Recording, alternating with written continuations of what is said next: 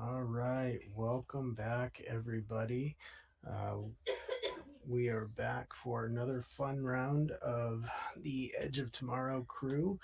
Uh, we are following up from a wonderful adventure that Natalia and Rifax has had on the Silver Sun. That adventure took place on Thursday. They went to the Silver Sun in search of some Savril pieces, and also Natalia was spending some time working on building some things on the Silver Sun. So that was quite the adventure. If you missed that, definitely go out and check it out. It is on the Twitch stream. It is also on YouTube as well. This week we've got Shazara, Vanessa, Zogi, Natalia, Fen, and Elias. So we're going to get started, and we're actually going to start with Shizara and Natalia coming off the tail end of a conversation about going to the Celestial Bazaar in hopes of finding a location for a fashion show for the two of them to put on. All right. So are we still in Fartown at this point, or are we in the Celestial Bazaar? You guys are still in Fartown. You're actually picking up right where that conversation finished in Obsidian Portal. So basically, Natalia has finally figured out what she is going to wear, and she is ready to walk out the door with you, Shazara, and make your way to wherever you guys are heading.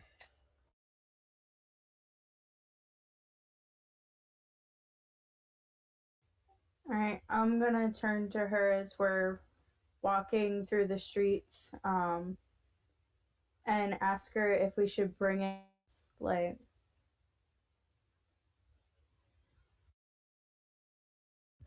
Well, we should probably think about your new friend Vanessa there that's been hanging around. I mean, the only downside there is if you get caught stealing in the Celestial Bazaar, bad things will happen to you. So she does kind of have a tendency to put her hands where they're not supposed to be. That would be an issue. I can also as wanting to come. She does like new adventures. I'm game. The more the merrier. You decide where we go first.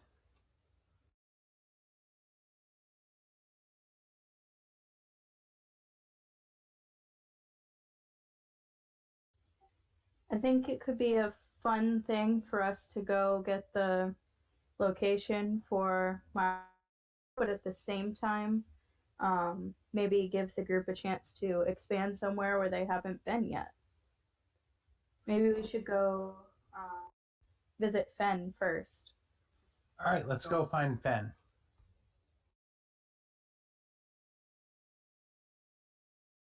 I assume you know where she lives. I think so. I don't know. There's only a few people who have actually been to my house.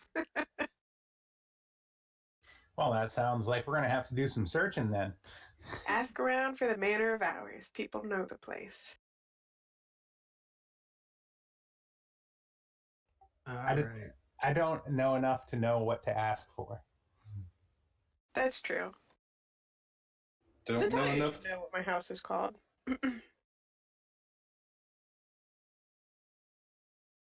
All right. So you guys step off out of Natalia's place. I'm sorry, no, out of Shazara's place, right? That is correct. Yeah, okay. Step off out of Shazara's place, and you are searching for Fen's house. Neither one of you having ever really been there. Um, Natalia, you are leading this charge, so why don't you go ahead and do an interaction check, see if you can find somebody and kind of ask around where you might find this place.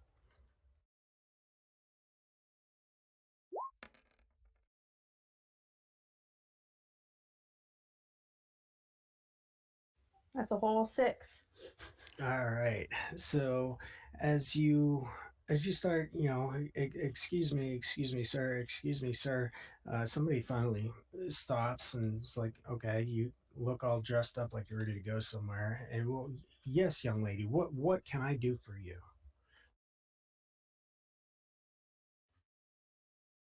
Looking for a friend. I believe she lives in the Manor of Hours. Oh, the Manor of Hours. And you don't know where this is? I thought everybody knew where that is. That's just like that's the place that everybody knows about.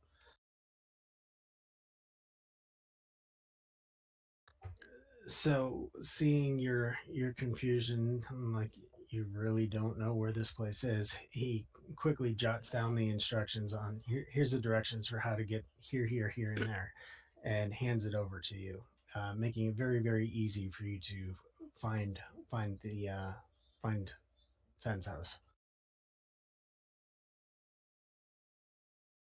Okay, I'm going to thank him and just make the quick comment. Things have a tendency to slip my mind.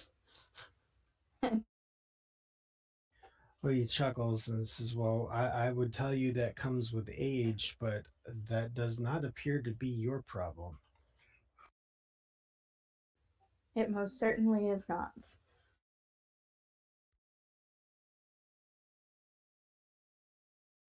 Well, I do wish you the best of luck, and hopefully my instructions are quite clear and help you get to where you're trying to get to.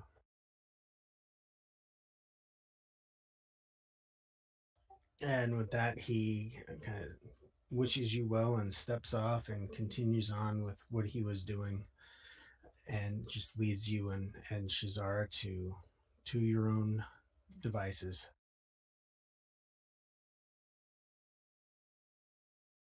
Okay, we're gonna follow the map then.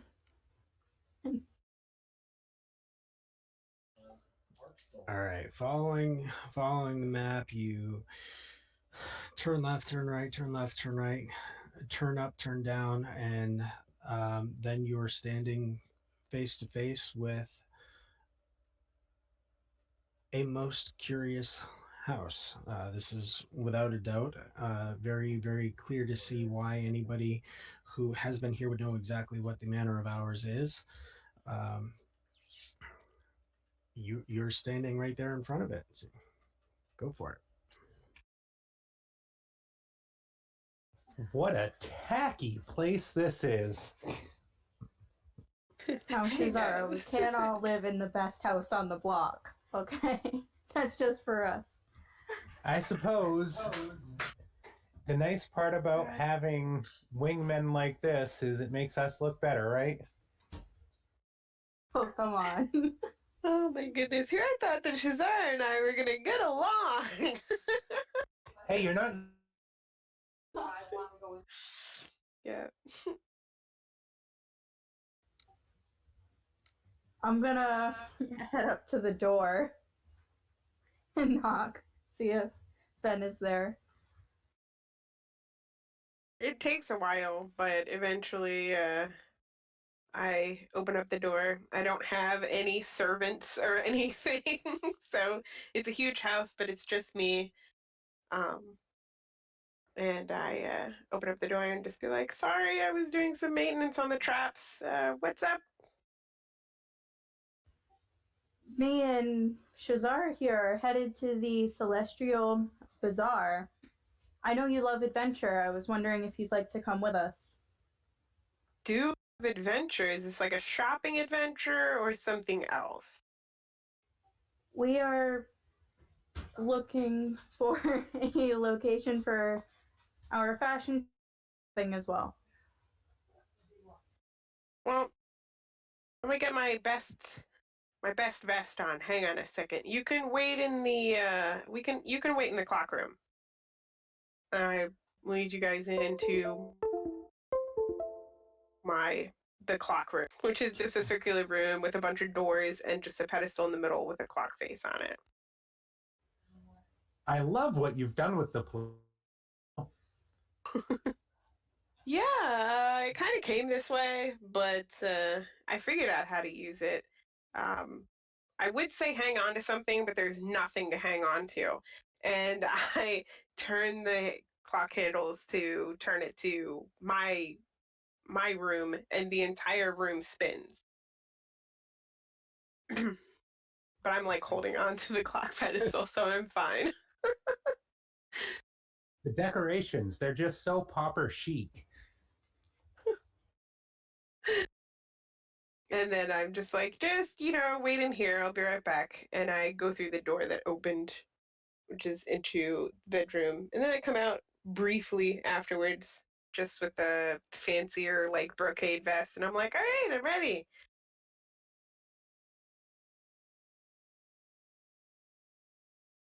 And I have to send us back to the hallway. Otherwise, I'm like, don't open up that door that you just came through.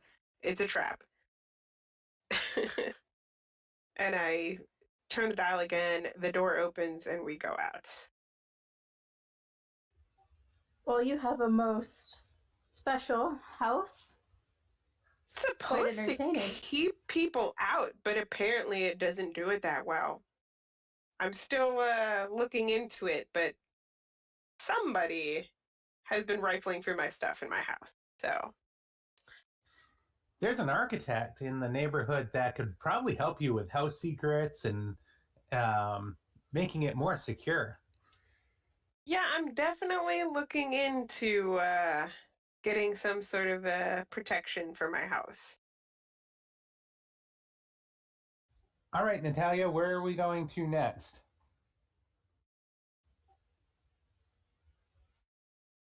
I think Vanessa would love to go somewhere like this, so maybe we can go grab Vanessa if anybody knows where her house is. I don't think Natalia's ever been to her house, to be honest. Well, as you are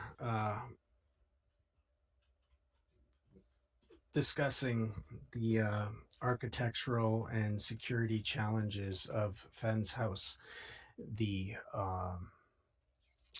the now human form of Ivy happens to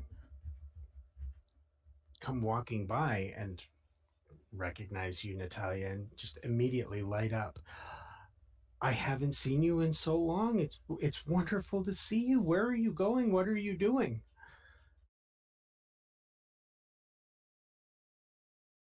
Hi, Ivy. You're right. It has been a while. I'm headed out shopping today. Shopping. I have so come to love shopping.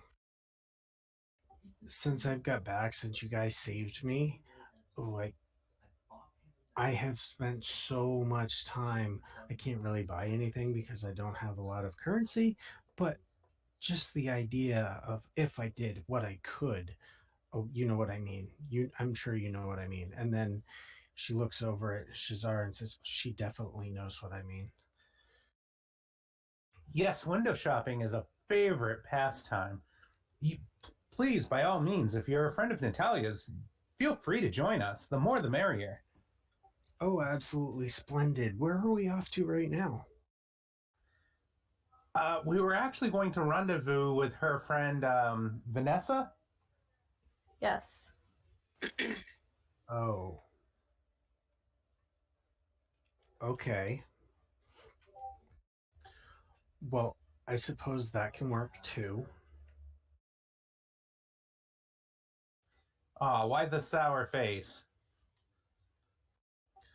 Well, when I was more than just me, and there were a lot of me's, well, let's just say Vanessa tried to just get rid of me. All of me. All of the me's.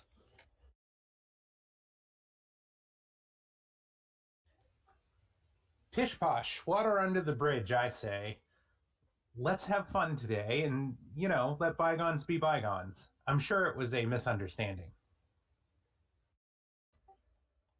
Well, if you say so, here's to hoping your optimism is catchy and maybe I can catch some of that.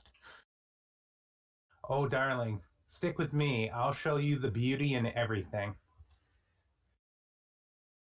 So Ivy uh, kind of caught up in the overwhelming optimism that is Shazara, decides she's willing to take the trip to see Vanessa again, and happily joins the little merry band as you guys make your way over to Vanessa's place. She's obviously, at least one of her has been there before, and she can very easily and very quickly get you guys where you need to be. Not long after catching up with her, you guys find yourselves standing outside the wonderfully interesting roulette wheel that is a house, and you hear all sorts of ruckus going on inside, and it is very, very clear that Vanessa is home.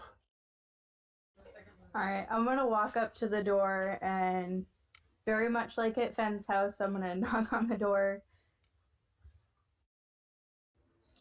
Should I roll to see how cumbersome my house is today for me to get around? Absolutely.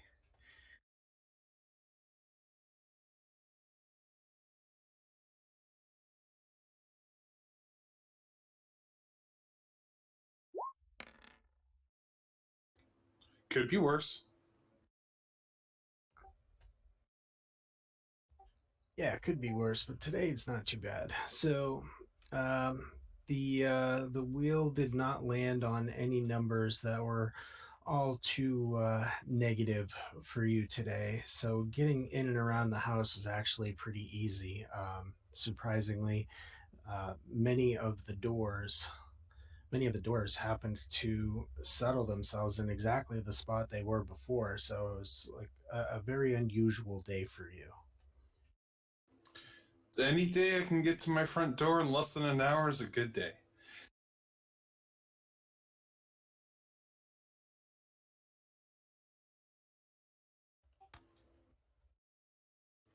All right, so Vanessa will wind her way around to where she presumes the front door will be, and as usual, be kind of surprised when it is actually where she expects it, and open the door. So right now it's just it's Shazara, Fen, Natalia, and Human Ivy, who, if I remember correctly, I haven't actually seen yet since she turned human. That would be correct, I think. Because that was just Zogi that was in the green sun when all that went down. So I'm assuming I would like recognize her. I mean, yeah, she's human now, but she's a redhead and she's wearing plants, so there's pretty good chance I know who she is. But this will probably be a surprise, I'm guessing. Well, if you're opening the door and standing in the doorway, she is definitely going to recognize you, whether you do her or not. Fair point. All right. Let's do this then. Okay, so I'll open up the door. Shazara! Hey, and Natalia and oh, I smell an adventure. But nothing dangerous this time. I mean, maybe some devils and demons, because they tend to fall out when you least expect them. But we're just going to the Celestial Bazaar. No stealing, hands to yourselves. Some window shopping, if you will. Well, he did ask nicely. I will refrain from doing, my job. Anything But, on the way there or the way back is fair game. all right, I'm in. Just not there. I can see the beauty in a good thief. Let me guess. And everything. Let me guess. This is one of those places where you really, really don't want to get caught. Yes, terribly bad things will happen if you get caught stealing. And every merchant in the Celestial Bazaar watches out for each other. Ooh, I'm good. I don't think I'm quite that good yet. All right. But, never hurts to check a place out first before maybe future shopping by myself. Yeah, there's nothing wrong with casing the joint. And like I said, on the way there and back again, till your heart's content, dear, whatever you want. Well, I can't turn that down that offer. Let me just let me get into something that'll allow me to be a bit more nimble, and I'll just duck back in to put on my usual stylish adventuring gear. I imagine she'll want some maneuverability, so slacks and a fashionable blouse type deal, and of course her bag for which to put stuff into, and I'll I'll be ready unless somebody else wants to speak up.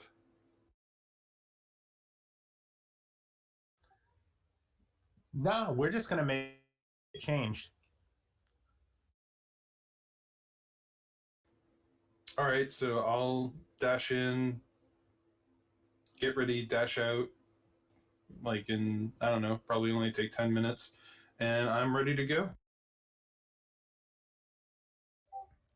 All right, so the four of you are standing outside, just admiring the most interesting house that Vanessa lives in, and Ivy is going on and on about the difficulties of living in this place, and remembering the times that she had while she was there with Vanessa, and the times that Vanessa was trying to get rid of her.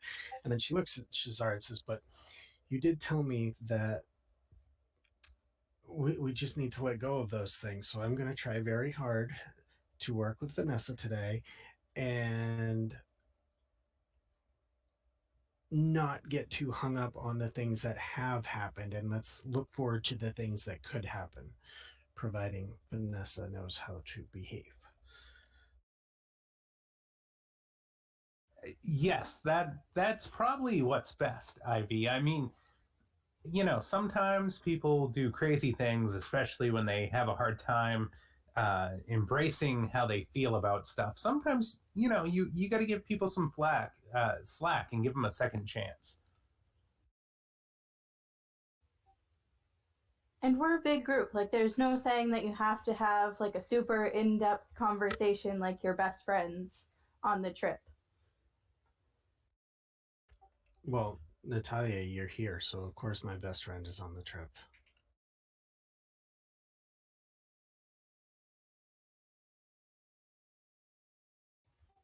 Why? I'm so glad to see you two getting along so nicely. Natalia is so socially awkward sometimes that it just warms my heart to see her making new friends. And she's just quiet, but I'm sure she'll warm up. And just kind of like, it's like, huh? What? Yeah, I was just thinking about something. Yes, how droll. Well, yes, it is. I thought we were going to be having an adventure.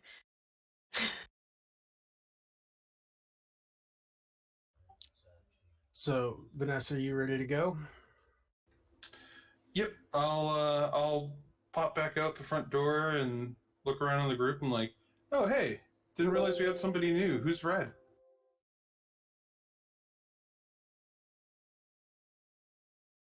I awkwardly look at others like, I'm not going to say it.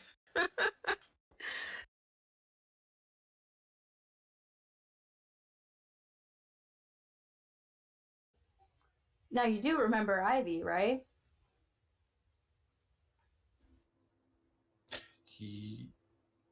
Yes, of course. Wait, you saying she's Ivy? Yes, I am. This is human Ivy, and she's coming along with us on the trip. He, uh, oh, all right. Interesting. I didn't know that was. Why do I ever question anything that happens around here? Why do. Yeah, okay. I'm just gonna accept that. Fair enough. Uh, hey, welcome to being human, Ivy. Hope it's going well for you. She reaches out her hand to, reaches out to shake your hand and says, "Today is a new day and everything is going very well." And she gives one of those really awkward winks and then brings her hand back and smiles at Shazara like, I just did a really good thing.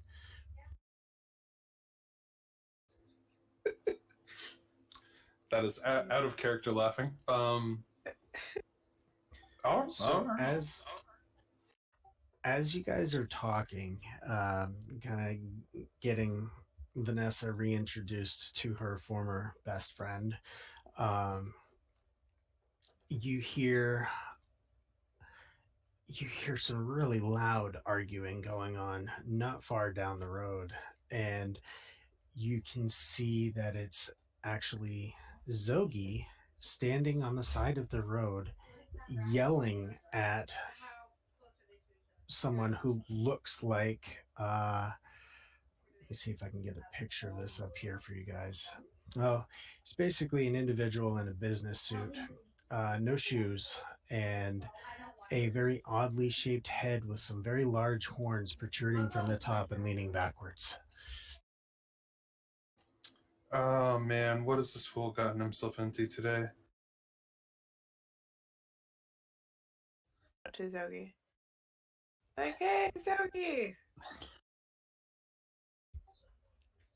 So, Fen yells out to Zogi, and he turns, like hearing the sound of his name or hearing someone calling his name, and he sees the group of you, and he like throws his arms up in the air, like, "What the hell is this crap?"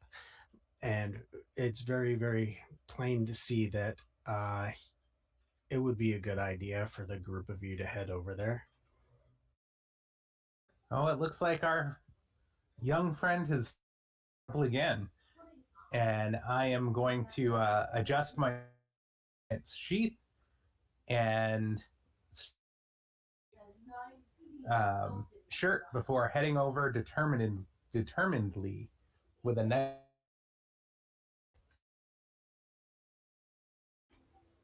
I'm going to follow suit. Clearly curious at what has Zogi so riled up that he's yelling on the side of the street. Quick technical question: is X cutting out randomly for everybody else, or is it just me? For me as well. Oh yeah. Okay, I thought it was just me. Both X and Natalia do. So I feel like maybe it's their internet. It could be. I keep getting lag spikes.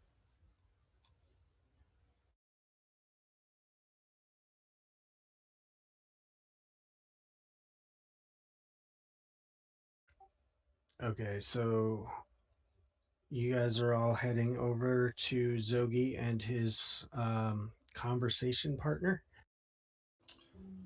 Hand, yep, my hands in my purse, ready and like kind of loosely around my pistol just in case.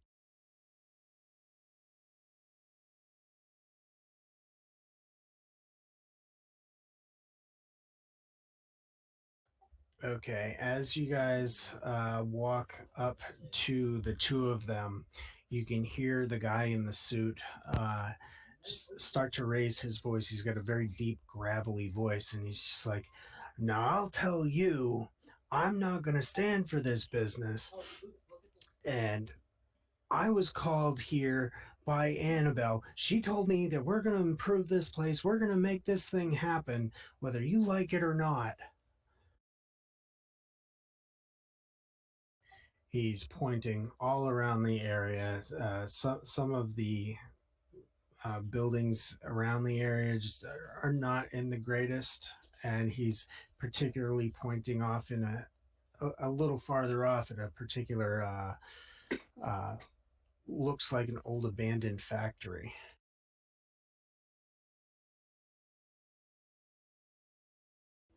this is near where Elias lives. Yes. I say in character. Because I've actually been to his house. Is Gravelly McScreamslight here actually pointing at Elias' house? Like, or he just lives around here? Pointing at it.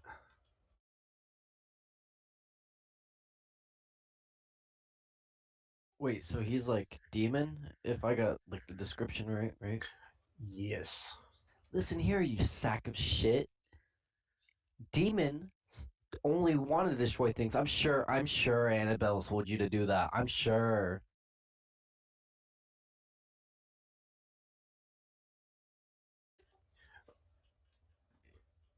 He chuckles at you and he sees the group showing up, and before he starts to say anything else, he turns and looks at Shazara and says, "See, this is exactly what I'm looking for. People that have taste.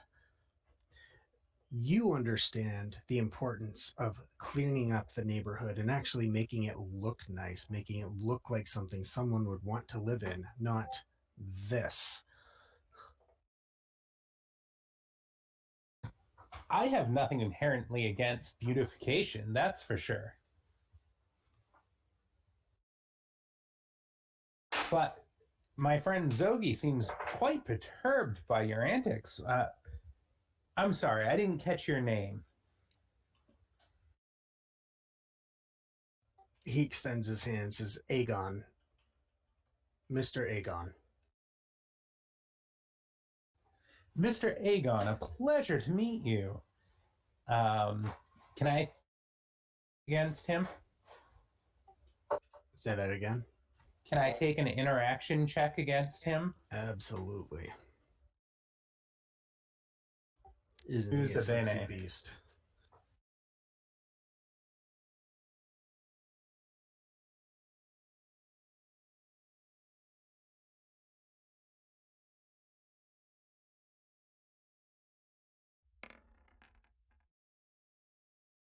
And I pushed one, so that'll be a 4. And I'm just going to try to politely get him to back down by saying, Mr. Aegon, I think interest in beautifying the neighborhood, there's a better place we could have this discussion, more private.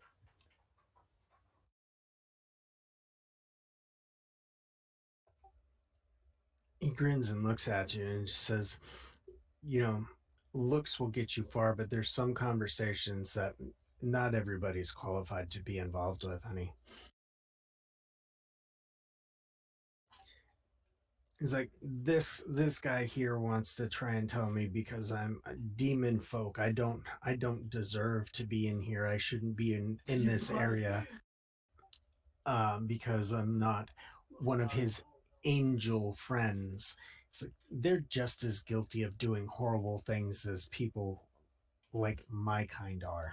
So I would love to see why he has such ill feelings towards me when this is just our first meeting.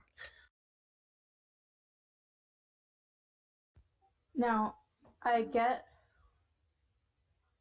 animosity toward angel loving people. I personally have nothing against demons myself, but I that a conversation such as this should maybe be done in a better setting, maybe not yelling in streets. Go ahead and do an interaction. Talk some sense into the man.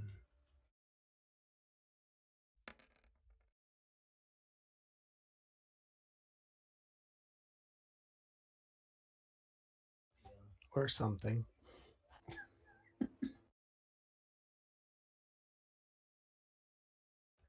Well, now he just turns and looks at Zogi and it's like, "Oh, so you have the ladies do all the talking for you. You yell at me for coming in and trying to make things beautiful, and you stand there and just let these ladies come in and have these conversations while yelling at me. I see how this works."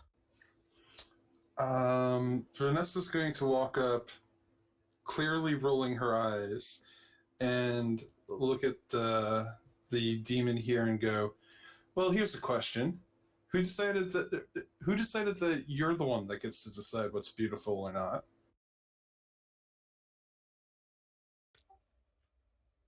I was asked to come here because of my personal expertise in areas such as this.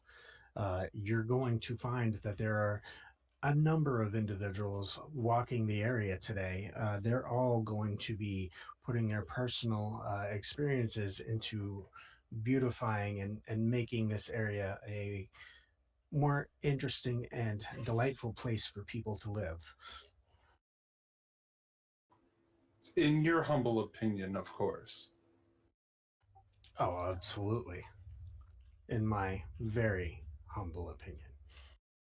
Ah, my apologies. I didn't realize somebody had put the ghetto neighborhood up for sale.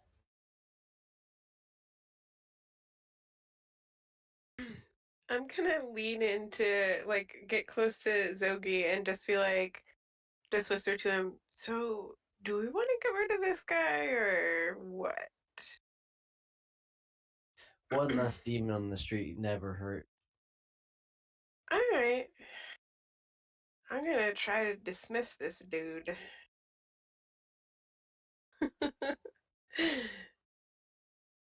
So yeah, I'm gonna use my my new Forte ability, dismissal.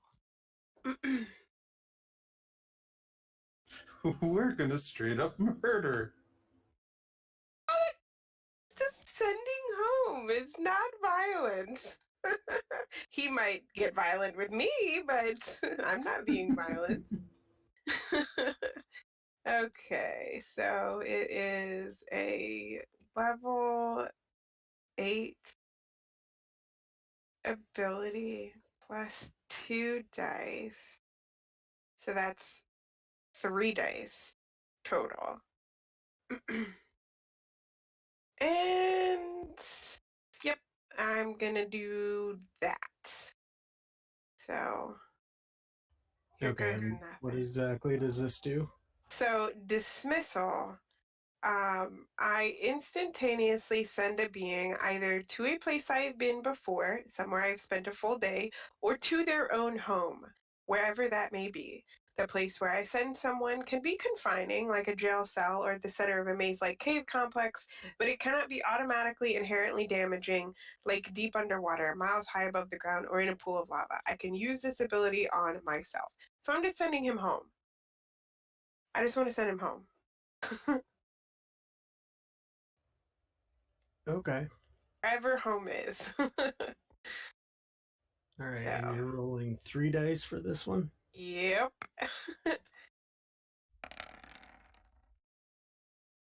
Oh. Damn. Oh.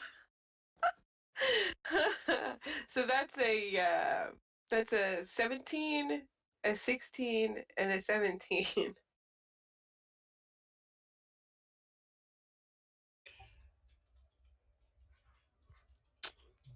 Well, Sorry. he he's standing there like start screaming at Zogi again because of all of this nonsense and malarkey, and his face starts to contort and kind of like a slow warping look to his face.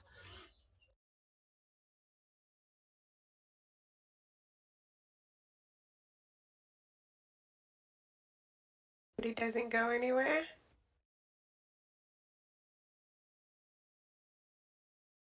Sorry, finger fell off the button.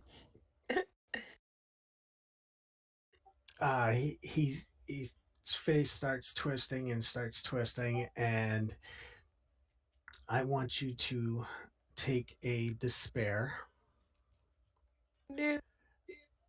because he's going to step back and just almost out of nowhere this short little demon type creature steps in front of him and kind of takes the blow of that little that spell or that ability, and the demon disappears, and he stands there just eyeballing you like, I don't believe that is appropriate for these sorts of conversations. Don't like violence on the streets. I thought maybe you should go home and relax for a little bit and then come back and talk about things more reasonably. As I said before, I will be here for a while, as will many others. I'm going to be making my way in that direction, and he points off towards the direction of the factory, but not to the factory. He's going to look at other locations nearby there. Oh, shoot. I just shrug and say to Zogi, well, I tried. At this point, could I enter in as Elias? Absolutely. You hear a really loud creak as one of the heavy factory doors opens, and you see Elias stumble out with a box of toys, and he closes the door behind him with another really loud creak. He looks up and says, "Oh, hey guys, what are we doing today? I was just going to drop off these toys for someone who might want them." We are actually headed to the Celestial Bazaar today for shopping and overall just fun in a new location. Oh, what a coincidence! Me too.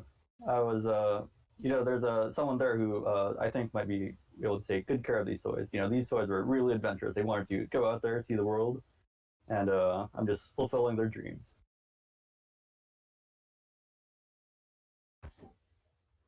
I mean, if you want to come with us, we can make that a cool stop on our journey and all of us can all shop together. Sure, that sounds great. I don't believe we've met yet, Elias. My name. Sorry, what was it? Zara. I don't think we've met yet, and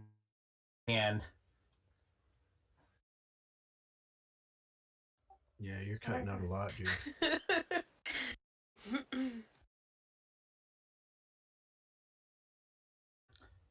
my name's Shazara. I don't think we've met yet, and I'm gonna extend my hand. Oh, it is a pleasure to meet you. And I'll set the box down gently on the ground and shake your hand back vigorously.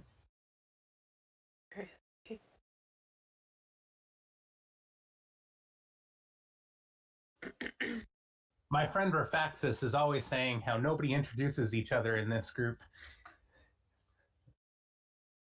And then there's me go introduce yourself. My name is sorry, where are my manners? I am Elias Hazel. I live in this amazing little factory here. And who is this lady? And he'll gesture at Ivy. This is my friend Ivy. She actually recently just came back. The Green Sun. She's coming on the trip with us today. Maybe you guys can meet and have a conversation today. Oh, that sounds wonderful. I'm Elias, and I'll extend my hand.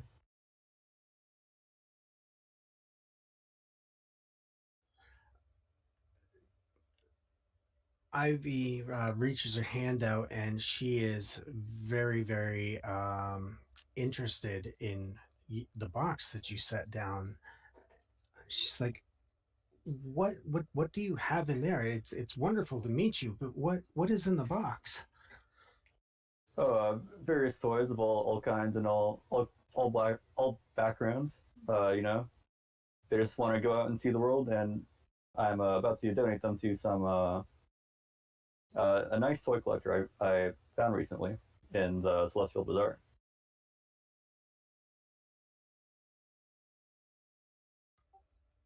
they they look interesting and adorable, and some of them creepy all at the same time. And where do you find such things as this? Oh, my house makes them all the time. You know, about Your one house every day, makes them? and I try to fix them up when I can.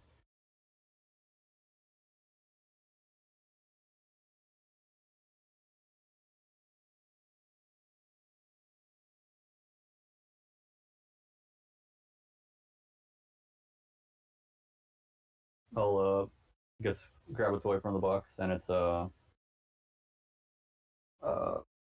it's a puppet, but it has lots of strings, too many strings for a normal human to be able to actually manipulate, because it's a spider with 8 legs. You can't really control a puppet like that. Ordinary human hands.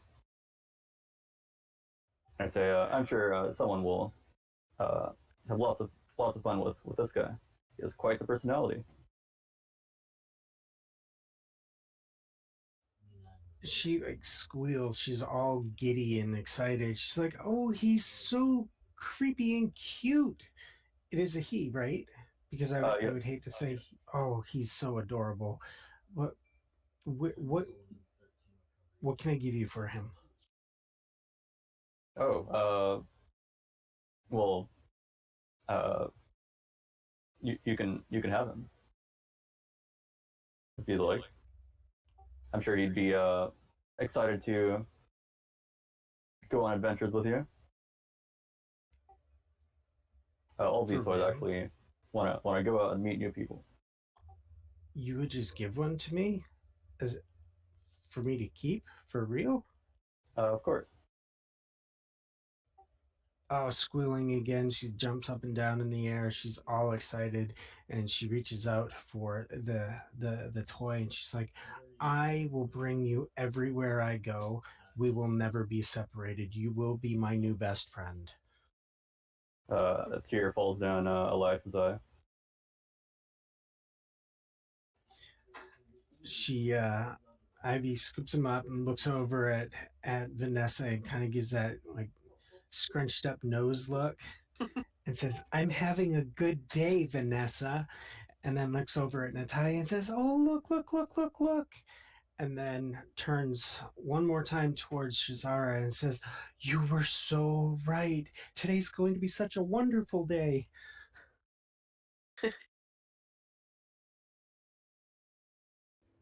I'm I'm glad you're having a good time already, Ivy. It's a great start to the day, as you said. And Vanessa is very confused by the reaction, but not necessarily going to push it.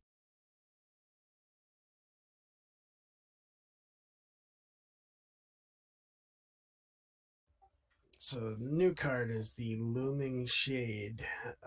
As you guys are talking and doing introductions and whatnot, you hear some conversation going on off in the distance, and there are two individuals coming around the corner, and they are Cole Atwood, who is the not getting any bigger picture of the Garant of Fartown, and the one and only Annabelle Curtis. She is the quote unquote brain behind the idea of improving the neighborhood, and is very very hell bent on, in particular, removing the eyesore that is the factory that is now Elias's house. As they're walking around, she is very broadly waving and like painting a picture of, "Oh, this so needs to go." And Cole is walking right alongside her, kind of taking notes and shaking his head as if agreeing with what she has to say. Can I cast a spell? Absolutely. All right, I'm going to target Cole and I'm going to cast Voluble Acquaintance before I walk up to him. Okay.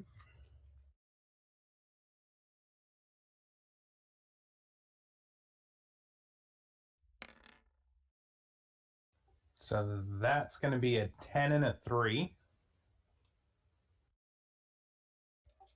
Okay, that is going to work. And then I'm going to walk up to Cole,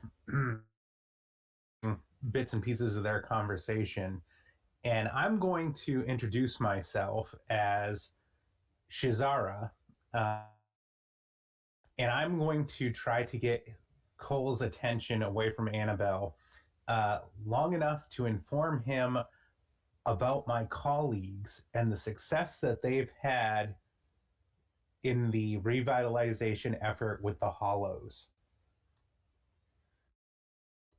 Okay, go ahead and roll. Do an interaction. All right. And I'm going to give you. I'm going to give you a +2 on this. I also have 1 rank in persuasion. Okay. And I'm going to go ahead and Bene. You're going to go ahead and what? I'm going to use an interaction. Okay. So that's going to put you up to a +4. That is correct.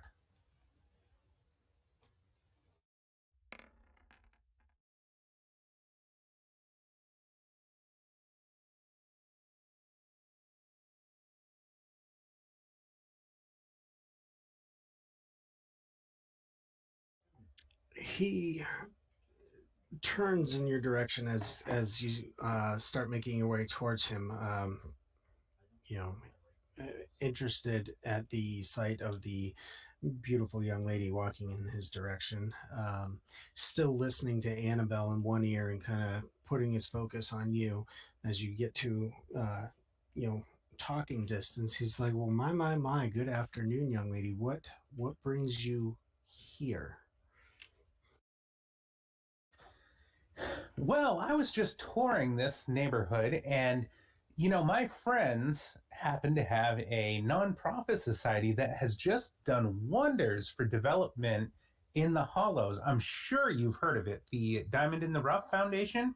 And it just so happens to be touring this place as well.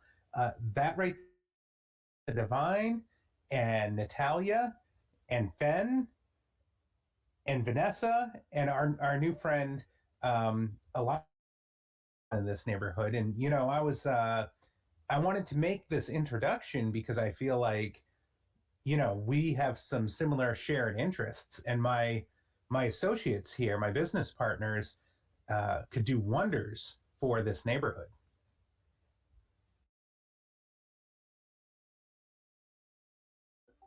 He turns and puts more of his focus towards you, and Annabelle stops talking and kind of turns in your direction with a pretty serious look of contempt, like you're stealing what I'm working on here. And he says, "I now that you mentioned the diamond in the rough, yes, I do remember Fen Shepherd speaking of you, and now there's of course the what is her name? That new one. She just took over. I'm not quite sure how it all happened yet, but that leader of that Hard Knocks gang. She's apparently taking over the Garant's position over in the Hollows."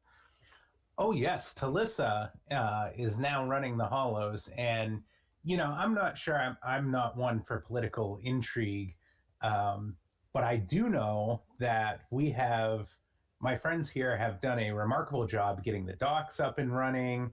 One of my friends has actually opened a new restaurant down there that I personally did the interior design for, And I'm sure someone with our expertise would be far more suited to work with than, you know.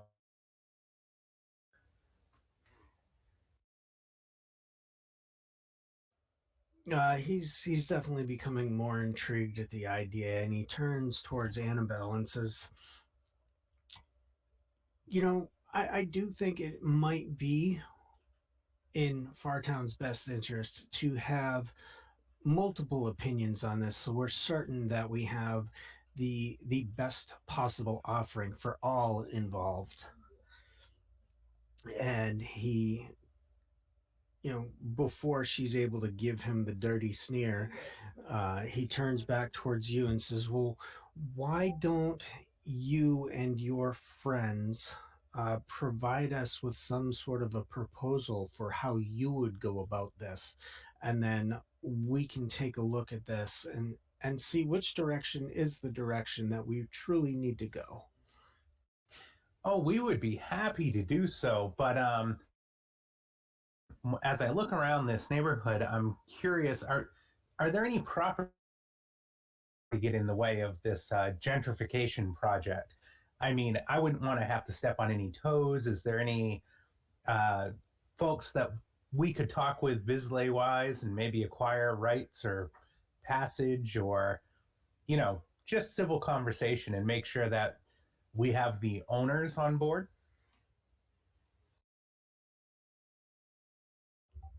Well, from what I understand, you have one of the owners of one of these locations in your mix right now. I do believe, and he points over at Elias and he says, I do believe you are currently the proud owner of Very this proud. factory.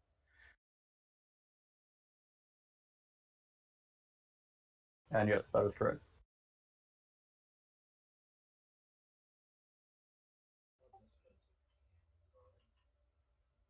So this Yes, we do.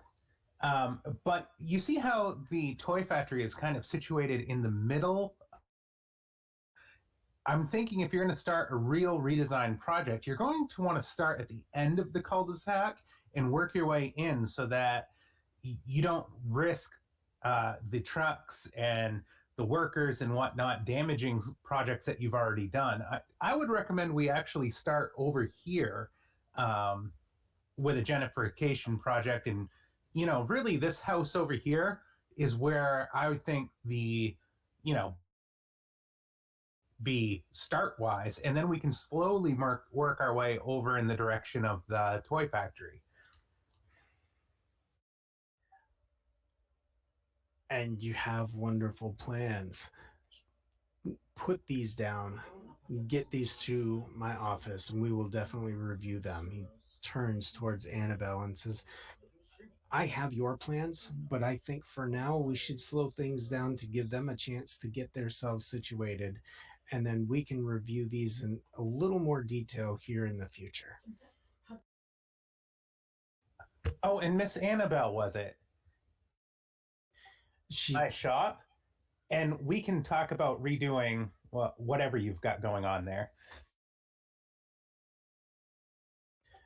she turns and she is like absolutely fuming.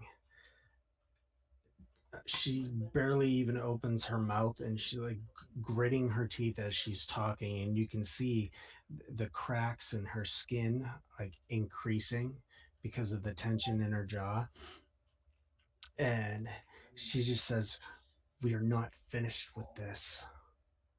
I am not going to get upended by a bunch of misfits.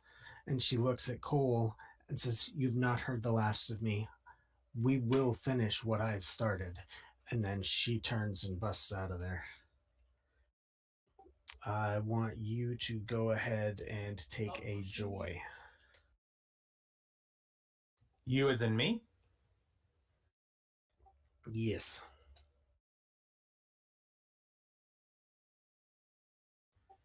Can do. I'm going to turn back to Elias and say, I hope that buys you some time. In order, good sir. Oh yes, thank you very much for that. It is I'm very grateful to you for this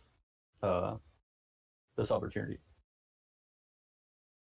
But what exactly is your plan? I haven't got the foggiest.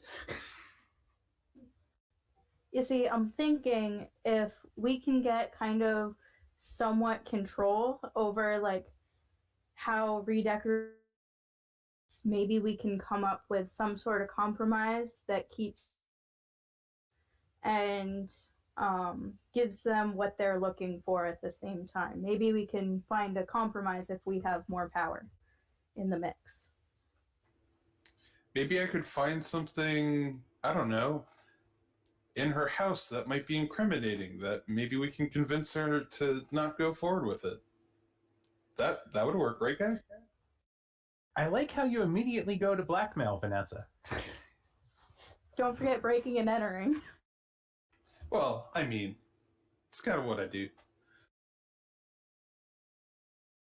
Blackmail, breaking and entering, stealing. There's nothing wrong there. It's perfectly fine. And don't forget the gambling. It's not really blackmailing, it's just applying the appropriate amount of leverage. Societal pressure.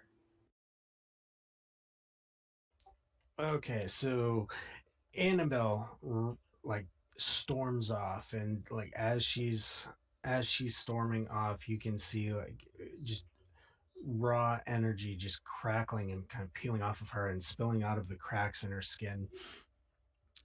Cole looks over at her and looks back to you, Shazar, and it's like, well, I thought we were going to have a friendly arrangement to see whose ideas are the best fit for the neighborhood, but I think that idea might no longer be on the table.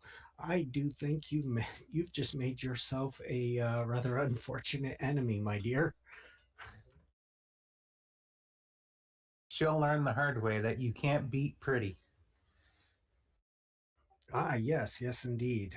So I do look forward to seeing your plans and ideas here, um, as soon as you can get them to me, because she is well underway with her end of the deal, and we would certainly like to get things moving. I suppose she this You blipped out on that one. admitted plans to your office? Yes, yes, indeed. We do have her plans in my office. We have started reviewing them, so you are slightly behind the curve a little.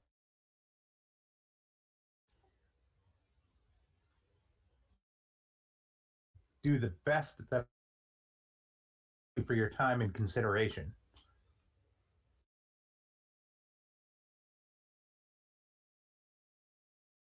Well, if you and your friends are as good as what I'm hearing, then I look forward to reviewing your plans and the potential opportunity to work with you folks directly. And with that, he turns and kind of makes his way off in the other direction, not really going where Annabelle went because she's still a little miffed. All right, I'm going to turn back to the group at once he's out of earshot and say, all right, I think we have two options. We can have Vanessa break into the Garrett's office and steal the plans that have already been submitted. That'll slow her down.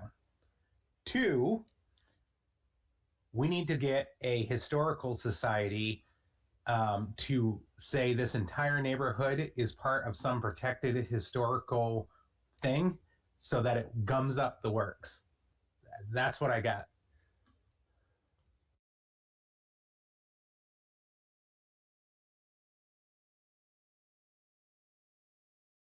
We could also make the place look prettier.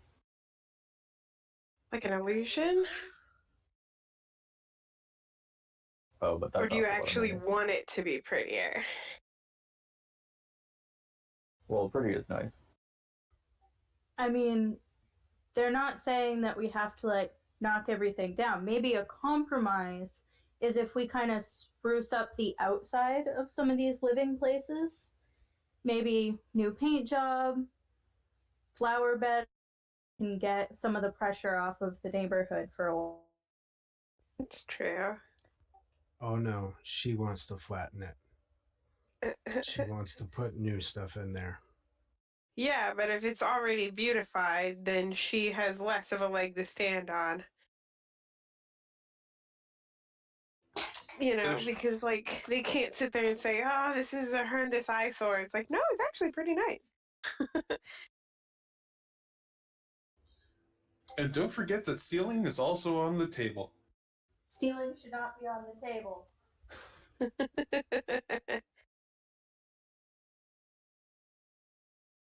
I mean, that actually makes sense to me because my brain said that you said ceiling, not stealing. So I was like, yeah, the ceiling is obviously not at the table. That wouldn't be making any sense at all.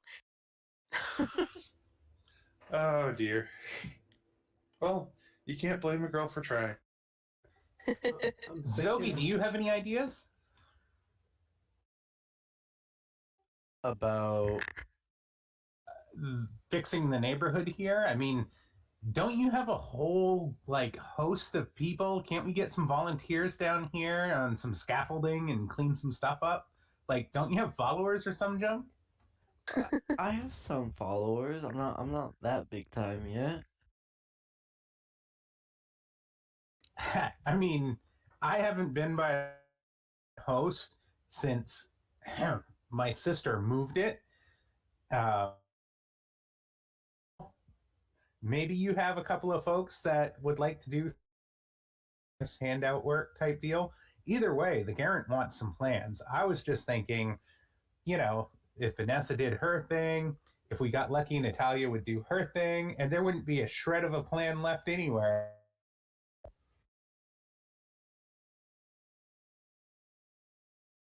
A good idea.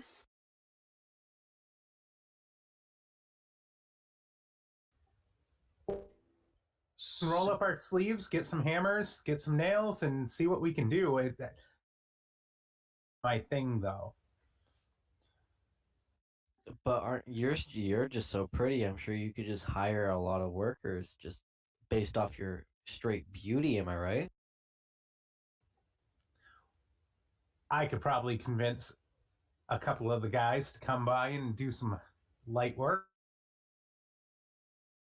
No, that's the spirit. Shove, we're this way, right? Can't we just create thought forms to do this?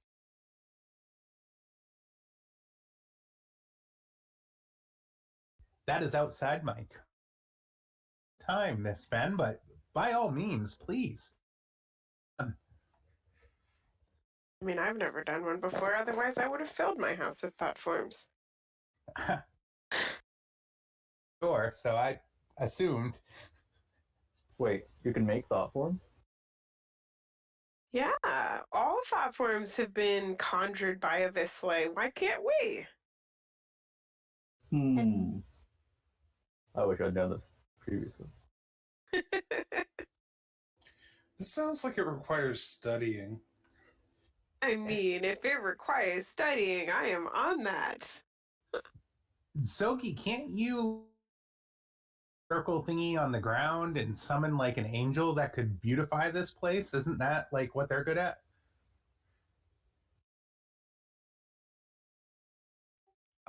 Yeah, I suppose I could. I mean, no pressure. I was just thinking, you know, free labor. I don't know how call a whatever works that you guys. No, Xivius do it once or twice though.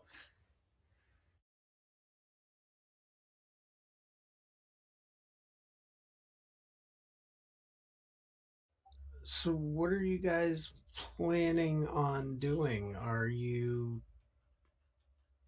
talking about going to the Garrett's office to rip off some plans? Are you historical societying? Are you Shopping. You guys have a whole bunch of ideas and options on the table that you have said you wanted to do. Which direction do you want to go? do we split the party?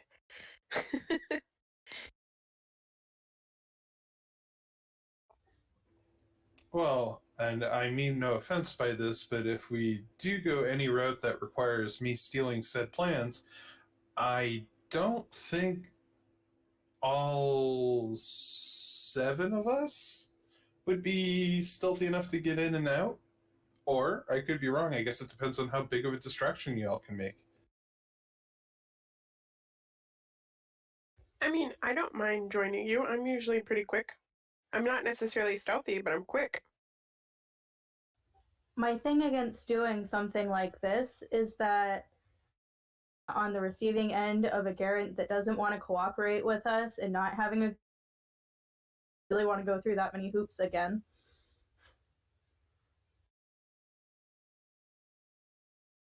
Historical Society? I'm all for that. Okay, so Vanessa, I want you to roll a. What do I want you to roll? I want you to roll. I want you to roll an interaction. Am I rolling an interaction against my own party? Yep, it's going to be you and Fen. You guys are going to decide what. Well, actually, are those the only two options we're looking at? Is going in and stealing plans or historical society? I mean, it is Elias's house. He should get a say in what we.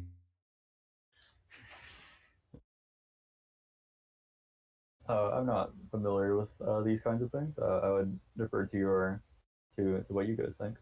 Although I do making things prettier is always better.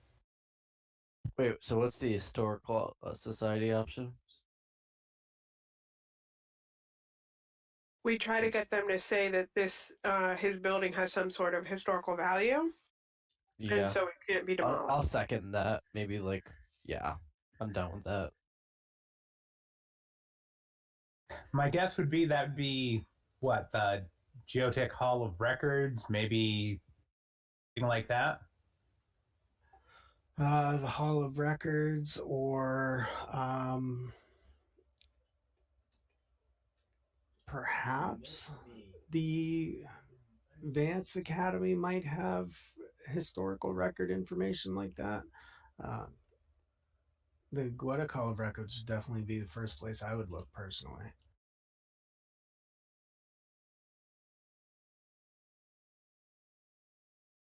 Oh, I just had an idea actually. Maybe it say we go there and we don't find anything. That doesn't mean we can't uh forge something. Make it look like it's historical if it's not. Well, I mean, I I don't kind of know. assumed that was always on the table. Yeah, I don't know about we, because apostates would not be welcomed to the Goetic Hall of Records. But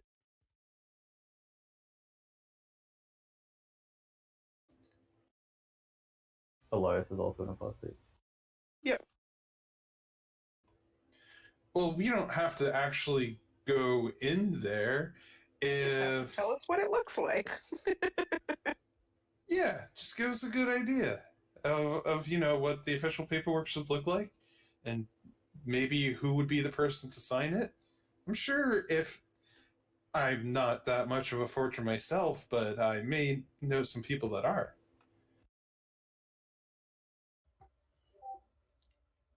All right, so Vanessa and Fen, I want you each to roll a interaction. I'm going to use an interaction bene. One of my 2 interaction bene that I have. You may not have to. You never know. Let me see, what's the card that's currently up? Enticing Jewel. Okay, wrong house. Okay. All right.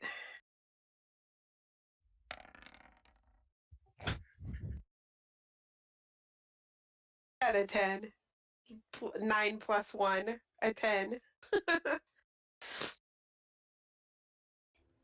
So, Vanessa, try as you might, it looks like you're not convincing enough to get the group to agree to the less than legal manner of taking care of this situation.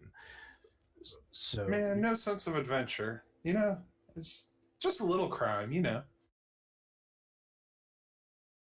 so Fen is just a smidge more convincing, and she manages to get everybody on board with at least attempting the legal route first to see if we can talk to the historical society or find some information that might indicate this is a uh, a historic location that needs to be maintained.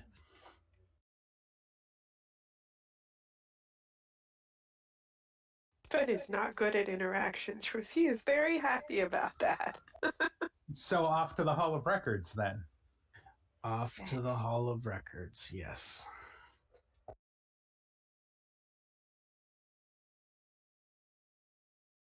All right, Sogi, it's on you.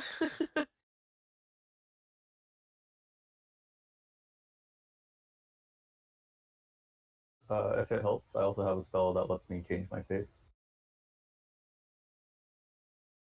You'd have to know somebody who was also like you'd have to change yourself into like, I don't know, Axivius or something. But was Axivius with us?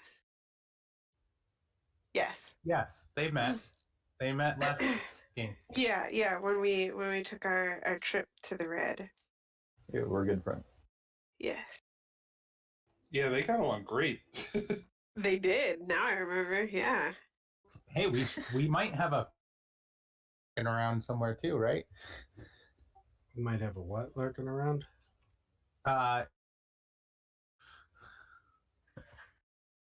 A second, Alpha Yuri. Asa? Asa. yeah, zombie. Yeah, good old zombie. So Oh yeah.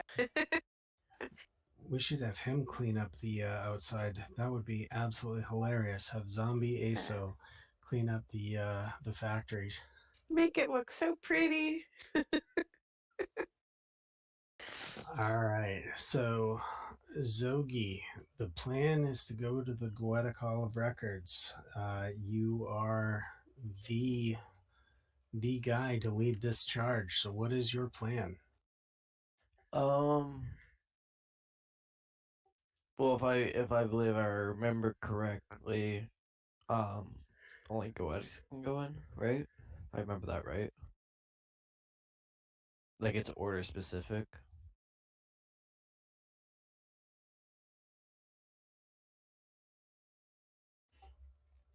I honestly don't remember if they prevent non-order members from going in. So I would They're like leave it super restrictive about it.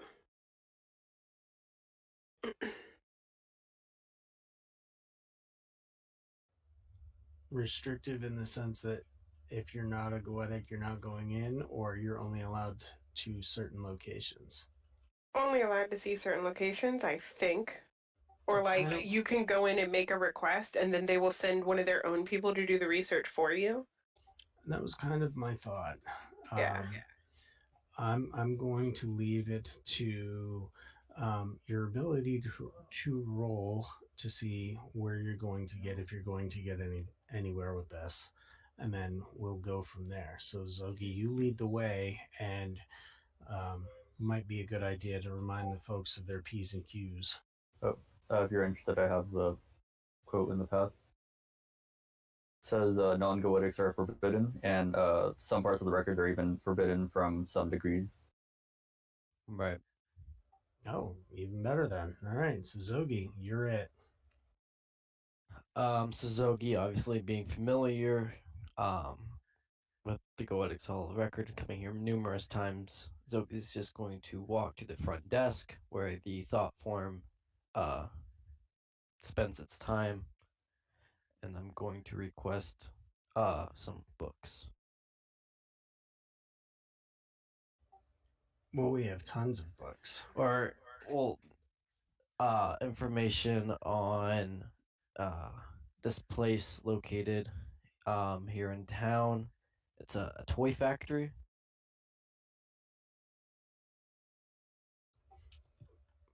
A toy factory. Do you have more specifics? Past owner, current owner? Can you give us any information that we can actually work with outside of it's? Well, You think it's a toy factory? It's on Hawthorne Avenue. Yeah, it's located on Hawthorne Avenue. The current owner is Elias Hazel. The previous owners aren't really known of. It's been kind of abandoned for quite some time.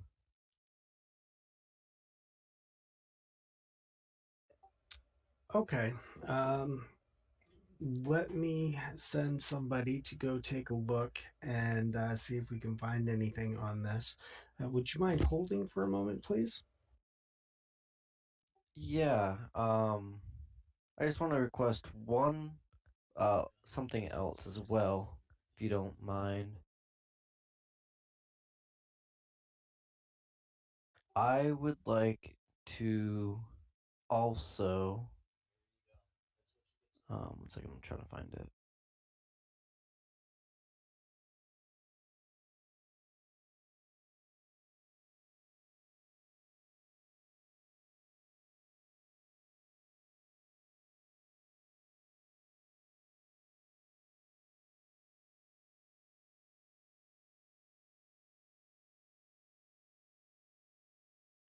I would also like to request packs and deals made with Jamithika the Ever Dying.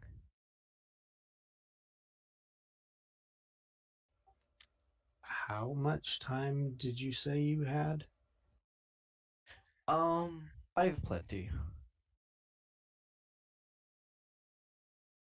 So I start scribbling some notes down and hands it off to individual there behind the counter, and that individual just ducks off, and they're gone for a large amount of time. Um, so long, in fact, that the others are standing outside. While you guys are outside, somebody is walking the area, and she's also kind of looking around and taking notes on the locations and whatnot. And she looks at Natalia and Shazara and says, You two are the ones that do the jewelry and the clothing, are you not?" That we are. Didn't you do the jewelry and clothing for that ball that happened not long ago over at that place that used to be that crazy old, what was his name? Criticos was his name, was it not? Indeed, that was our work. I'm happy that somebody recognizes it. She immediately starts getting all excited, and she's like, "Recognize it? I've been looking for you guys. I'm so happy to actually finally get in touch with you. So here's the deal. I want to showcase your stuff." That sounds proposing. Uh, the name is Spears, Fiona Spears. I know everything there is about fashion. I am fashion. I exude fashion. Fashion is my thing. If it's going to be fashionable, it's going to be something that I am promoting. I want that to be the two of you.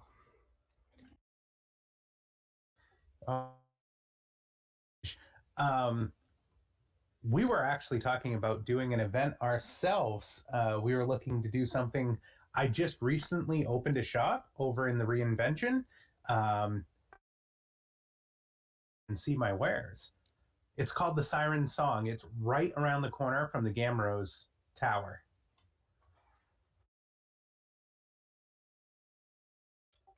Yes, okay. I have seen signs and whatnot going on about a new place opening, so that is most wonderful. I'm thinking a larger production than just a store opening. Um, I want to find the most beautiful individuals to showcase what you ladies are making. You've got jewelry, I can find bodies to put it on them. You've got clothing, I can find bodies to put in them. I say we need to work out an arrangement. We need to make this happen, and we need to make this happen soon. That does amazing. I haven't quite opened up my shop yet. I'm still looking for a location, but I'm definitely in your offer.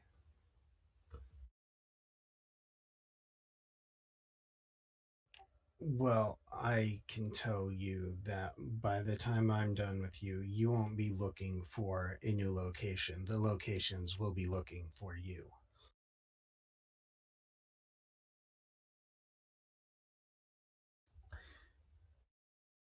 Uh, Models ready to have measurements so that we can make sure all of the fittings are just right.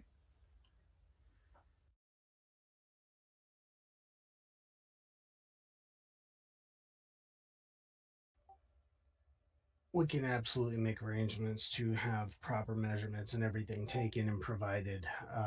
Of course, why would you want to showcase something that didn't fit or didn't work? We will absolutely make sure this is taken care of correctly. That sounds most excellent. And do you have a venue in mind? We try to find one ourselves.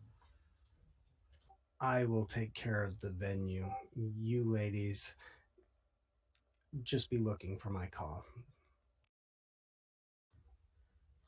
It was a pleasure, and I'm going to extend my hand um, for a formal business-like handshake.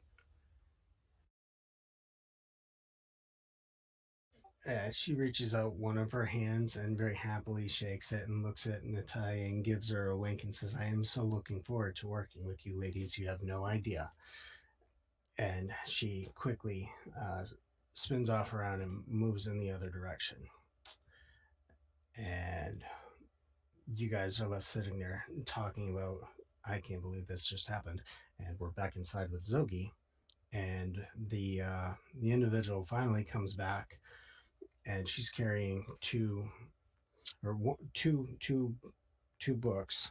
One very very large tome. It's probably about 8 inches thick, and then the other one is probably about 100 pages.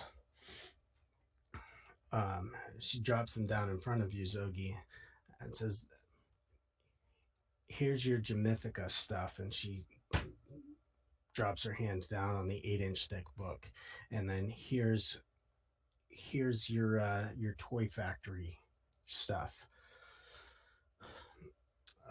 She slides it across the desk to you and says, "You know these can't leave, so do what you need to with them and get them back to us as quickly as possible, please." Right. So I'm gonna like pick up the two books, and there's kind of like a study lounge kind of off to the corner, where there's like tables and chairs and whatnot, and I'm gonna go sit over there, and I'm gonna start going through the Toy Factory book first.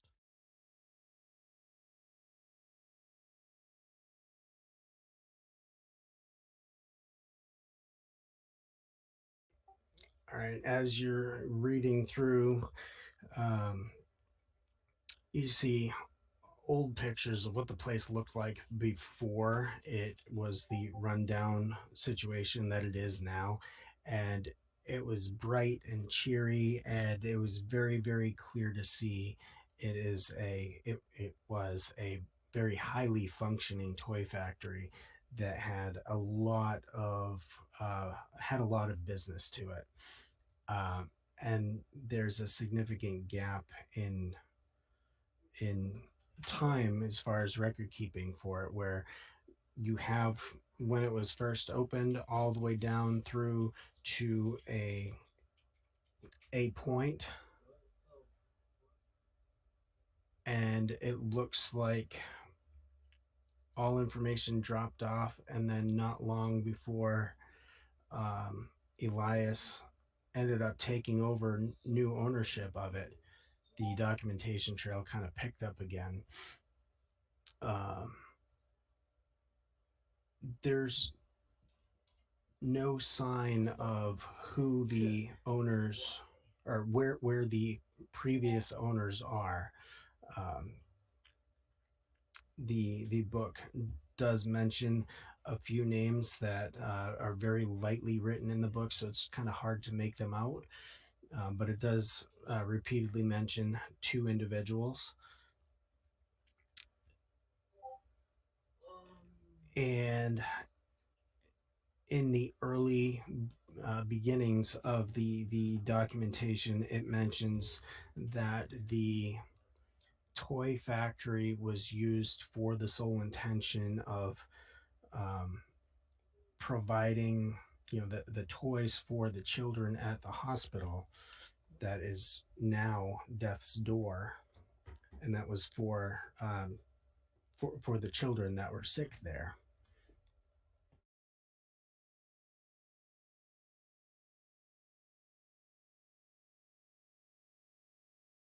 And that's all I kind of gather from it. Just some old information referencing, it was built specifically for taking care of the kids in the Death's Door, and that was years and years and years ago. Does it have a creation date? Like a picture of the maybe original founders, whether it's whole or not, or a date that references the first day of production? There is the picture of what it looked like when it was originally opened, and all the colorful aspects of that. There isn't a date anywhere on it.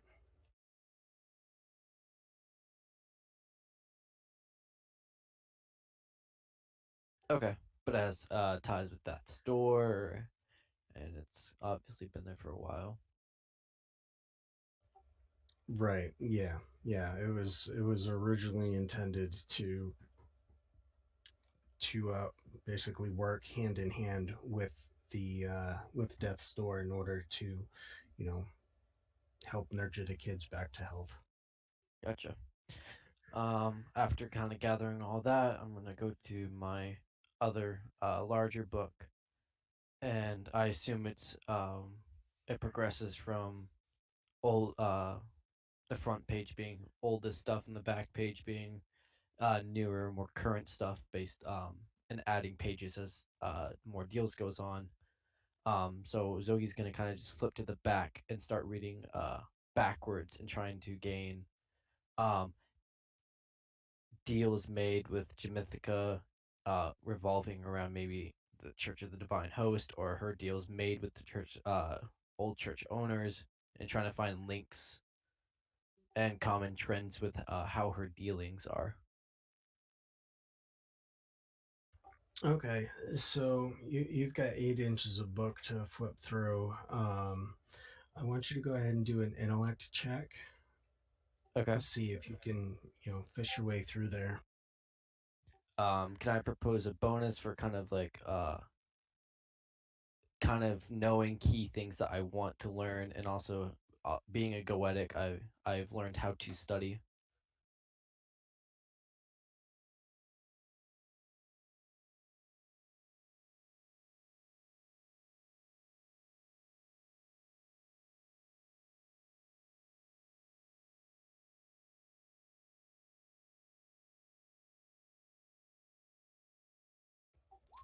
I'll give you one on that. All right, that's gonna be a 7 then. Okay, so you what specifically are you looking for regarding your investigation here through this book? So I already know about some of the history surrounding around the church. For example, I know that every owner before Jamaica has uh died uh to mysterious reasons. Um, so I'm kind of figuring out uh dealings made with her surrounding around it, maybe the owner before her. Um, I want to start with that, and I also want to figure out dealings made with her, um, what type of tolls they cost, what type of payment she favors, things like that. Um, and then just other general information I can find in there that could help towards maybe future dealings with her, or just basic knowledge, or I could learn about the church. Okay. Pouring through the book, you can uh, see many references to it being a focal point of the neighborhood at one point in the past. Um, the, this was the church to go to for the folks in the neighborhood. Um, it's the oldest church in the neighborhood. The others kind of sprung up around it and got involved in their own little dealings. Uh, it was very clearly got set on fire for reasons unknown, and the information in the book doesn't really tell you exactly what happened to cause it to be in the state that it's currently in. But I don't even know how to pronounce her name. I just said Jillamanthika. Jamaica. Yeah, the J lady. Um, has honestly stopped paying attention to the location because of its current state, and she honestly has other things to be a little more concerned with. There is a reference to a pact that was made with the snail Omarius.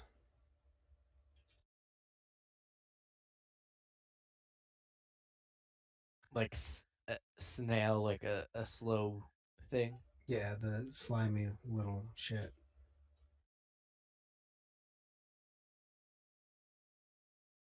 And that I is could O still be M. referring to a person. And this Yeah, is this, it could be. is there anything about the snail Ameris in that little context, or It just says that there was a pact made with the snail Omarius. That's Omarius. So you have his name. okay? And there's not a whole lot more to it. That seems to be all you've got out of this quick read through of a 8-inch thick book.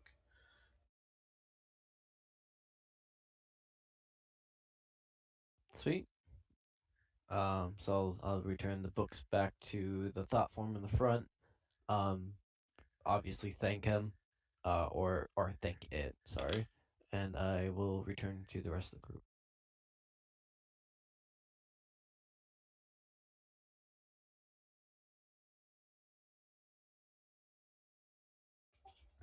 Okay, the thought form thanks you for bringing things back and bringing them back rather quickly for the amount of information that you had to read through. They're very impressed that you made it through as quickly as you did, and you were content with the information that you found.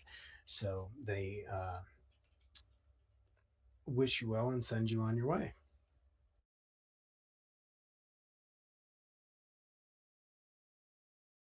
Okay.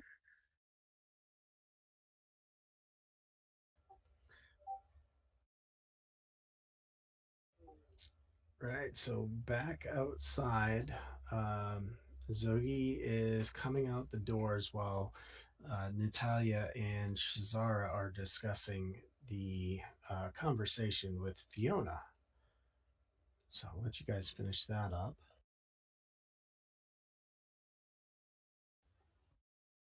Talia, the next thing we are going to have to do is get a nice stock of materials and stuff like that. You're going to need a handful of dresses.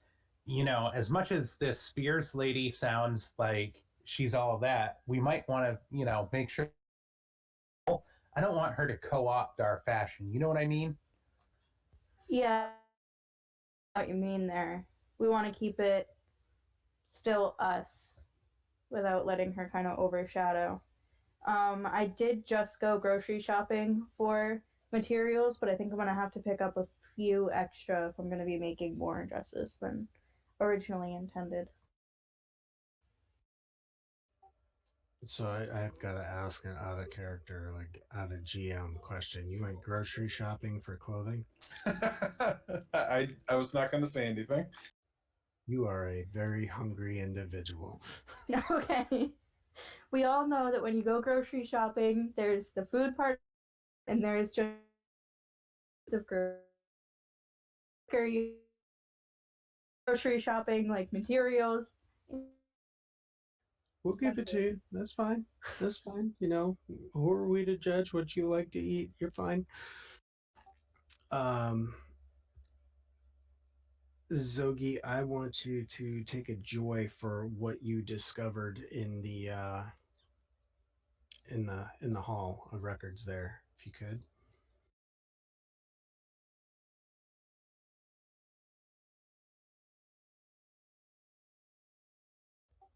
All right, so everybody's back outside and all mustering back up and kind of finishing up conversations and bringing back information. And now, what are you guys off to?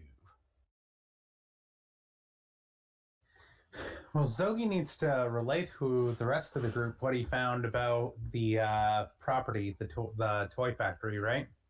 Yeah. Suzuki's gonna kind of just basically state what he read from the books. The original owners is there's not much of other than the fact that it was a very prosperous toy factory which sold or gave toys to what's now known as Death Store. Before it was Death Store.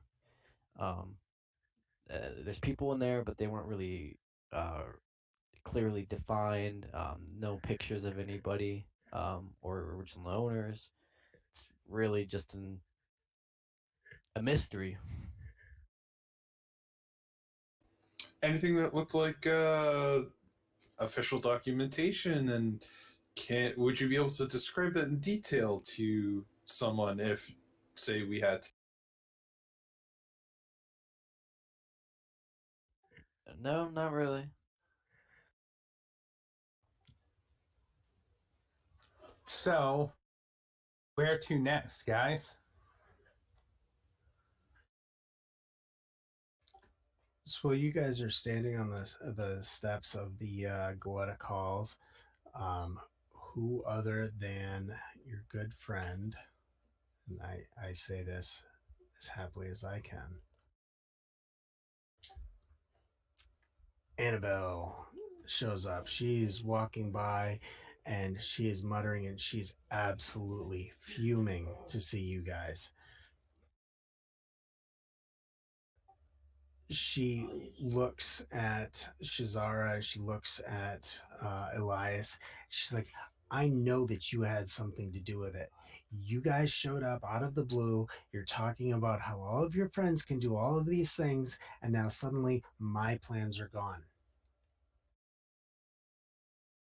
I know I turned them into the Garen, and now they're just magically gone.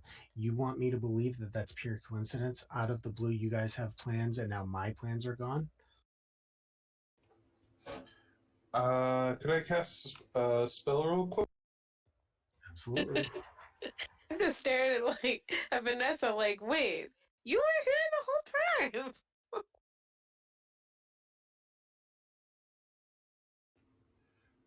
Oh, you know what? I actually have to be guilty for this spell to work. I will not cast the spell. I'll happily walk forward and go, look, lady, I wish I was that good. But we've been here waiting for our friend here to finish his study session so we could look up information about the neighborhood. We haven't been anywhere near your plans. As you step up, she steps closer and gets right in your face and starts jamming her pointer finger into your chest. She's like, don't you feed me your lies. And as she's doing this, like you can see the cracks and the like stress fractures showing up in her face and all the exposed skin spaces. And she's just absolutely livid. And as she jams her finger into your chest, I want you to go ahead and try. I want to say, I always get them confused. It's resist is the physicality one, right? Withstand is Withstand is the Withstand. Damn it, physicality one. I always get them backwards. All right. So I want you to do a withstand check because she is a Zillat that is just full of electricity.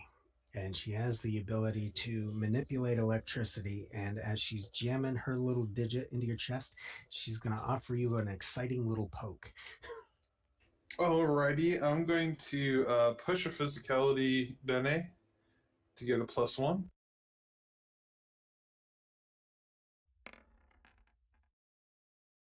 Yeah, that's a 5. All right. You are going to take 4 damage, and she's just going to give you a little jolt just to kind of, jumpstart the heart, so to speak. And she is not going to let up with her little barrage of anger and fury here. She's like, you can try and tell me all you want that you had nothing to do with it, but everything was just perfectly fine until you all showed up. This is not the end of this. You will be hearing from me again. I can guarantee it.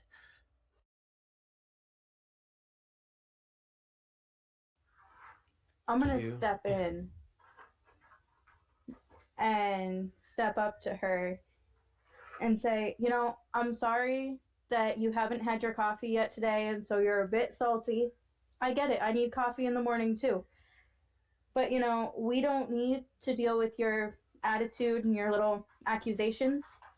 So if you have nothing of real importance, you can walk along. I have a busy day ahead of me, and so does the rest of us.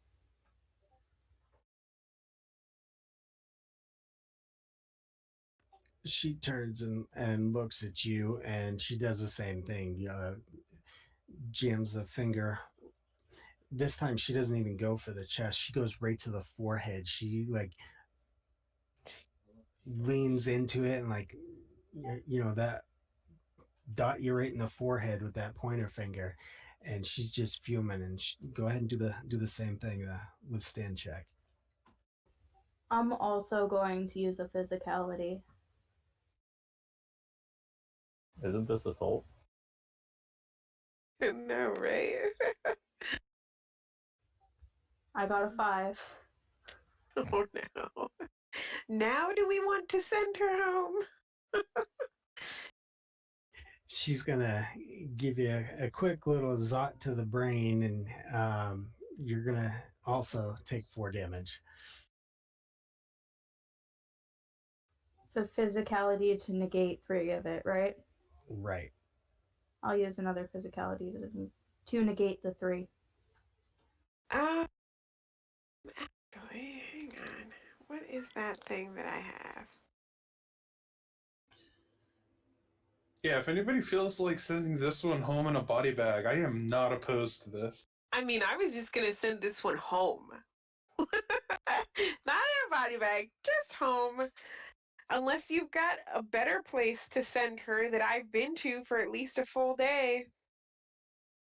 Because I've been sitting here doing nothing out here. I took like a 10-minute rest. Can I cast a spell? Yeah, you guys do what you want. Tell me what you're doing. I'm gonna touch her back. Why does that Whoa. feel so horrible? Oh, nice.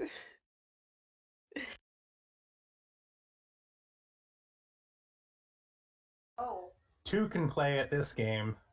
All right, go for it.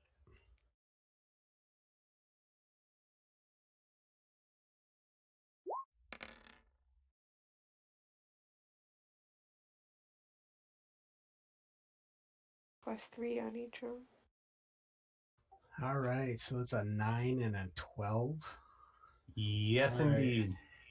So as you lean in and put your hand on her back, like she just stops, like zodding Natalia in the forehead, and just starts uncontrollably weeping.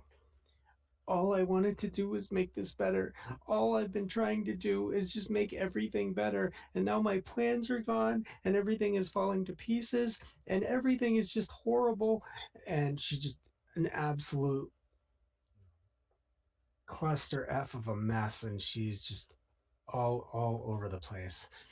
And she just drops down to the steps and just sits there weeping with her face in her hand, and the the electricity coming through the cracks in her face and whatnot, and just letting off little sparks, and you can see her doing like little twitches here and there because of the, the tears and the electricity are such a wonderful combination. And I'll heal one Bene in sorcery for that. Okay. So she is completely like she's down and out for now. Her plans, whatever happened to them, they are not with the Garant at this point, and she's an absolute train wreck. Um, what did I say? So Elias, I want you to take a joy for that, because the plans to wipe out your home are currently not available. Okay. I suggest we move along while she's, having her breakdown on the street. I think that would be a good idea. Actually, we just hit the 6 o'clock mark. Um, I'm going to, as we're planning to move on from here, I'm going to make the push for a quick water break and then come back in about 10 minutes. We'll say 6:15. Come back. Sounds good to me. Brilliant timing. All right. So 6:15, we'll be back and we'll get this thing started again. Thanks, folks.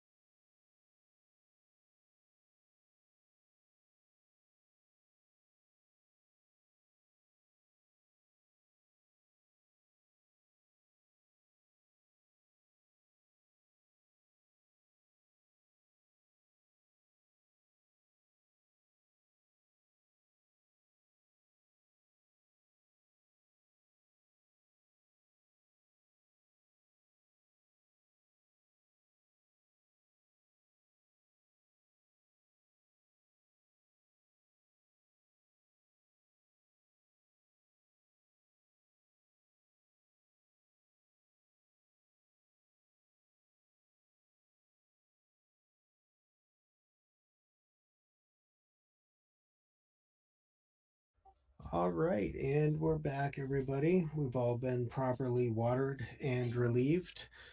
So we're going to get things started up again. Somebody want to give a quick catch up on where we're at and what the plan is moving forward? I will. All right, Zogi, go for it. Zoe got in a fight with this demon who was a part of the homeowner society, and the rest of the group came, and we were trying to figure out a way to preserve Elias's factory because they want to tear it down to rebuild something nice there. So we currently went to the Hall of Records to find information surrounding it to make it quote unquote a historic monument so it could be preserved.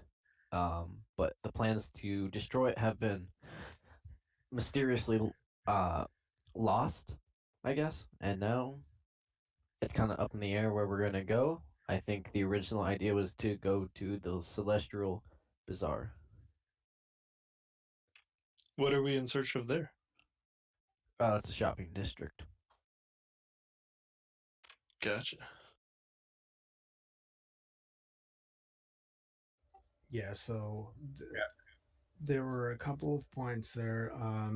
This all started off with Shazara and Natalia wanting to go shopping. And that's why we're heading to the Celestial Bazaar. I'm back. And there's our Vanessa. All right, so we've got Shazara just made Annabelle into a crying, zap happy mess there on the steps of the Goetta Hall of Records. She is an absolute train wreck based on the, was it Lamentation spell that you cast? Yes. What were you thinking?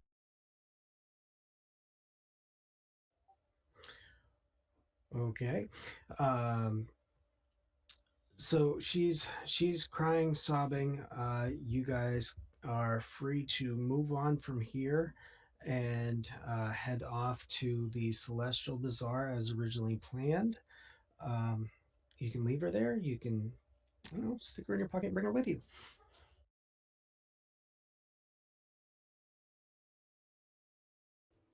Hey Zogi, you want to mask her? No. Should I send her home? No, I'm going to give her a pat on the back and say, they're there now. I'm sure you can make the plans again. It'll be better the second time. Yep. Try to get on our good side, maybe.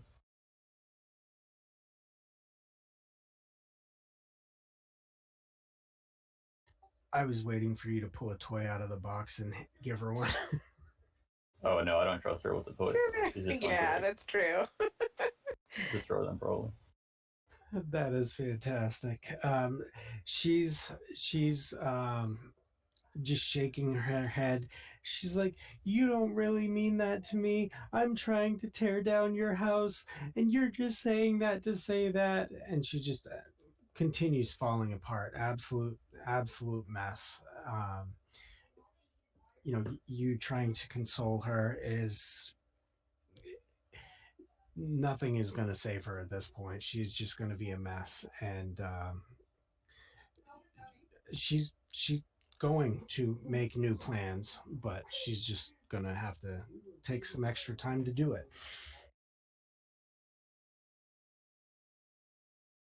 So you guys are off to the Celestial Bazaar then?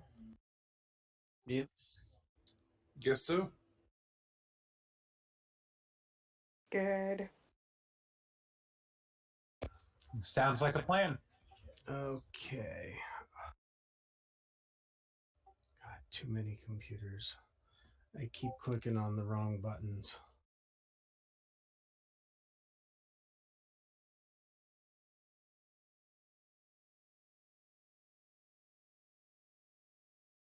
All right, so are you guys planning on walking there, driving there, flying, skipping, teleporting? I'll pay for a cab for everybody.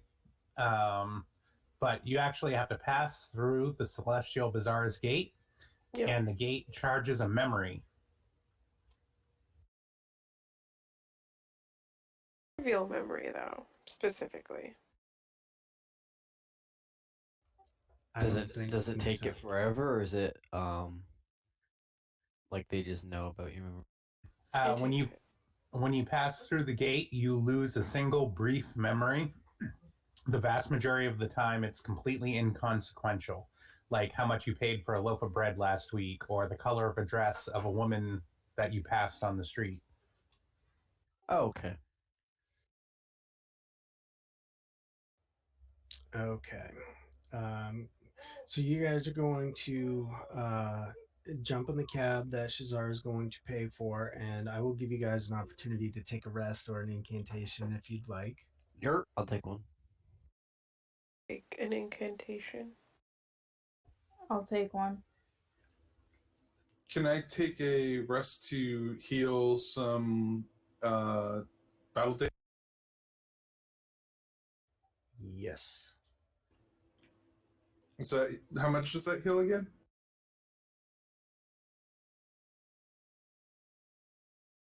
I think it only heals one wound for a rest. Is one wound 3 damage, or is it the other way around? Yes, one wound is 3 damage. Okay, so that would I mean, put me back. technically, the other way around is the same thing. 3 damage is 1 wound. True. Yeah. Oh, fair enough. All right, so that'll put me down to 1 damage. Okay, so I've got Zogi, Fen, Natalia for incantations. Me too, please.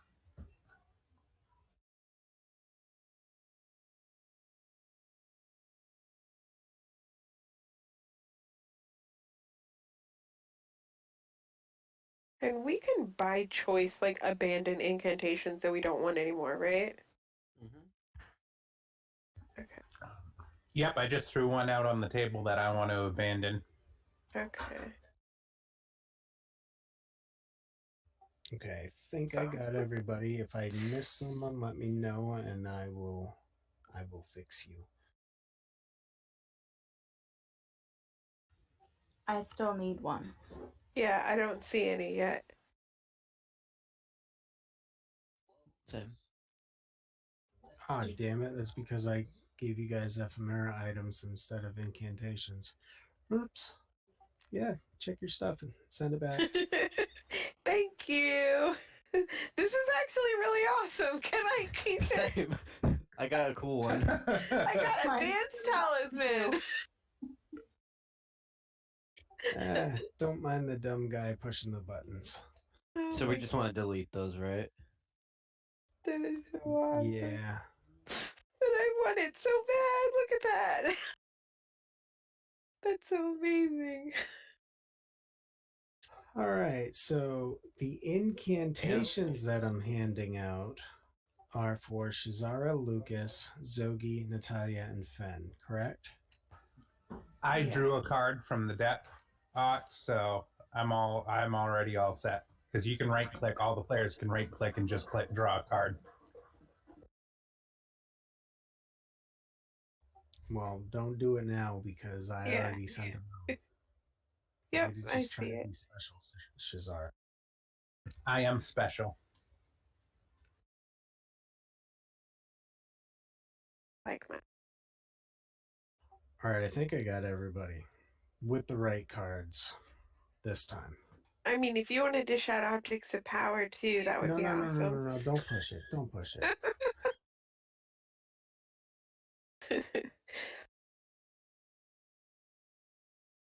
I don't need help with making mistakes. I do it very well on my own. I don't need the encouragement. I suppose.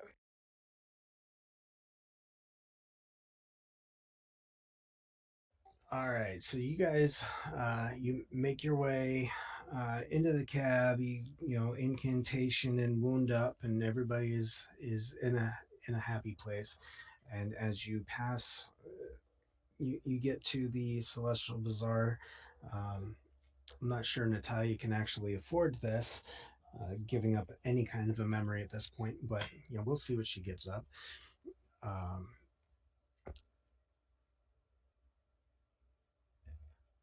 Everybody go ahead and real quick just do a quick around the table and let us know what memory you are not going to remember anymore. It's small things, right? Yes. I know what mine is if nobody else knows yet. Yeah. I forget what I ate for breakfast this morning, as I always do.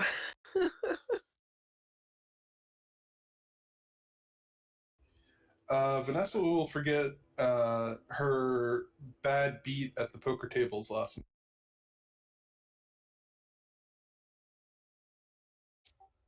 Okay. Next.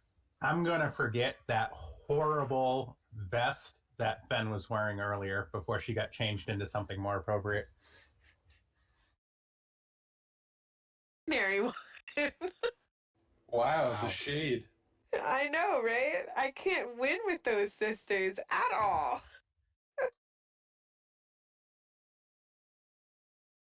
Wow, Elias that's is pretty going good. to forget the smell of the amaryllis flowers he sniffed a week ago. I'm gonna forget a person I walked by today.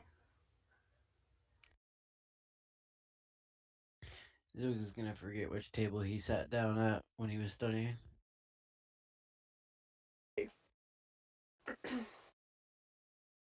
Okay. So What is everybody, Ivy giving up? did you guys bring Ivy with you? Yeah. I thought so. She was supposed to be joining us in the Celestial Bazaar.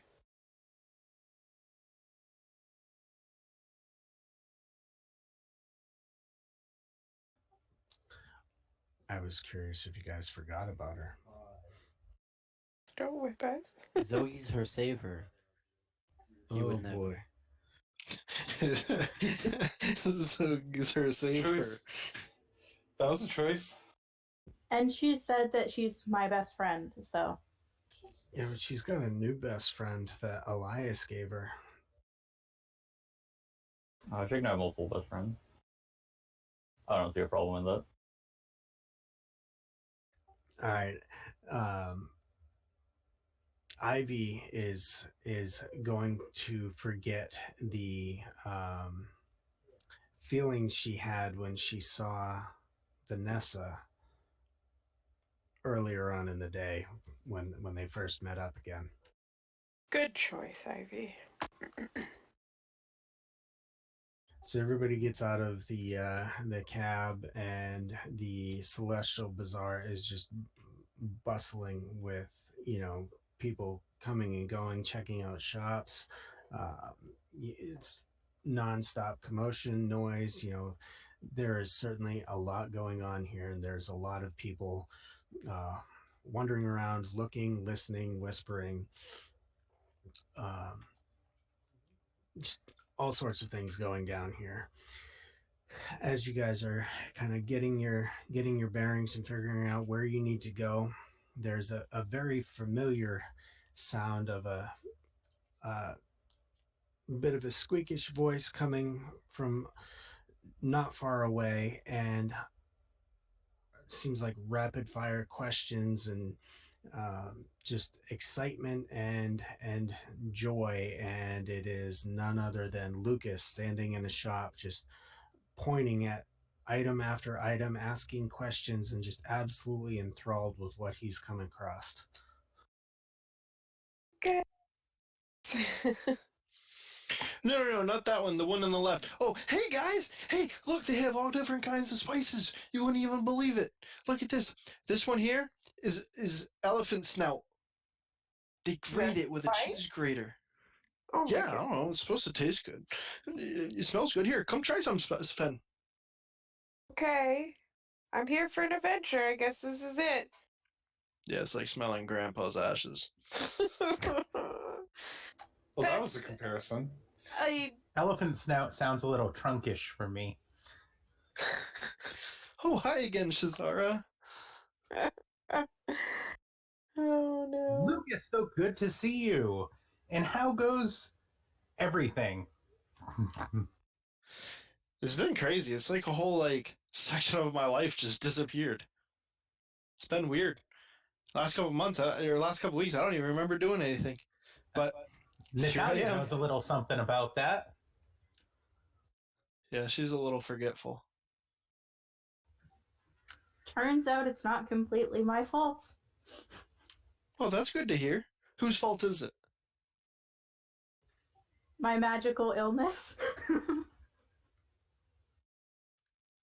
No. Well, I hope you get that cured. As she says that, everybody kind of takes a step away from her. It's like, is it contagious? She's got the Rona. That's horrible. What are you guys doing out Fantastic. here? We're going shopping, obviously. Oh, fantastic. I've been shopping all afternoon. Look at all the stuff I got. And he pops open his satchel, and it's just absolute crap, like tourist stuff that he's picked up. Oh, goodness. Fridge magnets, stuff like that. You didn't spend all your money, did you, Lucas? No, I still got some back at the house. I didn't bring all of it. I never do when I'm Good shopping. idea. It's the safe way. Exactly. Well, why didn't you join us? I'm sure that Shazara will be able to show us appropriately worthy things to spend our money on. Yeah, she's pretty stylish. Well, seeing as we're here, I mean, we might as well take a tour of some of the great places. Perhaps we could even stop by that Within Flesh. Isn't that where you got your artwork done, Natalia?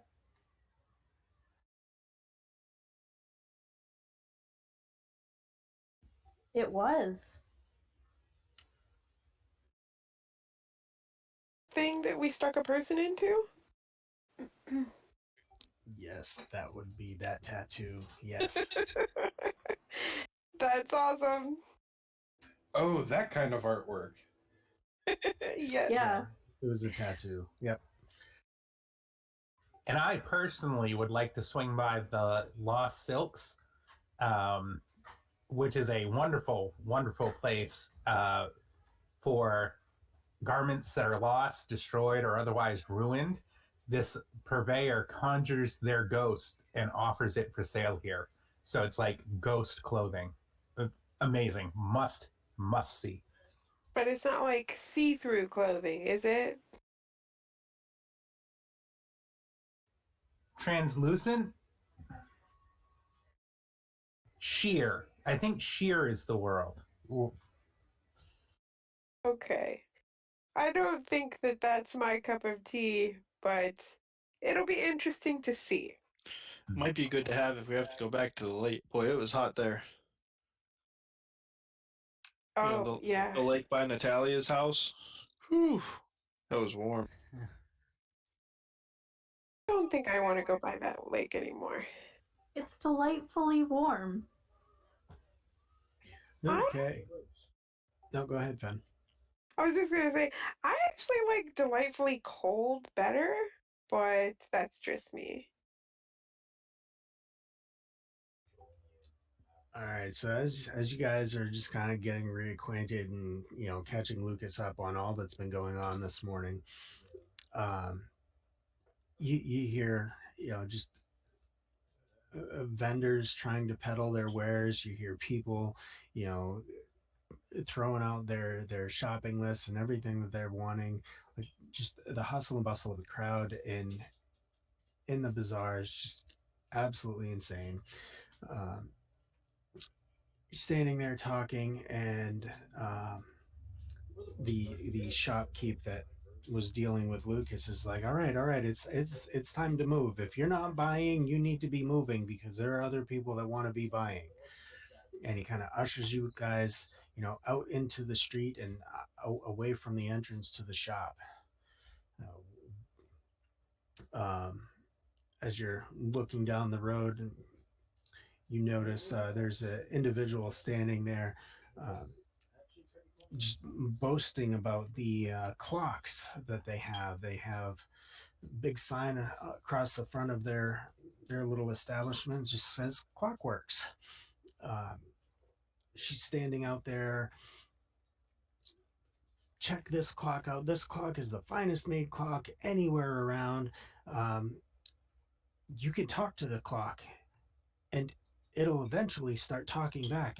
This thing will tell you the time without you having to ask. It will remind you of things that you don't remember to remember. Oh, sounds amazing. I'm going over. Yeah, I'm part of the crowd gathering around. For sure. She sees a lot of you. Are you all going to Clockworks? Yeah, I'll check it out. Okay, there's just, I mean, there are massive numbers of places out here for everybody to take a look at if they didn't particularly have an interest in Clockworks. I did not. I'll go. It could help me with counting cards and blackjack.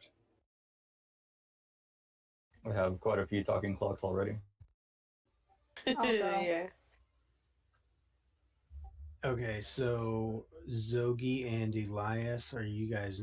Zogi's not going. Elias, are you going with Zogi? Let's probably look for the person who wanted to drop off the toys up. Okay. And everybody else is going to Clockworks, right? Yeah. Yeah, I'm pulling myself up on the windowsill looking in at the display. Okay. So the shopkeep, oh god, Amma Halloran is standing there and just going above and beyond, trying to, you know, tell you all about these clocks. These are absolutely the bee's knees. Everything. They all talk. Sometimes they'll talk to you. You don't know the languages that they're speaking, but they're talking to you and they're telling you something important. Some of the clocks have human hands. So it's using human fingers to point out what time it is. Hmm. Picture clock? What's that? Clock?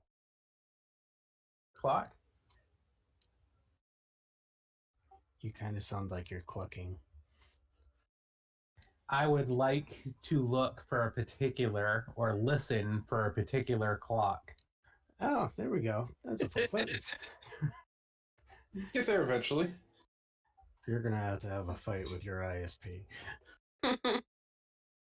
Go ahead and do a perception check. See All if you right. can find this clock. I am looking for a clock that is speaking in words that I would recognize from my time with Misery and Malady.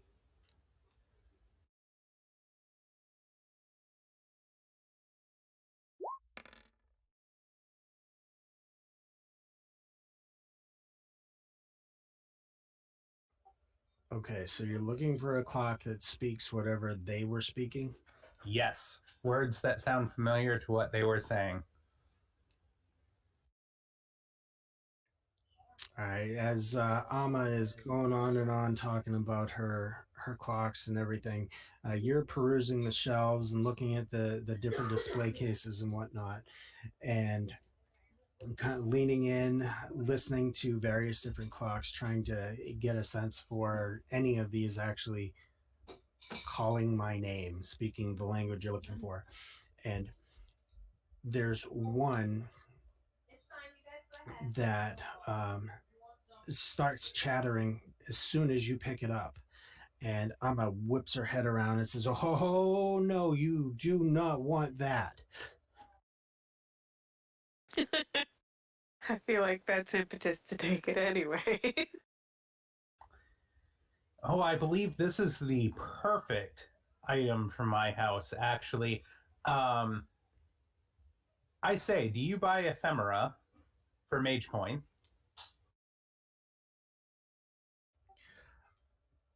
Uh, I don't.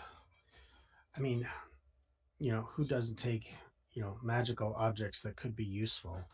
Um, I might not personally use it myself, but I'm sure I could end up, pawning it off or pushing it to somebody else.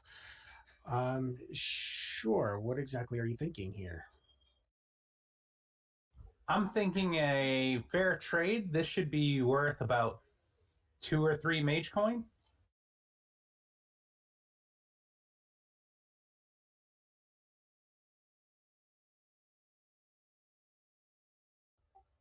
Oh, well, I'm sure I could entice some poor sucker. I mean, it's a lucky individual into repurchasing something like that. Yeah, I think we can make that happen. Absolutely. Why does she not want this clock though?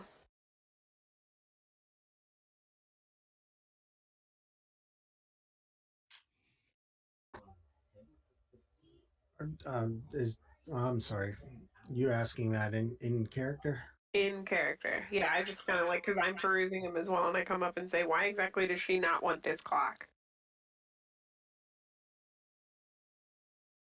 Um, well, this clock has a tendency to say a whole lot of things that really are not nice, and I just wouldn't recommend it to anybody, to be completely honest with you. So it's not like cursed or anything. It's just, it says mean things. Okay. Not even It's okay. necessarily Shazara. Oh, go ahead. It's okay. Shazara tends to say mean things too. They'll be best friends. It'll be all good. I was just trying to look out for her, make sure that she's not taking home a cursed clock or anything.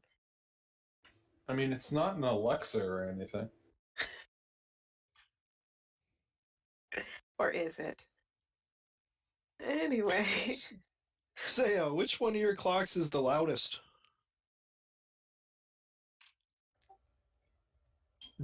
That is an odd question. I don't know that I've ever had anybody ask which one is the loudest. We frequently hear is, do you have one that's quieter than this? The loudest one, why don't you come, this one over here, why don't you come put the two hands together, put it at 12 o'clock and let's see what happens. Lucas will run right up, point out one finger, and whoop, hit around 12. As you're moving the hands of the clock in position, Ama is backing her way towards the door. I'm gonna put my hands on my ears. Vanessa will follow suit. I know what that looks like. And as soon as that thing hits 12 o'clock, it's just an ear piercing shriek, combination of like a screaming and a gong going off at the same time. And you can see the windows of the shop just vibrating from the sound. I'm gonna take it back a minute and then take it forward a minute. Oh. Do it all over again. Why? Why are you so bad? Whew, that one is loud. And then after it ends the second time, I'm gonna look over and say, "Do you have anything a little more soothing?" I It's actually loud. I actually want you to take a withstand check to see the impact that might have on your ears. 4. Okay, that the screeching gong, the volume of that, and you being immediately in front of it is going to have your ears ringing for until the sun sets. Yeah. So a little louder than I should be talking. I'll ask if they have something a little more soothing. I liked the gong sound, not really the screaming bit. Great, so now both Aso and Lucas are hard of hearing. Selective. She uncovers her ears and comes back into the store, and she's like, "Yeah, that would definitely be the loud one. Um, Something a little more soothing.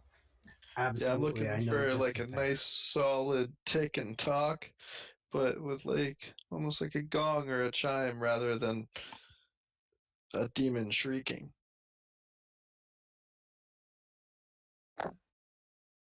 So she walks you over to a table, and this clock is actually laying horizontally on the table, and there are no hands. It's water that has a clear definition of here's it.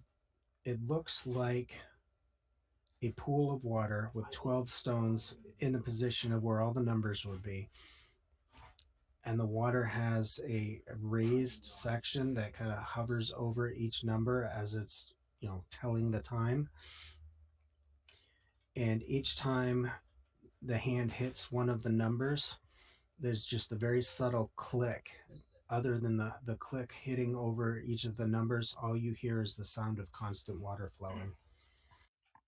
She says, "This one has always been very soothing for me." Very cool. How much? I think 10 orbs would do. And he'll look up at her through her brow, like really questioningly.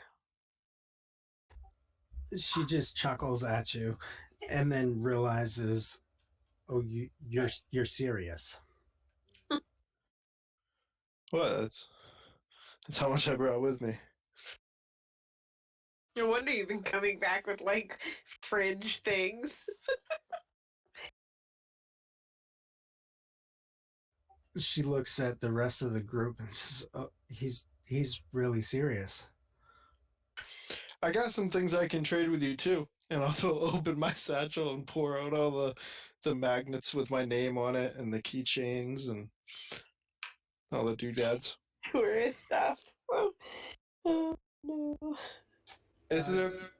Can I step forward and ask how much the actual price is? As I I can't stand to see this poor thing go on any longer.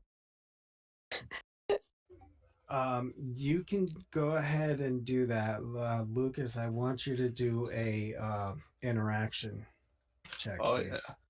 I'm pushing a bean on this one. Papa needs a new pair of shoes. That's right. 9. Actually, not bad. She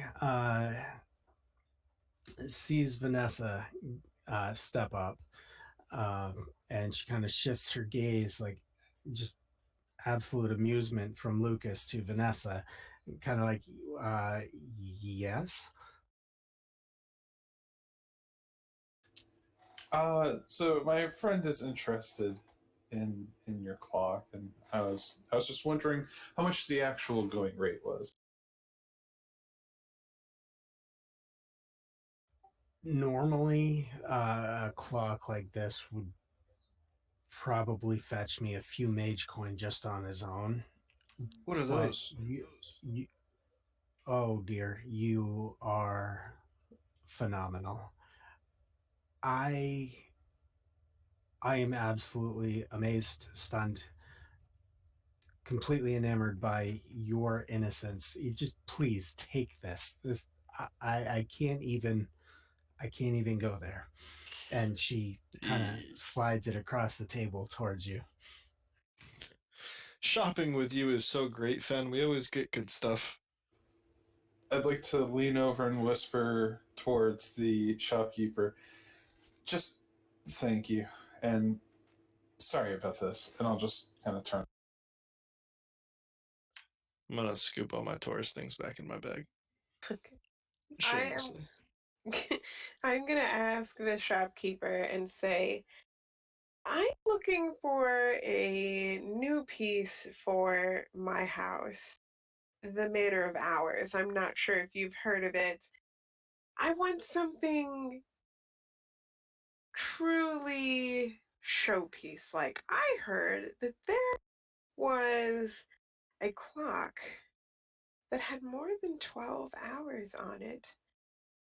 Would you happen to have a clock like that? Or if not, something close to such wonder? Now, that right there is the thing. That clock with 13 hours. I've heard rumor of such a thing, and I would absolutely love to have it here in the shop.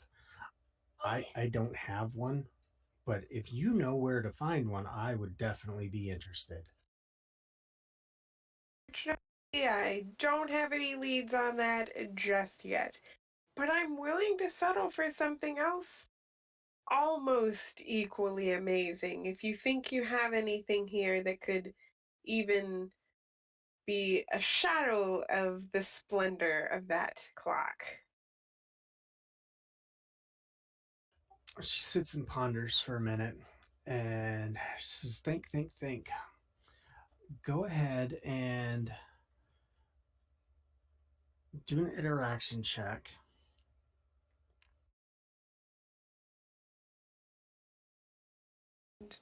My last Bene of interaction on this.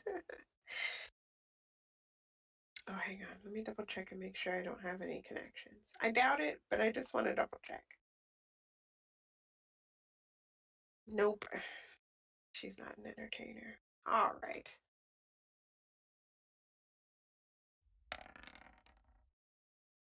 Huh. 9 plus 1. Fen with the actual tens today. I know. And like the rolls on my dismissal that I did before were actually pretty amazing, even though it didn't work. So she's looking around and she says, I know just the thing. I know just the thing. You want something amazing. You want something interesting. Let me show you this. And she takes you out to the back of the shop, and it's a grandfather clock. Only it's probably about 8 feet tall and about 3 feet wide. And every time the hour hand and the minute hand hit the same spot, the front door opens up and it pops out a little creature. Kind of a creature. Oh, it's just like a little harmless, you know, depending on the positioning of the hands. It's, two-legged. It's just random, like tiny, harmless creatures. Okay. She's like, this thing has been, it's interesting, but it's not my taste. It keeps filling up my shop with all of these little guys, and I don't have a place for them. And so I just kind of keep ushering them out the back, and they're all running loose somewhere around here. But this is most interesting. If you're looking for interesting, this is interesting. I agree. This is very interesting. Okay. How much are you asking for it? Can you have it out of here today? Absolutely. If you can have it out of here today, then I will just ask you to take it. Definitely off your hands. And I'm actually going to see if I can use my stuff on it, even though it's not a person. Hang on, let me double check. I don't know why, but for some reason I just pictured Fen putting her hat over the top of it and like just like pulling down. No, unfortunately, no. and then like 5 days later forgetting about it and then opening up her hat and a bunch of little guys come out. So here's my question. So dismissal says a being, but in this case, can I just dismiss it to my house, even though it's not a being? If not, there are other ways that I can get it back. I just was curious. So you want to dismiss the clock back to your house? Yes, because I can either designate it going someplace that I've spent a full day at, or I can send it to its own home. So I was going to send it to my house because I'm sure that I have spent more than a full day at my own house. And the thing says specifically creature, right? It says a being. Yeah. Okay. Well, um, It's fine if that's not gonna yeah, I'm work. gonna say no on that one. All right. That is fine. I will say that we're doing some shopping here and I will return before we leave to pick it up and take it home with me. That would be most fantastic because if you can get that clock and those little buggers out of here, that would make things so much easier to deal with around here. I'd be happy to take them off your hands. And I will say to the shopkeep before I leave, I'll just say, if you do hear anything new about that clock, the one we were speaking about before, let me know as soon as possible because I would be certainly interested to purchase it from you. Well, absolutely, and you the same. If you hear something and you're willing to part, let me know. We'll make arrangements. And she hands you her business card. I'll take it and just say, you have a deal. And I just toss it into my hat. Okay. Well, everybody else is perusing around the shop. Outside, Zogi and Elias are wandering for their specific locations. And um, Elias, where are you heading? I imagine it's just a random toy shop where maybe the owner seemed like they treated the toys well.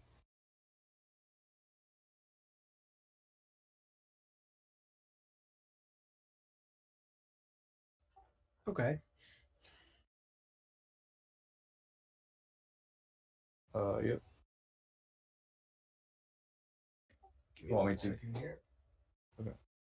Oh, I'm sorry. Go ahead. What were you saying? I don't know. I was just wondering if you wanted me to give a name or something. Well, I had a thought that you were going in one specific direction, and I don't think we actually placed your puppeteer in here. So no.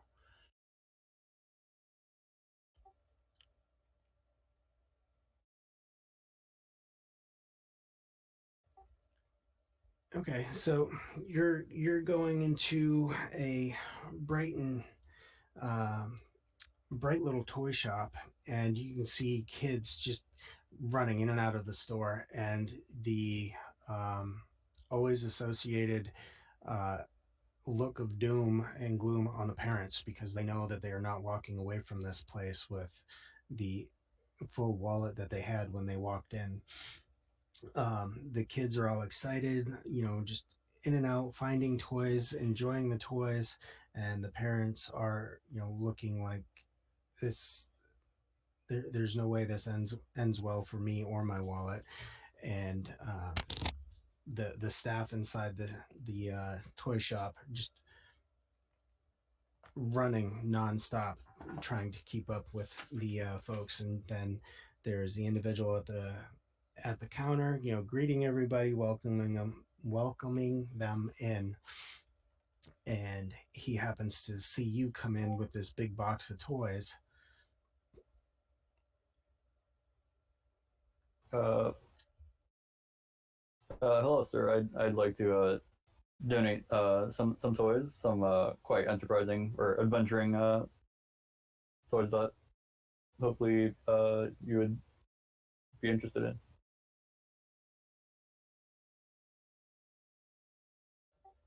You want to donate toys? Where that's absolutely phenomenal. It's amazing that you know you just want to willingly donate, and most people come in and they're wanting to charge us to take them, and they're trying to sell us their toys. Uh, it's not often that we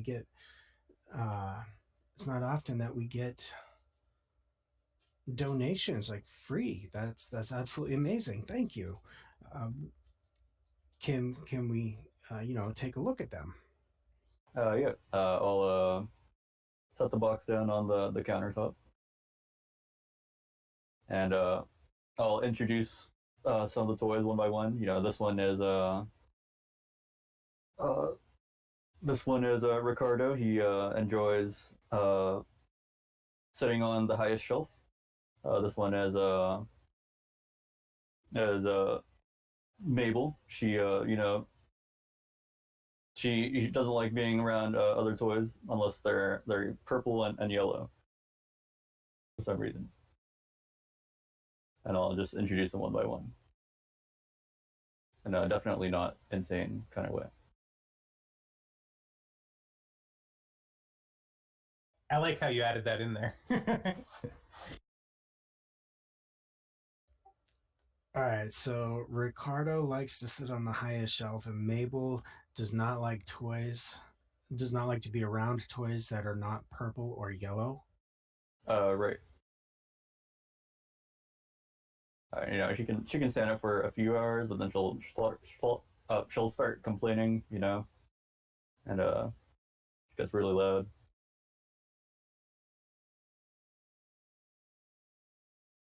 Well, those are quite interesting. Quite interesting toys you have there. Where did you come across toys such as this? It's not often that we hear of toys with their own requests of how they want to be handled and where they want to be placed. Oh, yeah, I live in a toy factory. Get free toys every day. Make new friends every day. And some of them want to go out and see the world. And I try to give them what they ask for. You live in a toy factory. That must be the most splendid experience ever. And Oh, yes, it every is. day, every day you meet, these are your friends. You meet new friends, and so every day you're bringing your friends to these new wonderful places. Yep. Once in a while, I give a bunch of toys to someone I believe will take good care of them. Well, we absolutely take care of all of our toys here, and you know, we we do sell them, as you can see by the traffic of folks coming in and out.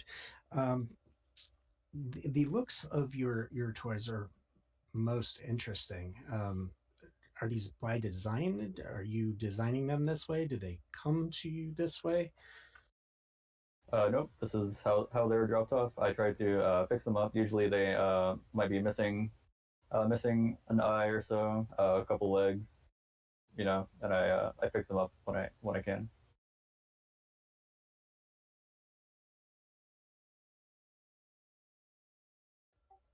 Well, these are uniquely designed toys. I will tell you that much. We don't see them come through like this very often.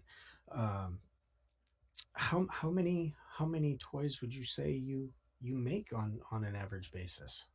Well, I don't make the toys. The factory does where I live. Uh, it drops off one a day, and once in a while, it drops off some twins, or sometimes it won't drop off a toy one day, but then the next toy the next day there'll be an especially large toy that comes in, and I just fix them up. I don't make these myself. Oh, my apologies. I misunderstood. So your factory makes these, and then you repair them, and then you do sell and oh God, I'm thinking volunteer, but you're not volunteering. Donate. Do you sell and donate them, or is it just donate? I donate them, but there's also I have a friend who gives me a little bit of money every week to take some of the toys and put them in good homes.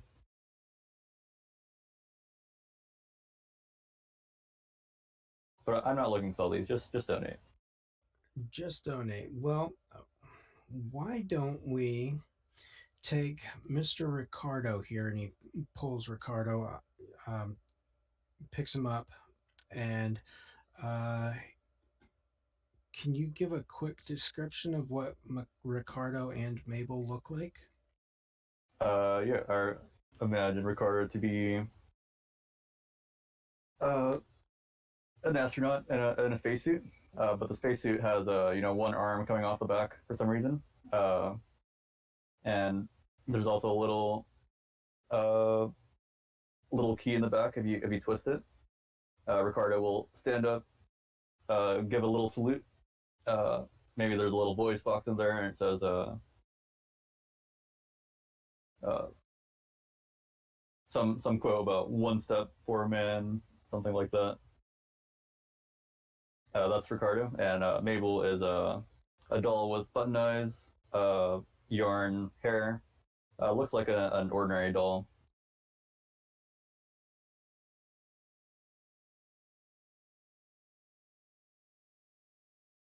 But maybe with a slightly creepy facial expression. Like large mouth with, but it has teeth. Okay. All right. So Bennett, the store owner, he's holding Ricardo in one hand and Mabel in the other, and he's looking back and forth between the two of them. And he says, These are most interesting." And you don't call them toys; you call them friends. Right. I mean, they are also toys. Toys, puppets, dolls. But yes, they are my friends. That's wonderful. Uh, as he's looking at the two of them, he looks up, and Shazara comes walking in through the door. Elias, that's where you got off to. We thought we lost you for a moment. And at the dolls and kind of like and see the shopkeep, and I am going to cast a spell.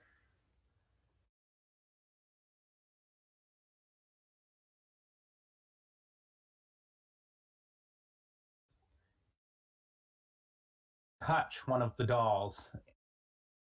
Doll is going to become the most pristine version of that doll, completely curing, not making it a perfect like porcelain type doll, using Vuon's telosis. Going to do well. Go ahead, DM. Are you doing it in a sneaky way? No, I'm doing it exactly like wide open. I'm just touching it and I'm making it pretty. Well, that's wonderful.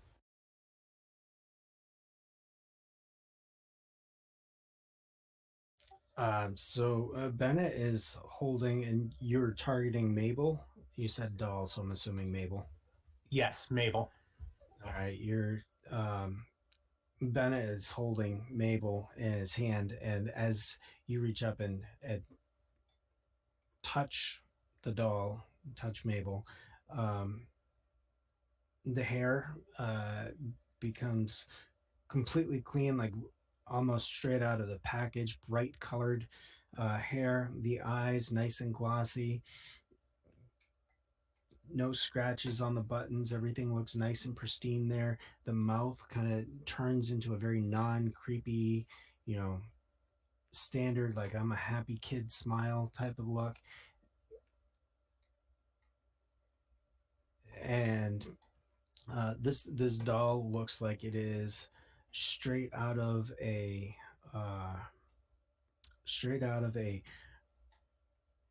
normal, air quotes, normal toy factory. Um, and Bennett looks at Mabel and then looks over at Ricardo, and he's like, "These look like two completely different items. Like they came from two completely different factories at this point.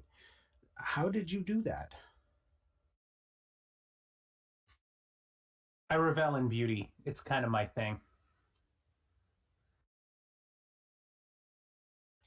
He looks over to you, Elias, and says, does she work with you to help you take care of the how do I say this politely, the take care of the problem toys? Problem toys. Well, there haven't been any problem toys, fortunately. No, but perhaps I should hire her because that was wonderful what you did. Thank you.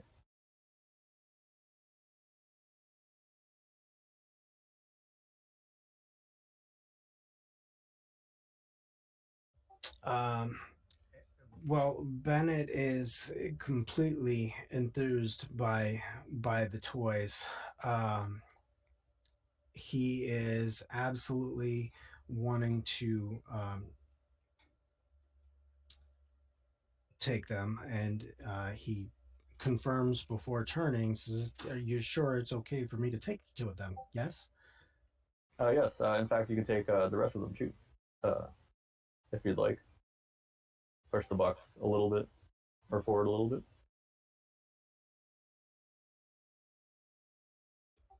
Okay. That, oh my, and here I thought we were just dealing with two. That is amazing. So he's going to slide the box towards him, and he sets um, Ricardo down on the bottom shelf. Mabel right in between a purple and yellow person, and as it's going to, or purple and yellow toy, sorry, not person, toy. And as he's pulling the box off of the countertop, he trips and dumps the whole box on the floor. Oh, could I try to catch him as they fall? Absolutely. Go ahead and do a movement check. I will spend movement, try as hard as I can.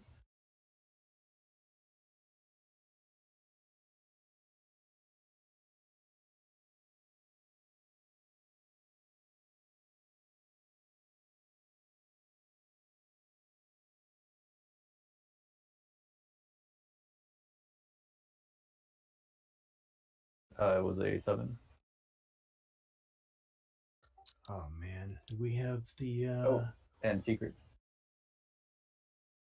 Defender. So I think that might be a plus. So that's a +2 for secrets. So a 9. I'm secrets. Okay. Oh no, it looks like we've got the what is going on here? I think we have the Roll20 bug going on here.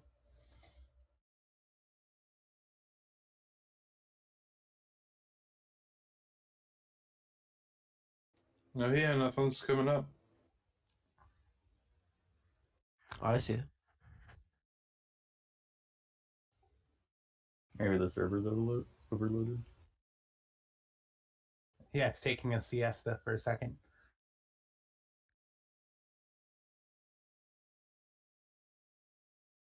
I mean, it didn't show up as a role, but I can see his role in the chat log. Yeah, I'm just gonna roll with that. Pardon the pun. Yeah, that was bad, and I didn't even realize I was saying it. Don't Yeah, pardon it, embrace it. I'm just gonna go with the roll in chat. So +2 for the cards, so that's gonna be a 9.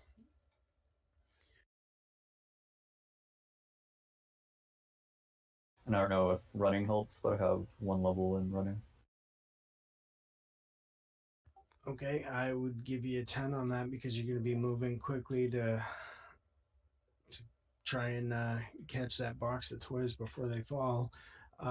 You manage to reach out real quickly, leaning against the counter to catch your box of friends before they hit the floor, to catch Bennett before he falls and causes any more damage to himself or the toys.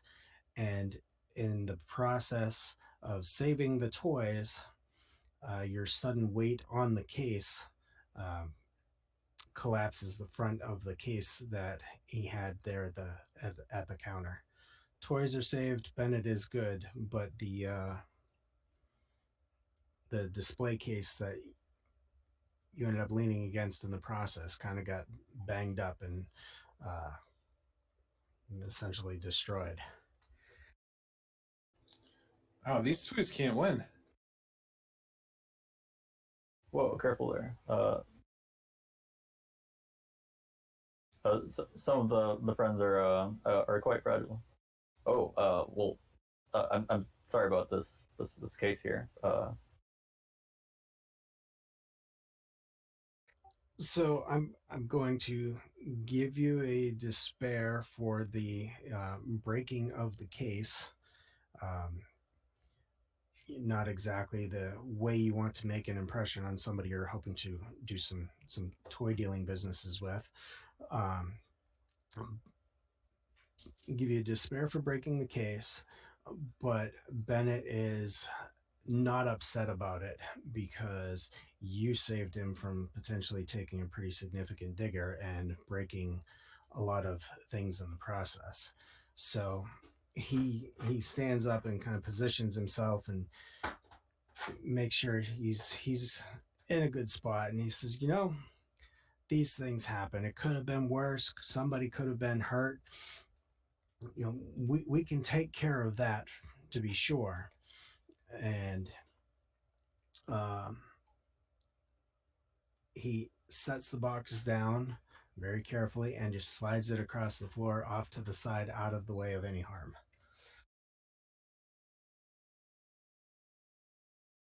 Well, I'm glad none of us got hurt. I gesture to us two and the toys.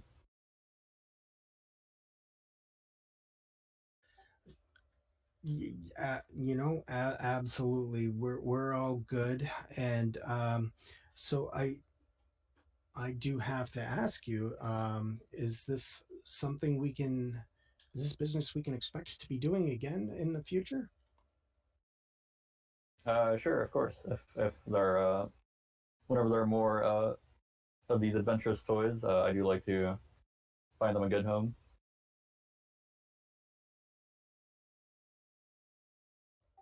Okay, he's absolutely excited about this concept and says, "All right, well, my name is Bennett, and of course, you know, we're here in our toy shop, uh, the Toy Story."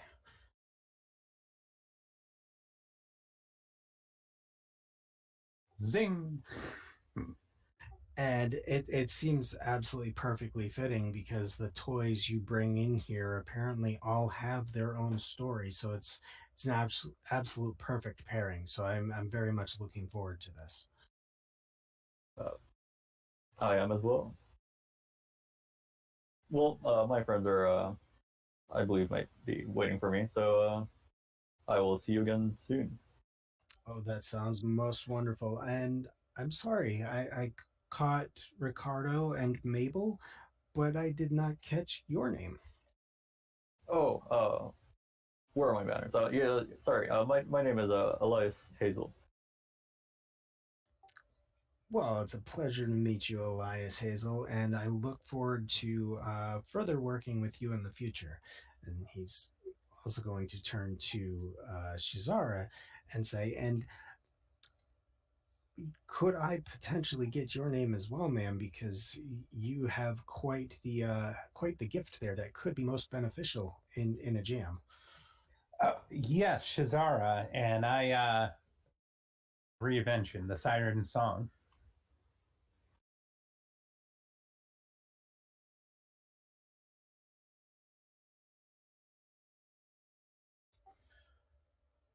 And the siren song, what is that?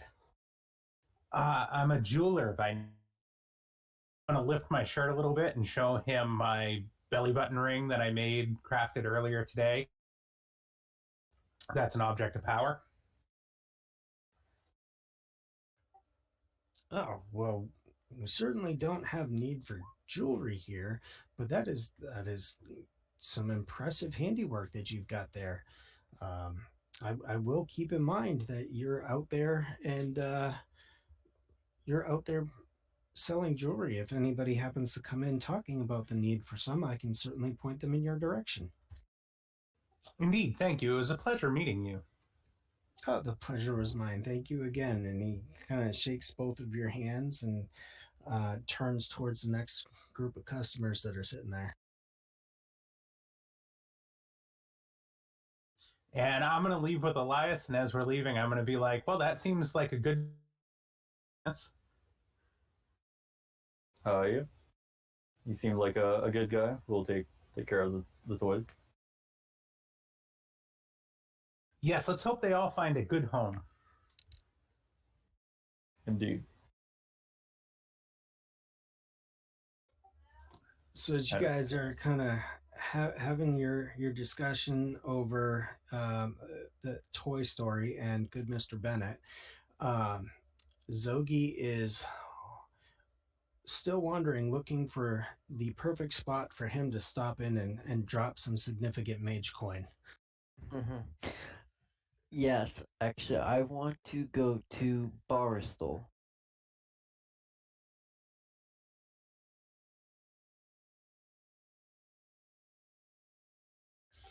Okay. And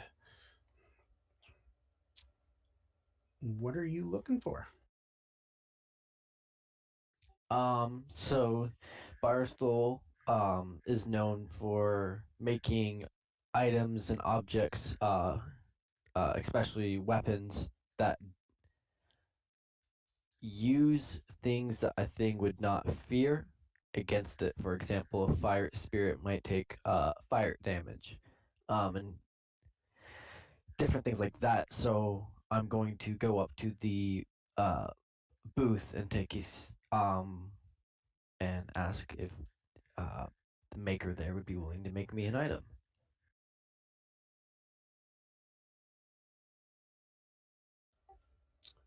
Big hearty chuckle. Ho, ho, ho, ho there, friend. Everybody wants weapons from Baristol. What kind of weapon would you want today? I'm actually uh in the interest of more of an explosive. Are you trying to buy a bomb? Are you going all religious on us? Uh-huh.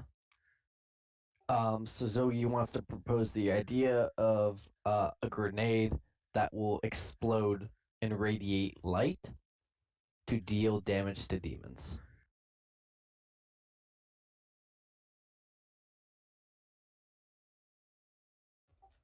Oh, well, that's a thing. So you're wanting to explode demons. It's a craft. It's my specialty. Okay, he looks around, all around him, and he like starts ushering you in, like waving you closer, like really, really, this needs to be quiet. He says, "You do realize that the demon kind are all around, and it's probably not a good idea to be advertising that this is something you want to be doing in such a public area." Mr. Barzil, all due with respect. Most demon already know of me, and those who do not will soon. But I will respect your request. Do you want to do a special order? I'll come back later this week. I want you to do an interaction check. Okay. Um, Persuasion is, I assume, is going to be taking effect here. Sure. So that's going to be a +1, and then the card will not affect me, so it's just going to be a +1.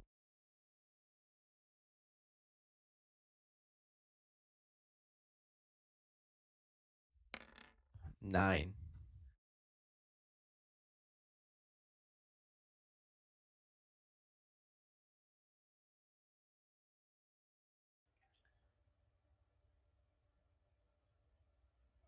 we he kind of thinks and ponders for a minute. He goes, I'm fairly confident we can meet this request, but you're going to have to keep this on the down low because this is impacting a significant segment of my business. If you were to do this, you're going to actually use this. This is going to take out a large population of people that I do business with, potentially do business with, and that could cause some serious problems for me. I'm sure you understand where I'm coming from here. All due with respect, you, after all, you are a businessman. I will do my best ability of making sure that this is not linked back to you.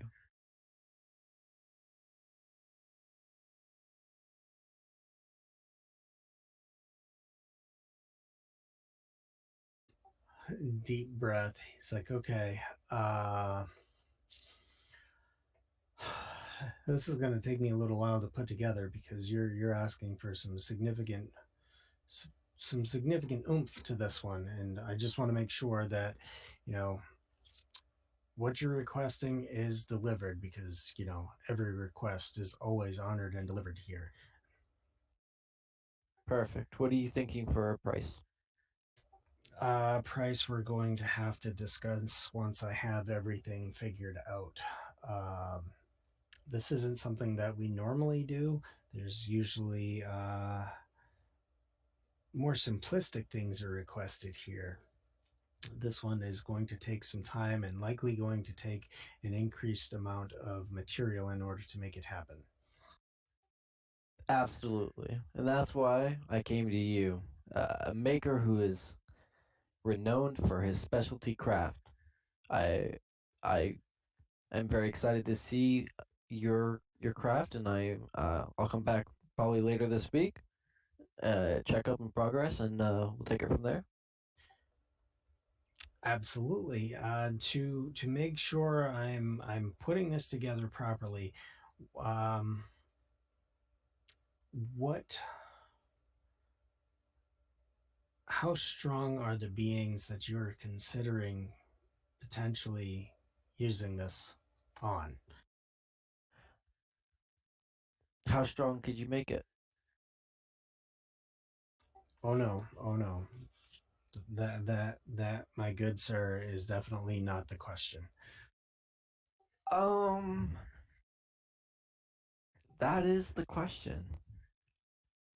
How about let's just say very strong. A last ditch effort, maybe an escape key or greater demon like.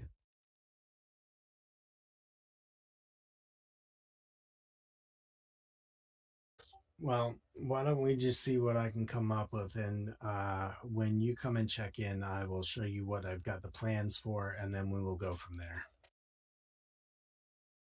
Sounds perfect. What day would you like me to stop by? Thursday.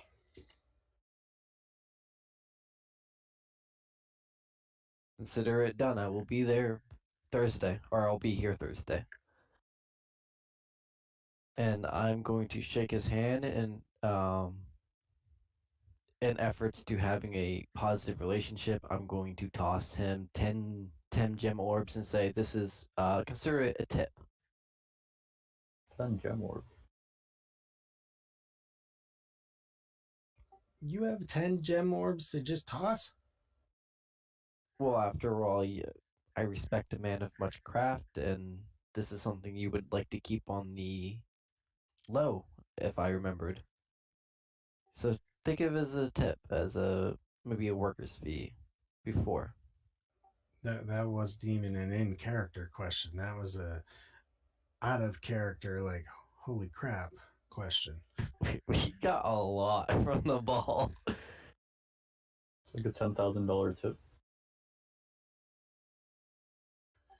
Geesh, okay. Wow. So he's going to very happily take a 10 gem orb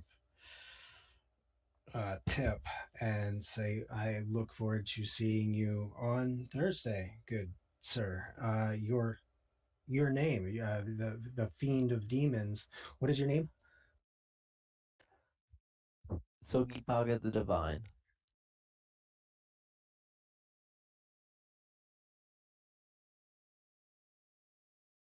Sugi, you're so lucky you're a friend and I don't steal from friends. That's all I gotta say.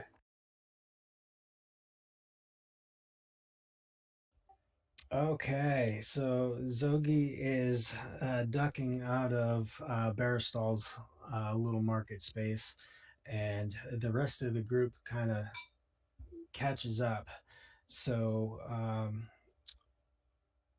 Vanessa and Natalia, what do you guys want to eyeball?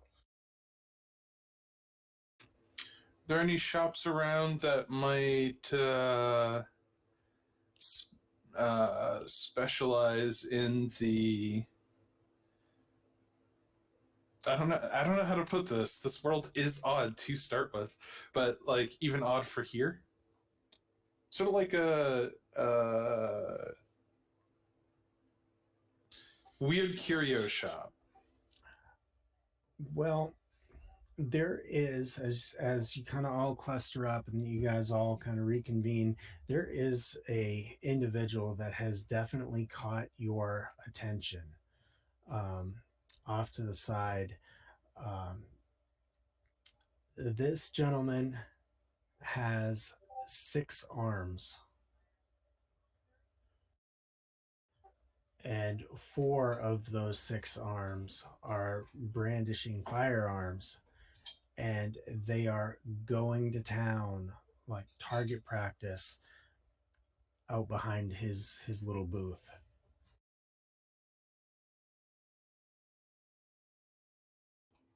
Uh, is he shooting like randomly into the crowd or like at specific non-living target? Oh, it's like total safe target practice, not not you know crowd shooting. Just making sure. Well, I don't know about Natalia, but a girl could always use a gun, which means I'm interested. Whoa, I mean, what are those?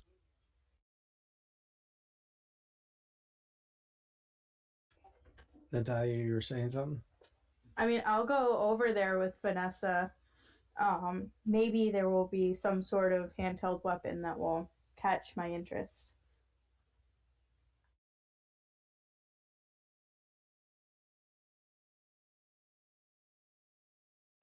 Okay, so did it sound like Lucas was going to check things out too? I heard that. Oh, look at those. Yeah, Lucas is darting between the booths, and he's never seen a gun before. Actually, you stared up the one on my leg when you came to my house. Right, but I've never seen one shooting. Ah, This is a first. He never experienced gunpowder, let alone fairy dust. I'm sure that's what they use.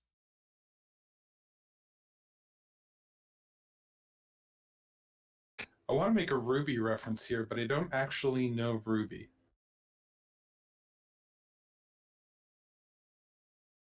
Okay, so the the three of you make your way over to Luster's Firearms, and Luster is busy. I mean, he is just blasting the hell out of the targets, and every single arm that's wielding a pistol is shooting like crazy, and it is not missing a beat at all. It hits the target dead center every single time.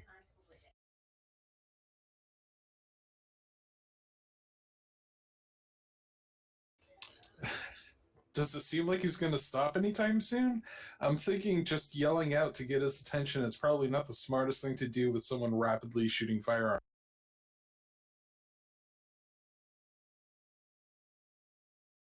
Now go ahead and go ahead for an interaction. Go for it.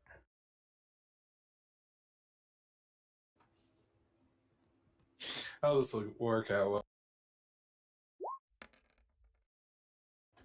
Maybe it will, actually.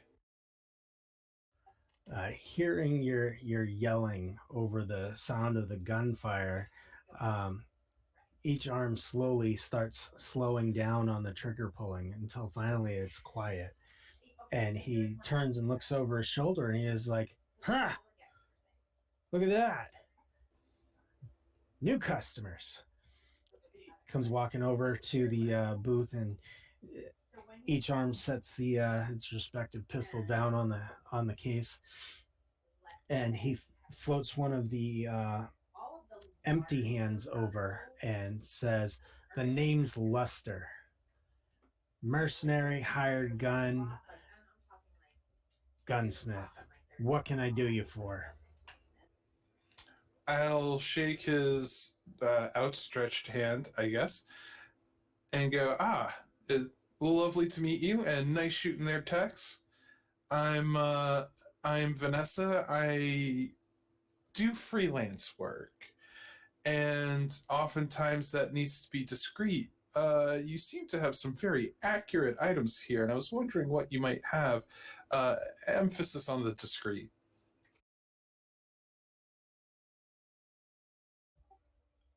Well, yes, the weapons are definitely accurate. I test them myself and I make sure that they're in good standing. But you got to have the skill. If you don't have the skill, then the weapon is just no good. Well, to emphasize that, may I take a shot myself then? Absolutely. Come on back. But before you do, I need you to sign this. And he throws a stack of papers down in front of you. He says, "This is all of that formality crap. You know, I got to make sure that you're a safe person. You're not one of them loons that is going to go shooting up my business and all of that mess."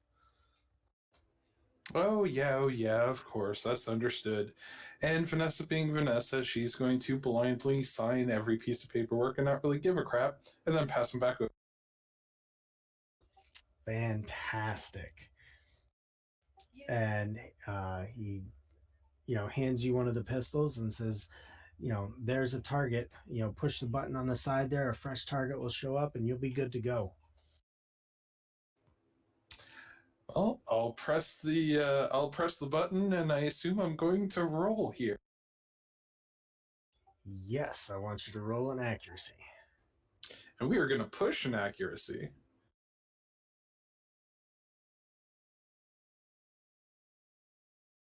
Just marking that down.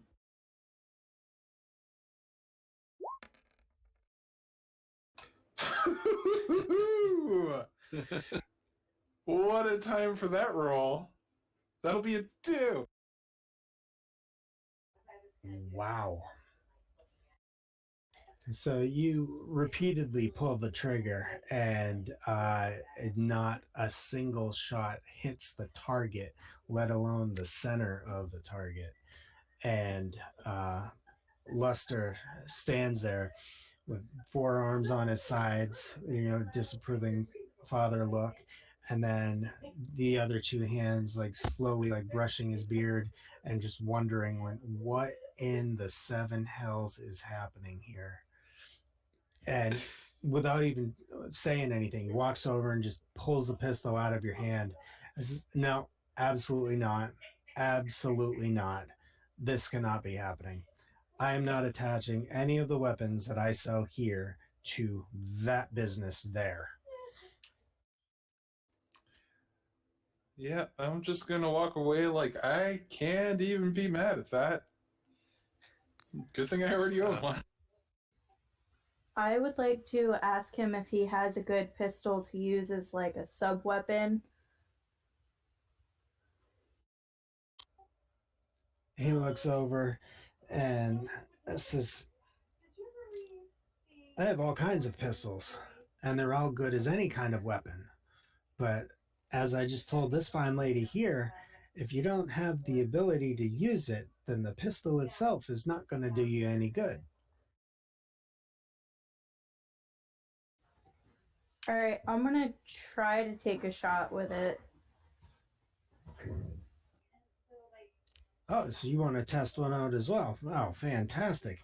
If you just do me the honors of signing this here paperwork, you were here when I explained it to her. Same deal. Just wanting to make sure that nobody's going to be shooting up my shop and all that. I'm gonna quickly look over the paperwork, make sure there's nothing that is a red flag to me, and then sign the paperwork. Ah, as you're reading through the paperwork, you can see that he's kind of tapping his foot, kind of like anxiously waiting for you to hurry up and get to the end of it and just kind of sign. And you kind of raise your eye at one section of it, and you see him look down at the ground like, nope, you didn't see that. As that's happening, Lucas's hand appears at the edge of the countertop.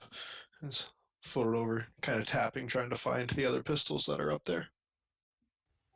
What did I find that raises a red flag? In the middle of the packet of papers, in the center of the page, there is one bullet point that says, by signing this documentation, you agree to, at any point in the future, for as long as determined, agree to be an active mercenary with Luster's firearms.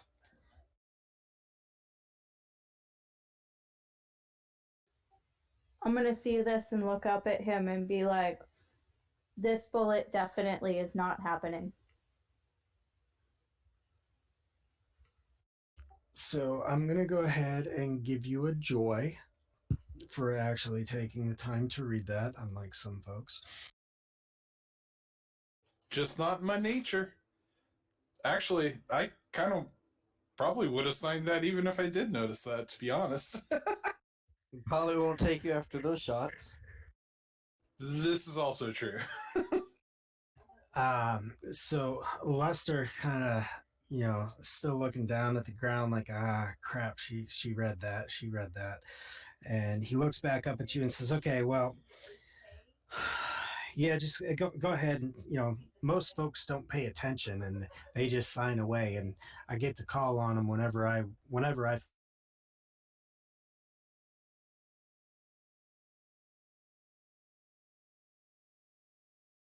as long as you're, on the up and up with the rest of it, then we'll just call it good and we'll have you go ahead and take your test shots.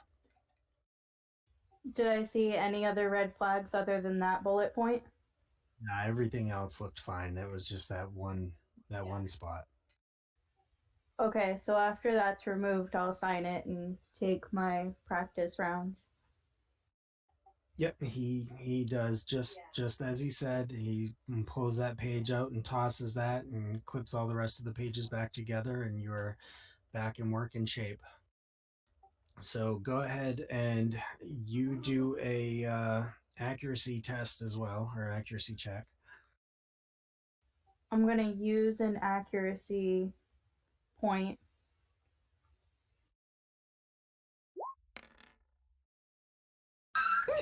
We are both terrible. Watch Lucas In my is dead. defense, I have never shot a gun with this character. Watch Lucas is gonna grab a gun off the counter and just start throwing out pot shots, and he's gonna get like a 10. Get a 6-shooter, do 6 headshots, and just be like, oh, that's neat. So Lester just, all 6 arms up in the air. Oh, for the love of all shit. What is wrong with you people? All 6 arms or hands wrap around the pistol. They don't even give you the opportunity to get through half the rounds in the gun. No, not just no, hell no. And as he's kind of reprimanding you for your poor shooting skills, Lucas gets his hands on one of the ones sitting on top of the case, and it's just like immediately, oh, it's my turn, and starts taking aim. Lucas, go ahead and roll an accuracy. I'm gonna get my fingers over the top, just barely getting the barrel. nudging it to the edge and flicking off, catching it. Oh, that's Come pretty on. neat. Come Looking on, at for one the of the targets. comedy. For the comedy, just nail a 9 on this. Nail this roll, Luca. Yeah, I'm gonna push a Bene for accuracy. All right, and if it helps, this is a mysteries card. Oh my dear God. Okay, but with that, what I'd like to do is like miss a few shots, like toss it to the ground, grab Sren, and loose an arrow at the target.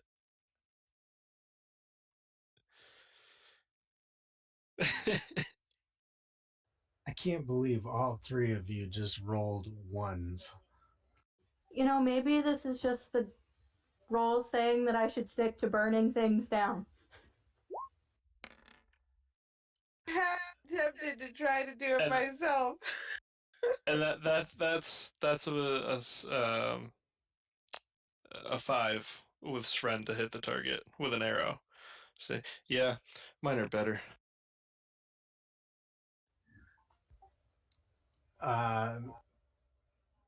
Luster, like hearing the gunshots going off again, he whips around and is like, "What in the ever loving hell is wrong with you people?" And 6 hands again down on the pistol, pulling it out of your hands.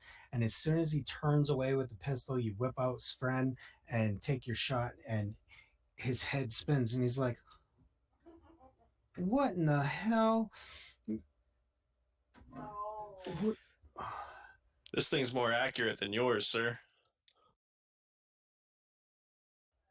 So at least we can see that you've got some skill, maybe not skills with these, but some skills to be sure. Ah, damn it, I can't even use you because you didn't sign the paperwork. Didn't know there was any. I'm sorry. Do you want me to sign it now? No.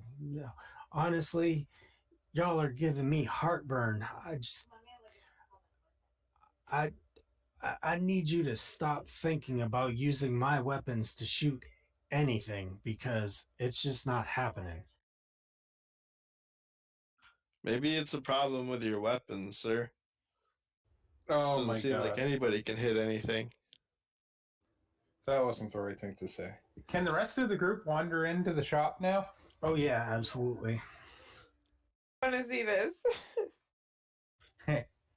Guys, this guy's pistols are so bad. All 3 of us shot it and we couldn't even hit that target. I'm going. Oh God, you can't be pretty. Vanessa just has her face in her hands like, God, I want this to end right now, please.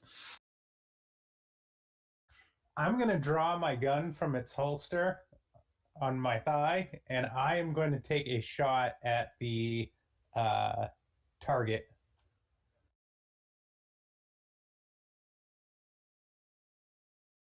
And I'd like to push an accuracy as well. I want to I'm try gonna- guns, but I also want to actually hit. So I feel like I would want to try using my chain. I'm calling it right now. Somebody's going to use something magical, roll a flux, and I'm going to get domed in the skull. My chain is not magical, so you're good. That's going to be a 9 and a 5. See, your gun works. It must be his. This guy has terrible weapons. All right, and then I got to roll my depletion.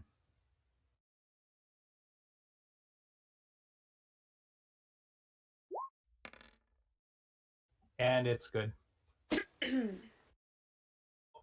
So he immediately lights up, like slightly angered that you're using weapons from outside of his shop to shoot his targets, but takes a deep sigh. It's like, finally, somebody that has some idea of what they're doing.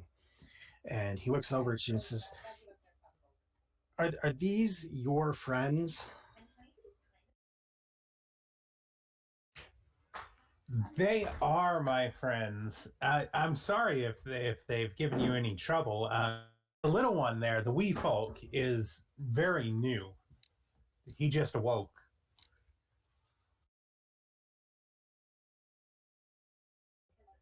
None of them can shoot worth a damn. I gave him an opportunity. This one just reached up on the counter and took something. The blasted fool could have shot anybody, and I wouldn't have been able to do a damn thing to stop it. Well, I mean, in my defense, I shoot. I just usually am throwing fireballs and not shooting bullets. I have no comment.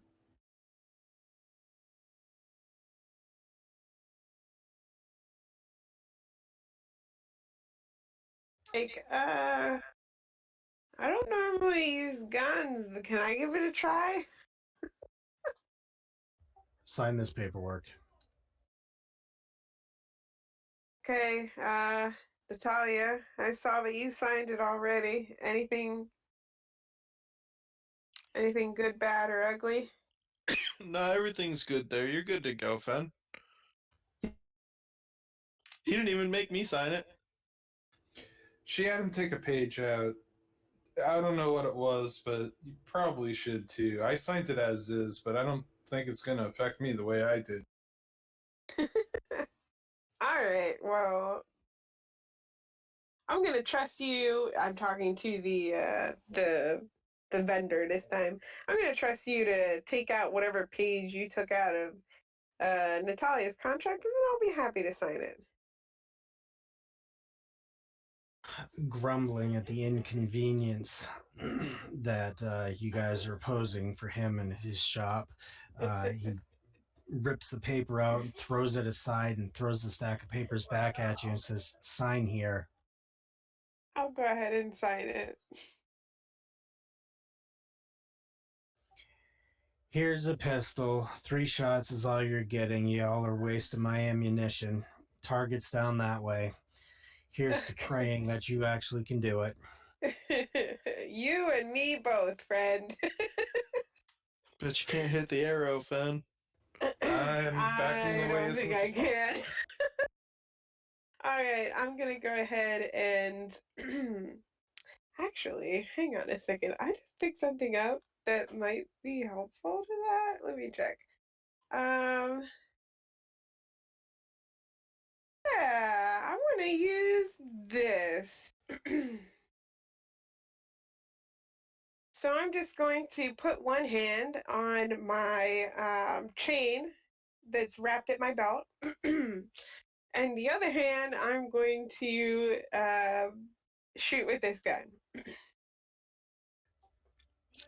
Lester's looking over and he's like, "Oh, good Lord. She doesn't even use 2 hands. We're just all gonna die." Go ahead and roll your accuracy. All right, I'm going to push an accuracy bonnet as well.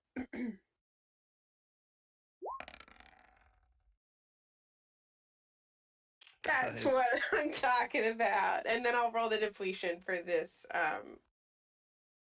thing. Just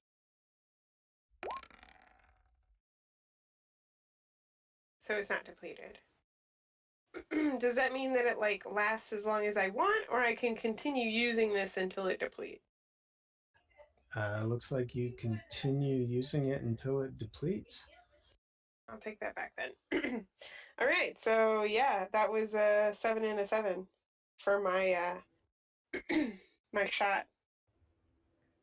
Vanessa's going to audibly say, "My God, the stage magician is a better rogue than the actual professional one." I am. So Lester stands there, his jaw just drops, and his 2 bottom hands kind of like pop his jaw back shut.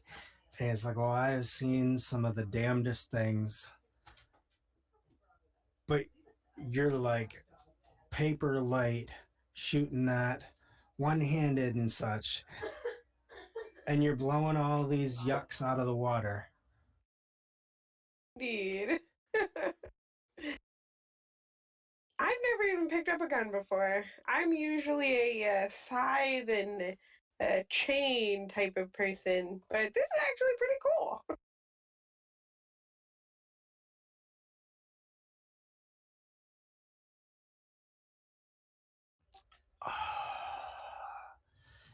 You need to work with your friends here. You need to train them how to do this, because whatever business this is doing is just, dear Lord, this is not good. Well, I'm sure that if you gave us some nice weapons, I could definitely, me and Shazara could definitely train everybody up in using guns. He middle right hand picks up one of the pistols off the counter and he's staring you down. I'll show you good weapons. Pulls the trigger and plants it right dead center in the center of the target. So there's nothing wrong with the weapons here. It's entirely something wrong with the things that are holding it. And he points at the other three that shot first. Lucas takes offense to this. And he's going to step and be like, mister, that's not very nice. I don't think your guns work right because you cannot even hit any of your targets. And I'm going to curse him. What? I'm going to curse him for not being able to shoot his own targets that he puts up. But that's like a specific other curse, though.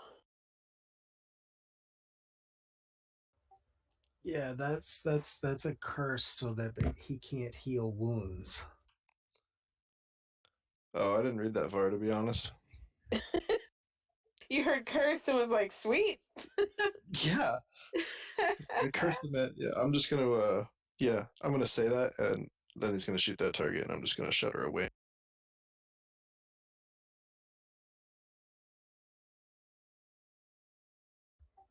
He's gonna bring the pistol back down and just kind of lightly pop you on the top of the head and be like, "Zip it, little one," and look back at everybody else and be like, "So you three are definitely not buying anything here, but how about the two of you? You actually seem to have an idea of what's going on. Are we doing any more shooting tests today? Does anybody else need to step up and see if they know how to point it in the right direction?" I'm curious if I can point her in the right direction. Oh, Go, well, by Elias. all means, good sir, why don't you step right up? Go ahead and sign this paperwork right here, and we will get you all set up. The paperwork. Good to sign. At the middle page. I heard there was some page that was that should not be there. Yeah. Take That out one the was a middle mistake, page. I'm sure. Clearly agitated that his paperwork is being chopped up so much tonight. He just kind of like, you know what? To hell with the paperwork. Here's the pistol and just do your damnedest. Okay. I hold it sideways, not because I'm trying to look cool, but because I have no idea what I'm doing. And I will spend a sortilege. Sure. Try really hard, having never done this before. Do it, Elias. Even I could, and I've never touched a gun before. Secrets right now? Oh, it is. So I get our +1.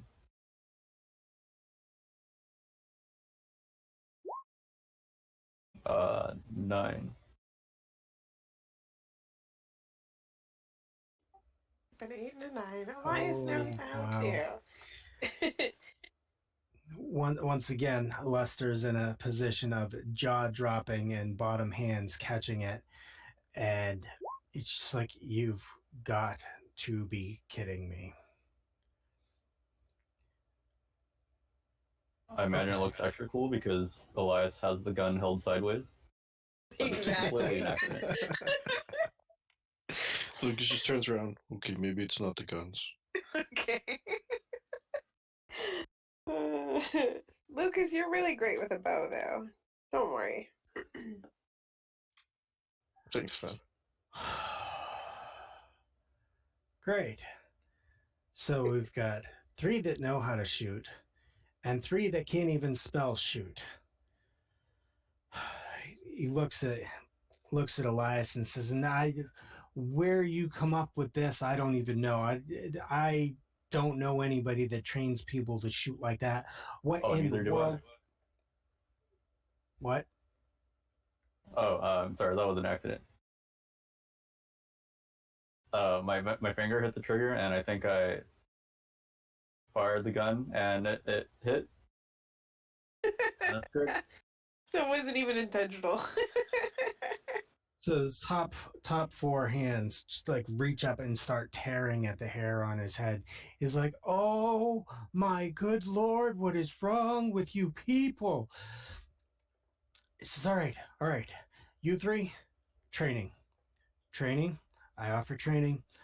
The 3 of you need to be taught. You need to be taught, and you need to be taught the right way."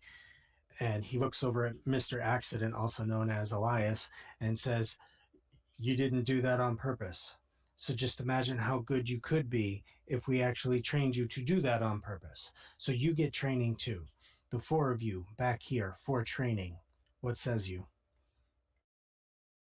Is it free? I wouldn't dare. Oh, good lord! I don't even find it right to charge you for this because I feel like I'm doing a public service.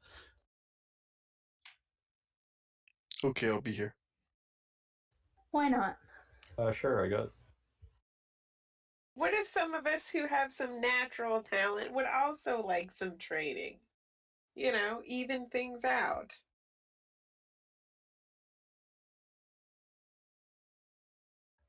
Fine. I will train. I've already got this gaggle of. I've got them here, so you might as well.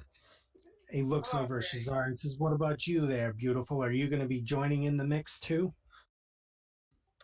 Honing a skill is always worthwhile. I guess I'll be back.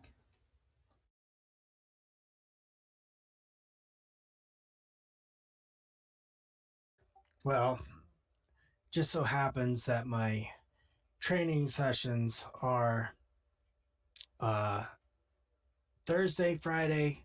Those are the only nights I do training. So it's going to have to be one of those nights. So you work it out, let me know, and we'll make it happen.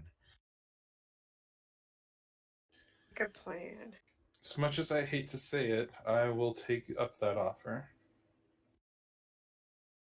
Either way, just so that I can do some at-home training to prepare. Do you have any nice guns for sale that I could bring home with me?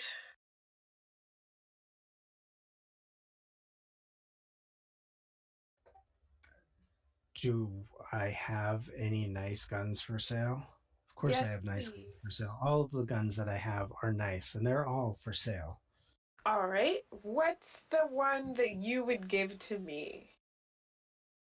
I won't give any of them to you. I will Well, sell yes, them to you. I will pay for it. But which one would you hand me to buy? Uh, Bottom left hand reaches down under the counter, still kind of eyeballing you. This one here, 6-shot. Oh, where the hell is it? It's a ghost gun.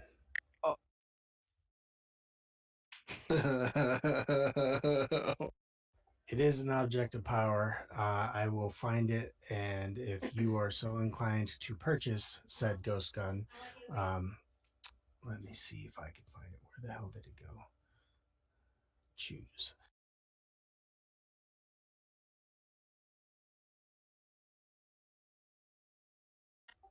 Ghost gun actually allows you to shoot ghosty type folks if you are so inclined.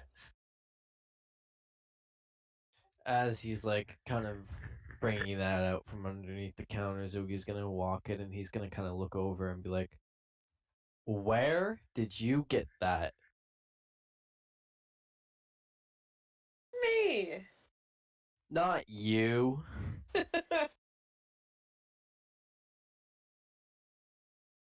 Oh, you're talking to him. Yeah. What? This little old thing? That little old thing, yes. This was acquired from a job that was done by some respectable folk that I did business with a while back. It's funny you mentioned that because we worked for the same person. I'm sorry. Who are you? Oh, sorry. They call me the Divine. And who would they be? You know, people, things, thought forms.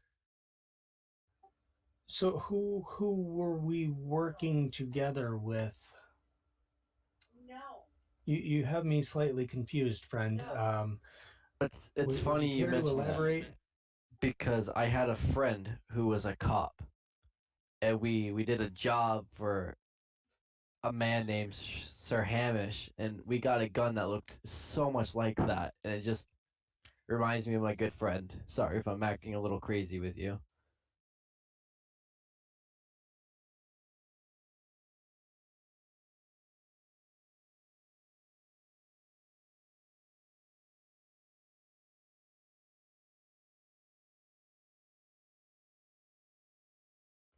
I'm not hallucinating. This is a object of power, correct, folks? It's not in the deck. Nice of you to tell me that after I've searched through the whole thing. Thank you very much. Looks like the sealed door applies to me this time. It's an item in the guiding hand. Well, card to be forthcoming soon, Fen. Um, he so he produces his ghost gun, tells you, ghost bullets, ghost gun, it shoots ghosts. And while you're eyeballing it, he's looking over at Zogi and says, "So you were doing a job with somebody and you stole a gun from this Hamish person?" No, I never said we stole the gun for the Hamish person. I said we owned the gun and we gave it to Sir Hamish. And I just thought it was funny because that looks so much like it, and it just reminds me of my good old friend Hawk. I haven't seen that man in forever, but it was just nice to see that. So I was just curious if that's how you got it. You know, world's so big, right?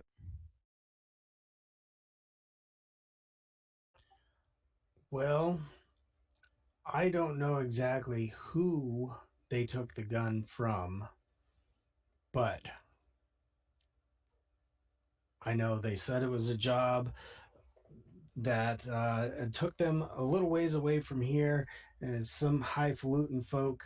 So if that's the thing, then I feel bad for your friend. So I don't know what more to tell you.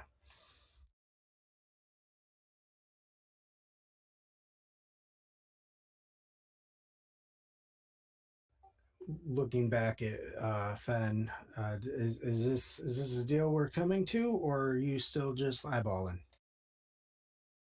What do you want for it? Well,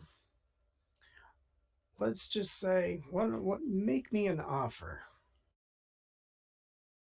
Okay. Lucas is gonna nudge you and like try to sneakily pass you up one of his magnets. Thank you, Lucas. Okay. How about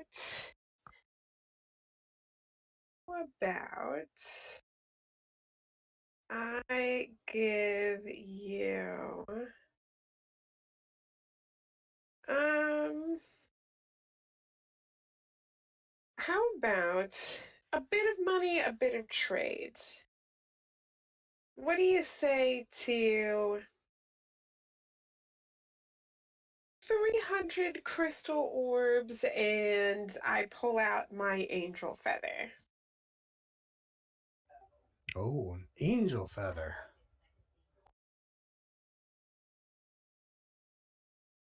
Oh, I think we could have a deal there. An angel feather and 300, I'm sorry, crystal orbs?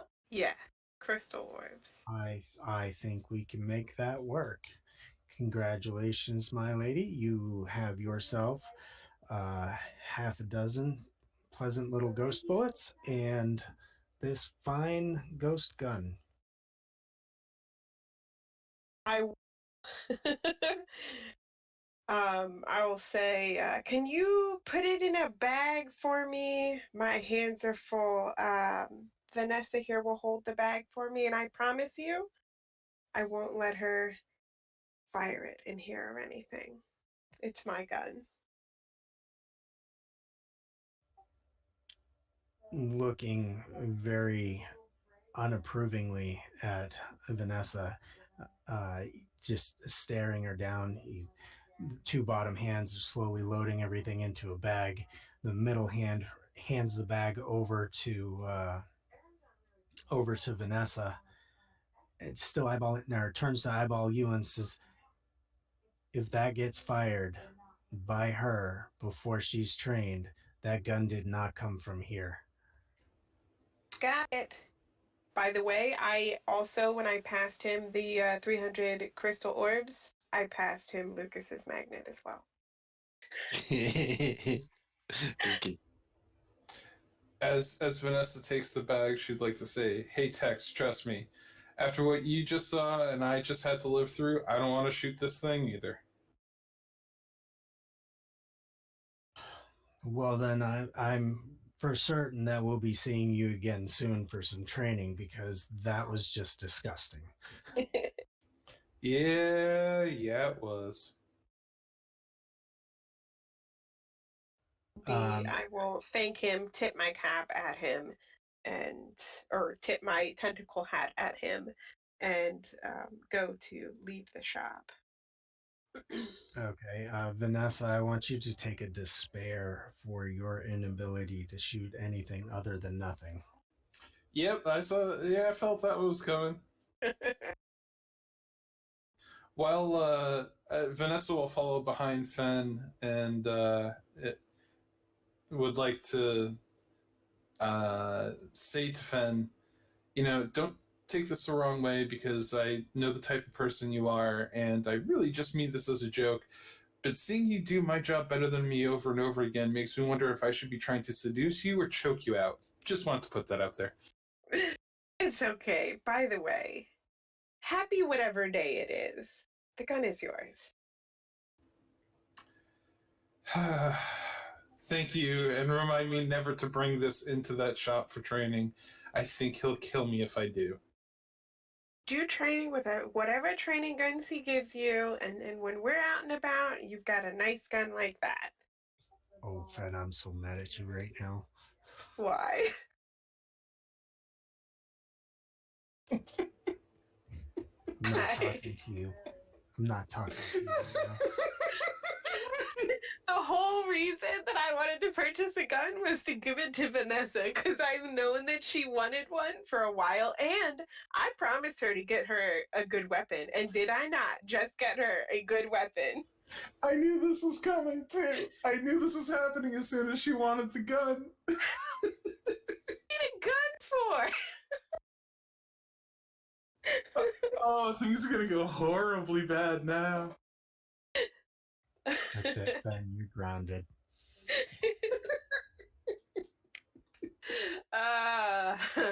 Vanessa would also This is like to tell Fen that she owes her for this. I think this is the third time I owe you. Yes, this is I owe you number 3.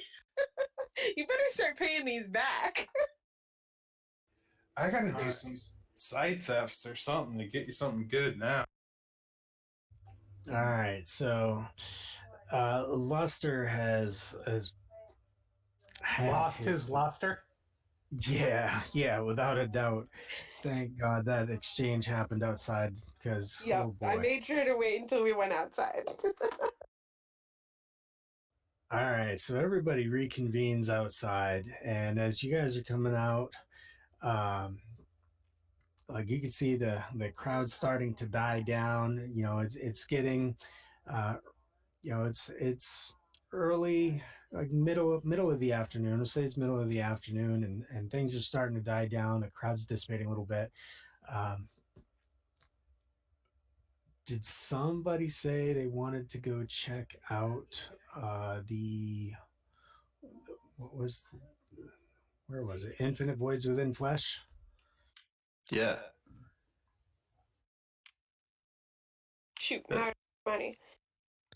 I think Okay. Shazara mentioned it. I mentioned we could swing by there. I also mentioned the lady that sells ghost clothing. Oh, that's Sure. right. Oh, Fen, I can actually give you the exact amount that you gave him for the gun back if you want. I mean, I actually have 300 crystal orbs and angel feathers on. sure. All right, I give Fen 300 crystal orbs and 2 angel feathers because I have multiple. Now you only have one IOU. I worked on my debts eventually. All right. Um, so Lost Silks is going to be just beyond the Infinite Voids place. So we're going to hit Infinite Voids first, and then we'll make our way to Lost Silks. Does that work, Shazar? Yeah, that works. I don't have any interest in a tattoo personally for myself, but if anybody else wanted to check it out, they could. Okay. So you guys kind of talk it over. Fen and Vanessa are doing their dirty little heathen drug deal in the back of the group. What's wrong with Vanessa having a gun, okay? What's wrong with her having a gun? We just saw 6 reasons for her to not have a gun. I am just trying to help lift up my friends, okay? Well, let's just do it without firearms. The living embodiment of chaos gets more power to be chaotic. So you guys are walking your way towards Lost Silks, and Lucas's eyes light up. Infinite Voids Within Flesh, like tattoo shop. I gotta check this out. Yes. I'm definitely interested. Fates help us if anybody's getting a topless one. I'm gonna go in just to visit once again. Okay. Let's see. Elias, Vanessa, Fen, are you guys going in? Sure, I'll follow along. Okay, Zogi. Who's not going in? I'm staying out. I'll stay out with Shazara. Okay, well, so Elias, Fen, Lucas, Natalia, and Vanessa are all wandering in to the Infinite Folds Within, Infinite Voids Within Flesh. Infinite Folds Within Flesh. Oh boy. So you guys walk in, and it is actually, give me just a second. I can go.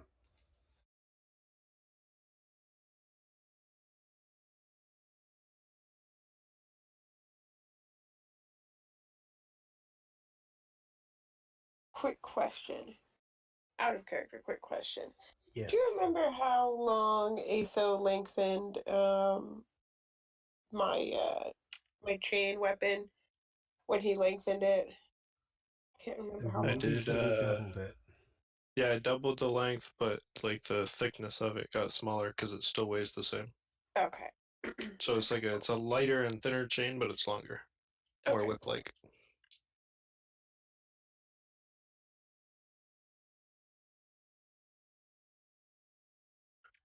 Have you ever seen a kinetic chain whip? Do not think I have. I will post a video for you. It is a fantastic thing. Is that pretty much what I have? Sort of.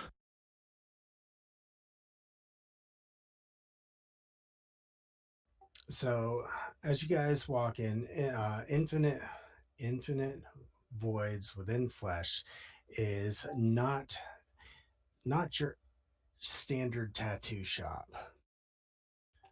This place is known for having some of the more high-end tattoos because of the nature of what the tattoos actually do. Um, Natalia is very familiar with what the tattoos do personally because she happens to have one on her back. As you guys come walking in, the uh, primary artist for the shop looks over at you guys. Gentleman's name is Salih, and he immediately recognizes Natalia from him being the one to do the work on her back. And he drops his boomstick and says, "Wow, it's wonderful to see that you've made it back. Perhaps if you make a choice for a new one, that it won't take forever for a decision to be made."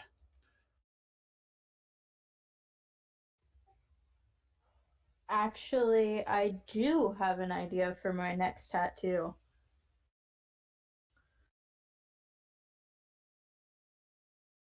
Oh, do tell, what would that be? Well, I found myself taking a few hits recently, so I'm thinking I need some sort of healing tattoo.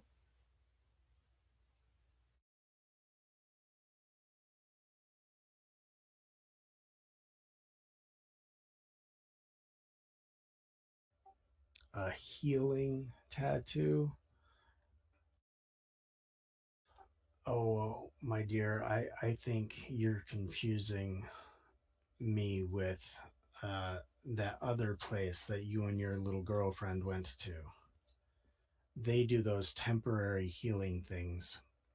Remember, we're the ones with the void ink.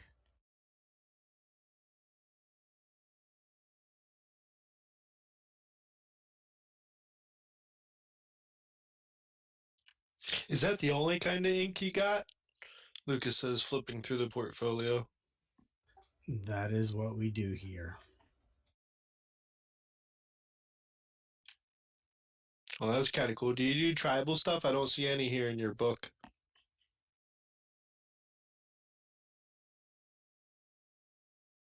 You provide the design, and we'll put it where you want it. Could I ask a quick question? That was a quick one. A second quick one, then. Sure.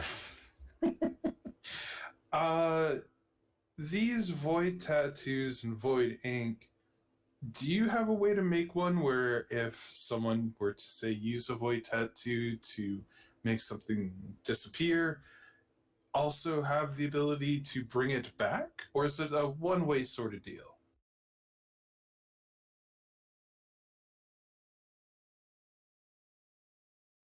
If somebody puts something in the void, you want to bring it back? Just out of curiosity, I think I know somebody, a friend that may have some applications for that.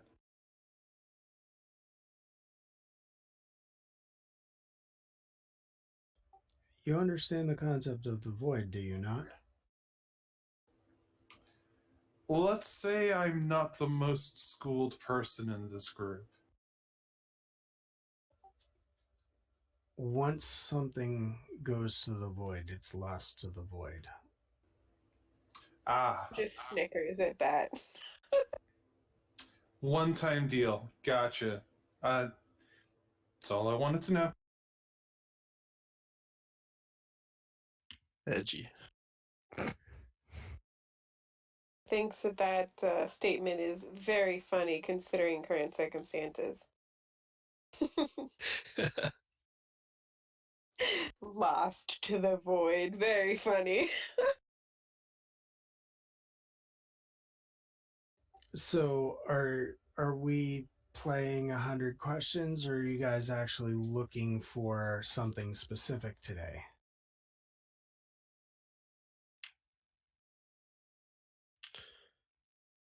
So the only thing they do is they like let you put things in the void, or can you get like different kind of effects from them? Like I knew an old guy that had a tattoo, right, and it had cheetah spots all on him, and he was really good at camouflaging and hiding in the forest.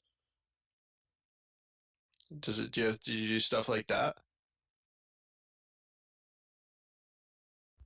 Like I told your friend here, that sort of stuff happens at the other tattoo shop. Oh, okay. I'll have to go see them then. Thank you, sir. Your art's kind of cool. Oh, I appreciate that. So nobody's getting a tattoo today. We're just looking and asking questions. Window shopping, Lucas is looking back, pulling out and turning out his empty pockets. Give it a magnet. I mean, it's got your name on it. Oh, that's true. And he'll dig into his satchel and pull out one of his magnets and throw it on the counter. Here's my business card. You know, I'd love a tattoo of a flaming soccer ball with the number 27 on it.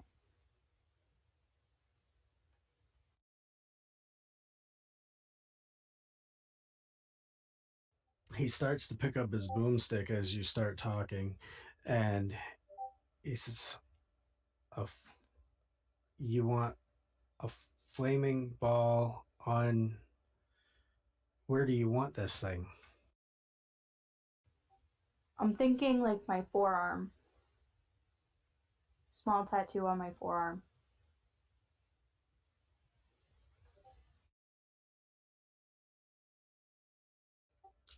So a flaming soccer ball, number 27. You give me the design, we'll make it happen. Give me the specifics on how you want it, and we'll make it happen. When do you want to do this?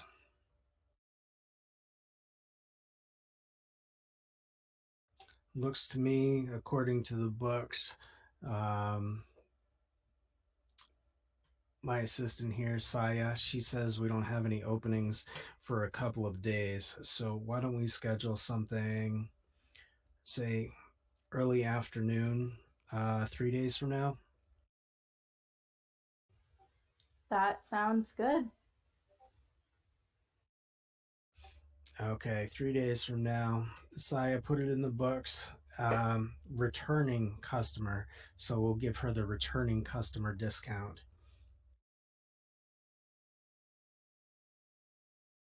And he's going to look at the rest of you guys and anybody else.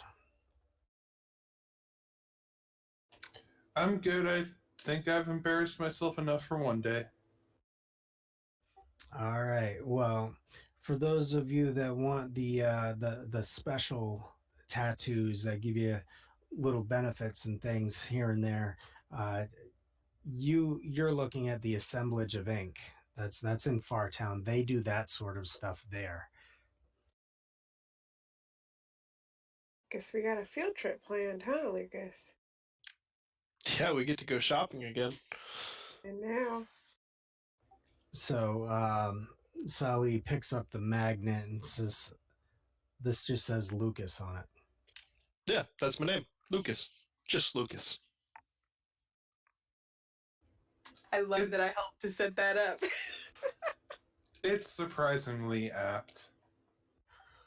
Wonderful. Well, you folks have you folks have a wonderful day. Enjoy the rest of your evening. He looks at Natalia and says, "And I will be seeing you in 3 days, and we will get that tattoo taken care of."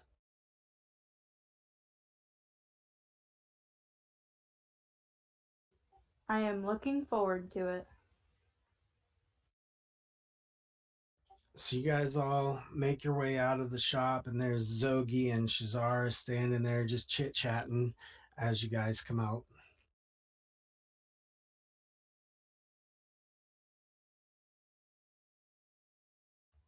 Did you guys find what you were looking for? Kind we found that we weren't looking for anything in there.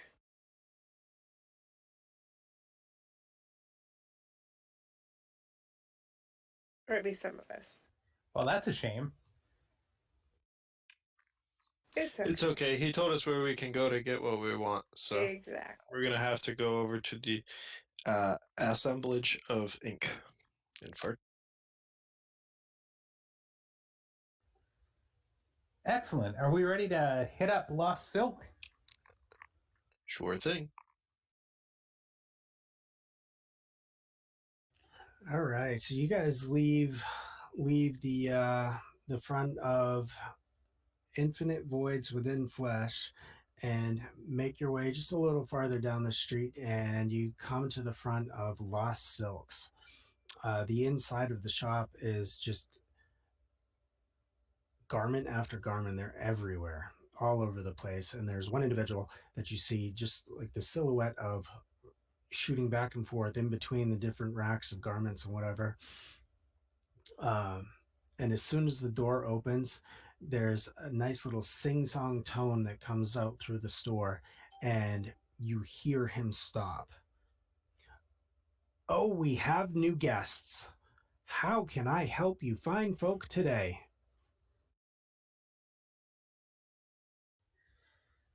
Oh, thank you.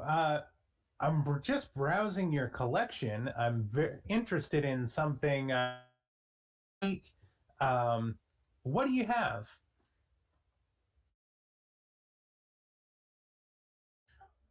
We have all of the clothing that people just seem to forget about. They lose it.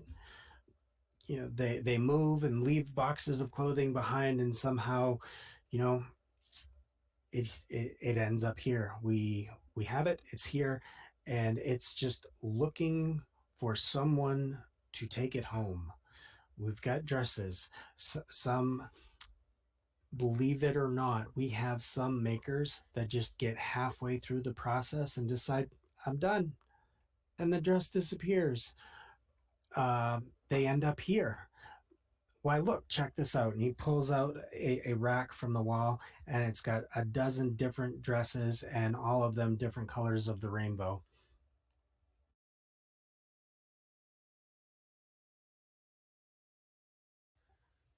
Very nice, very nice. I would like to look through, see if he has either a armored gown or an interglass dress.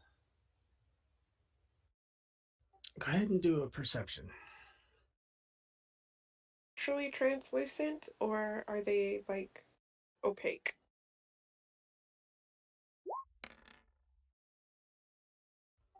It all depends on which one you're looking at. Okay, so just like dependent on the materials that they're made from. Yes, yeah. Okay, good. I'm actually going to kind of like scooch Vanessa over to the side and be like, so, Vanessa, if expecting Yes. a guest at your house for, you know, some time, would you get a nice dress or would you get a nice suit? Well, in my world, either might work. It just might depend on who it is you're looking to entertain, if I am catching your drift. You know, the guy from the banquet? Lucius. Yes, Lucius. Lucius Blue Balls. No, not that Lucius. Seems like he was kind of more the classical type. I'd lean into more of a feminine thing, probably a dress. Something Definitely gonna need help on flowing. that. Okay. I can't remember the last time I wore a dress. I will help. I I will help Fen find something nice and flowing, kind of billowy. Um, not necessarily well fitting, but not tight fitting. I think we're looking for more of a elegant maiden type of thing. Okay. Well, while you guys are perusing Fen dresses for her future date with Lucius, um, Shazara, you were wandering through the racks that. Oh God, did I say his name? You did. Oh, Nicholas. Okay. Wow. Senior moment. Sorry. Um,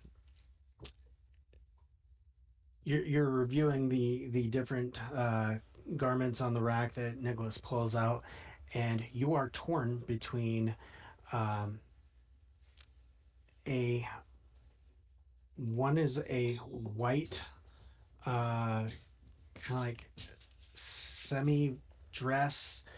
It's two pieces, you bottom and a scarcely there top, and then there's a black and red full body gown. And he says, "Oh, I see you have some most interesting taste. This black and red one, this is, from what I understand, is known to have a little bit of protective measure to it. This white one, however, uh, well, this one is more of the eye pleaser, so to speak. You know, it it definitely gets you talking with folks."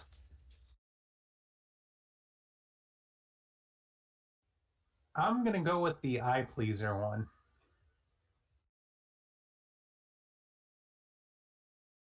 Oh, wonderful. All right.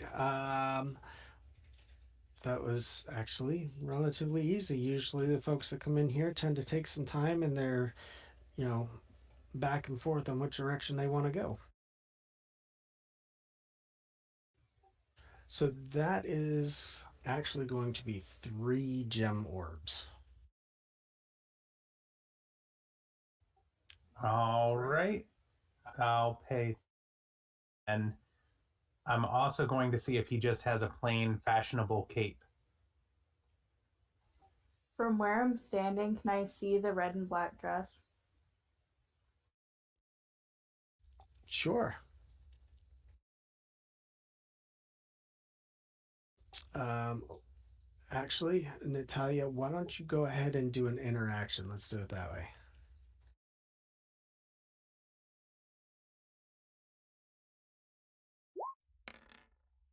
God damn it, I was hoping for that 10. That would have been hilarious.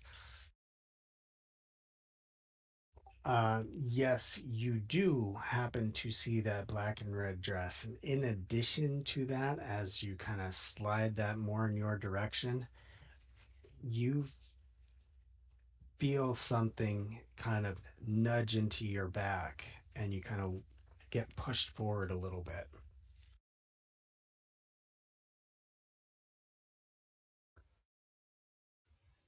Can I see what like nudged my back?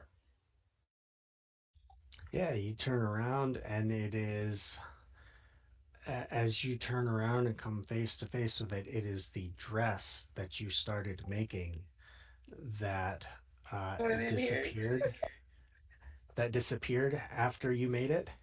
Do you remember that one? I do.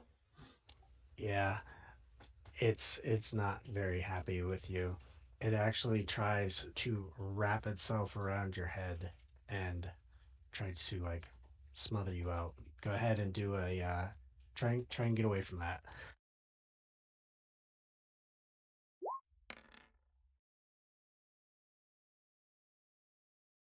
You manage to very quickly uh, duck out of the way and catch it overhead as it tries to end up where your face was just a second before, and you wrestle it down to the floor and end up standing on it while it's still kind of going a little bit nuts trying to get at you. And Nicholas looks at you and looks down at the dress and says, "Well, I think it's safe to say it really wants to get in touch with you." Yeah, it's not happy with me. I am interested in that red and black dress, though.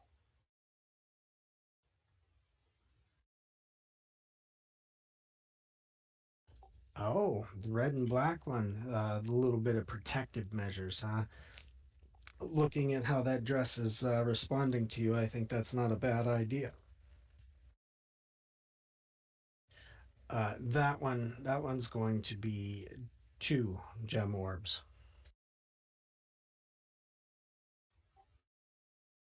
Give him 2 gem orbs and buy the dress. Okay. Looking at the rest of the group, he's just like, "So, are any of you gentlemen interested in, checking out any of the fine clothing that we have here?" Lucas pops his head out from like the middle of one of the racks. He's hiding in the clothes rack. He goes, "No, I'm all set." And he pops out and tries to scare the customer that's looking on the other side.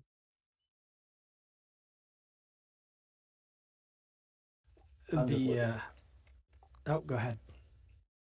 I was just saying, I'm just looking around. Thanks. Okay. The other customer that's in the shop looks down at Lucas like that annoying little kid that's just being a turd in the store.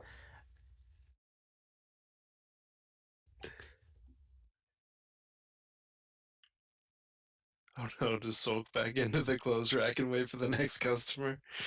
I think you blew your cover with saying that you were good and then popping out. Oh well, hindsight's 2020.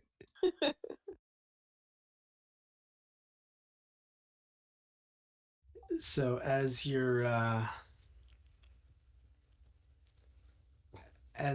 trying to duck your way back into the clothing rack, you end up tripping over the footing of it and crash down through the clothing rack, knocking the whole thing over and kind of setting off a chain reaction of clothing racks tipping over and stuff just flying everywhere. And you end up getting clobbered on the head with the the hardware from the rack, and just kind of momentarily puts you out, but just long enough for you to have a quick flash of um, somebody slowly and carefully cutting into your arm and peeling off a little flap of skin and eating it like a noodle. And then you come back to, and you're laying there in the middle of all of this hardware and clothing. So I'm gonna stumble up, and as I get to my feet, I'm gonna vomit. I know. Go ahead and take a despair. Okay.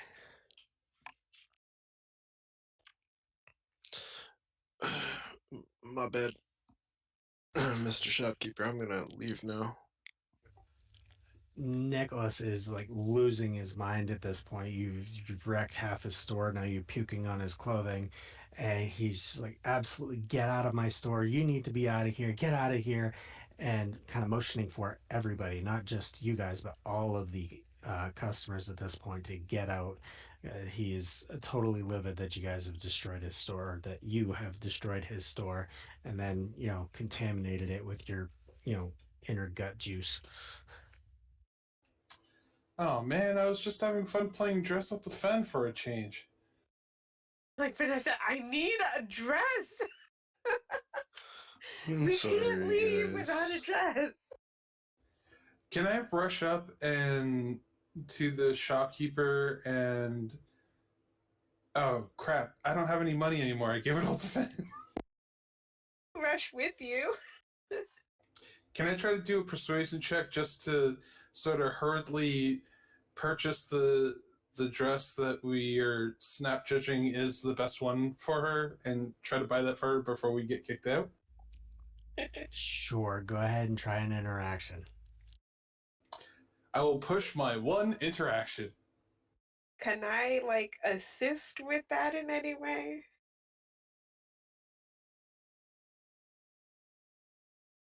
Sure, I'll give you a +1 for Fen being there trying to like, oh, hurry, hurry, can we just do this before we gotta go? It's like, look, girl's got a date. Girl needs to look good. Just trust me on this one. Here we go. +2. Be like, dude, this is my finest clothes here. You know I need something better. Son of a bitch. Oh my god, why? even with the +2, that's still just a 3. What about the card? Does card help you at all? Is it secrets? No, it's mysteries. Nope. Okay. So Nicholas is still just like fuming, flustered, just like, whatever, just take it. 1 gem orb, take it and go. Be gone with you, all of you. How much is a gem orb again of crystal orbs? Because I haven't been marking them like that. 100. 100? Okay. Yeah, straight up hundreds conversions all the way up. Sweet. I will slap down a gem orb's worth. And unfortunately, I don't have any extra Lucas magnets, or I would slap one down as well. Leave my business card on the way out. I'll slap it onto the door as we pass. Yep. Bing! I was gonna say, I think Luke has left enough in this store. He doesn't need to leave anything else. Okay, so you got your dress. Oh boy. Well, this is the first time I've been kicked out of a store, and it didn't involve me You didn't stealing do anything. wrong, yeah. It wasn't me for a change. This is new. Well, I certainly have spent a fortune. Are you guys ready to head back to Fartown? I think so. I am.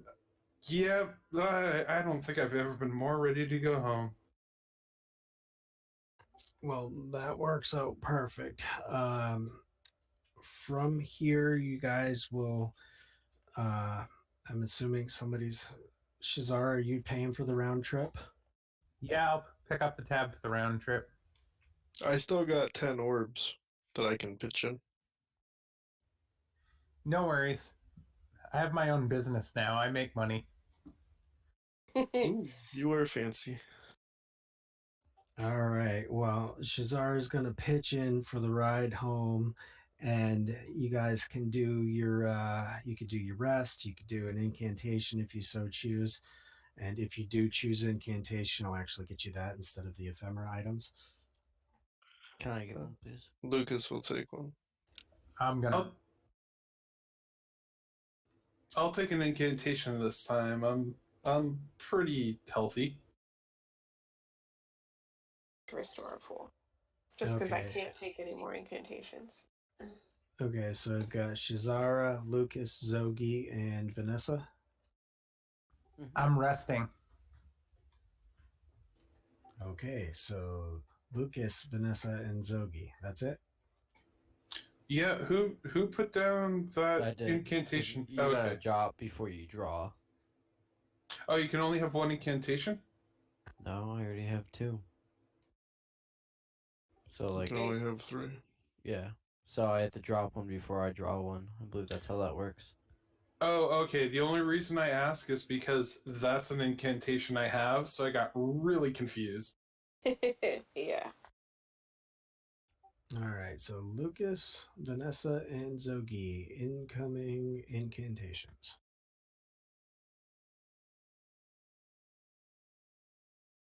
I'll read the whole thing this time.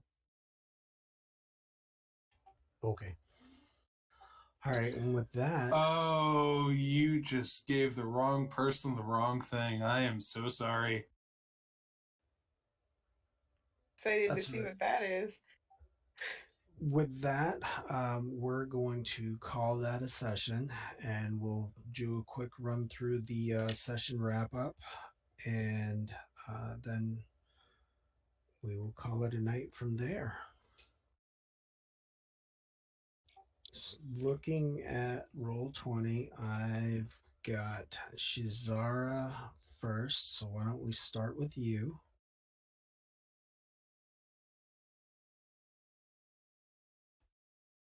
Assume I'm going to get 2 acumen for the session, and I had picked up a joy during the session.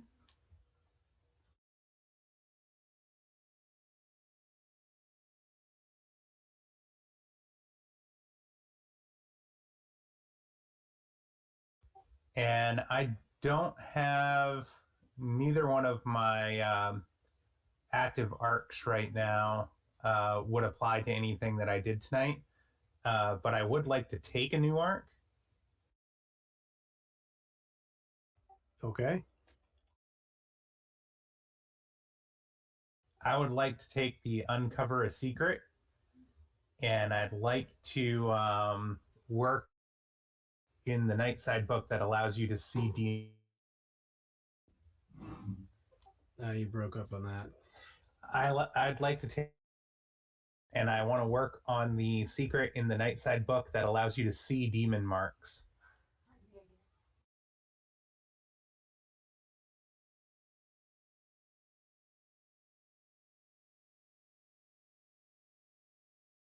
Okay. Anything else? I think that's it. All right. How about Lucas? I have the 2 acumen, and then the despair for wrecking that shop. So maybe we won't go back there shopping immediately anytime soon. But outside of that, I have the arc for training a creature, which is a side session thing. I don't have. I believe I have one other one, but it did not make progress tonight. I have to flip through my book to find it. Because I'm a bad player and didn't update Lucas.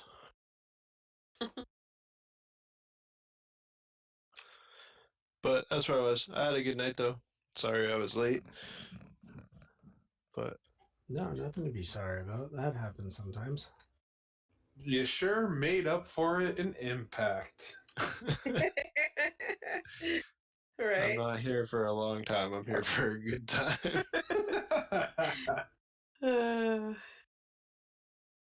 All right. So then after Lucas, I've got Vanessa. Okay, so this wasn't a particularly character heavy round for me, other than Fen and I are definitely starting to seemingly be pretty close friends. Vanessa might have a very slight hate crush on her for being better at her than everything that she's trying to be, but that still just overall likes her in a very platonic way. So I'm hearing some kind of a develop a bond arc here. I don't mind. I would be fine with that. Oh, maybe. I was also going to suggest, I don't know if this was strong enough day for the next step and Fall from Grace to take effect.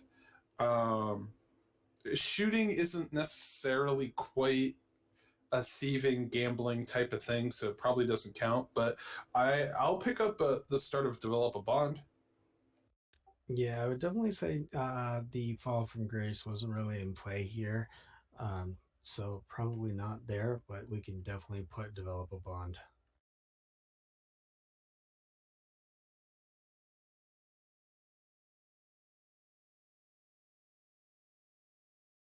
And you're looking to develop a relationship with Fen.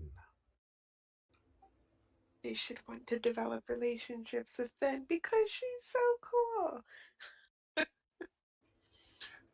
I mean, Vanessa's absolutely the type that would be like, oh, Fen is such a nerd. And then the very next like moment be like, wow, that was a really cool thing Fen just did.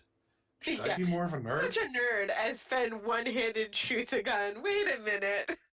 Like, shit. Yeah. I'm doing things wrong, am I? Yeah, Fen and Elias kind of killed it on the shooting. That's for damn sure. See, Vanessa, you gotta hit the books, and then everything just, everything always comes up you. So, Vanessa, I need you to look through, I believe it's the key to determine exactly what sort of relationship bond you want to develop with Fen. Because she's working on a rival bond with Ixlina. So figure out what kind of bond you want to have with her and just let me know. Should I be like looping Fen into what that is, or do I just play off of how Vanessa would roll? Yeah. Because those are gonna. Because those are going to be probably two vastly different directions. However you choose. I'll talk to Fen outside of the game first, just to be sure. I sense another rival coming on. Oh no! You read that Nope. one totally wrong. Okay. All right. So anything else? I've got you down for a despair to acumen, and you're going to take the develop a bond arc with Fen with a to be determined relationship.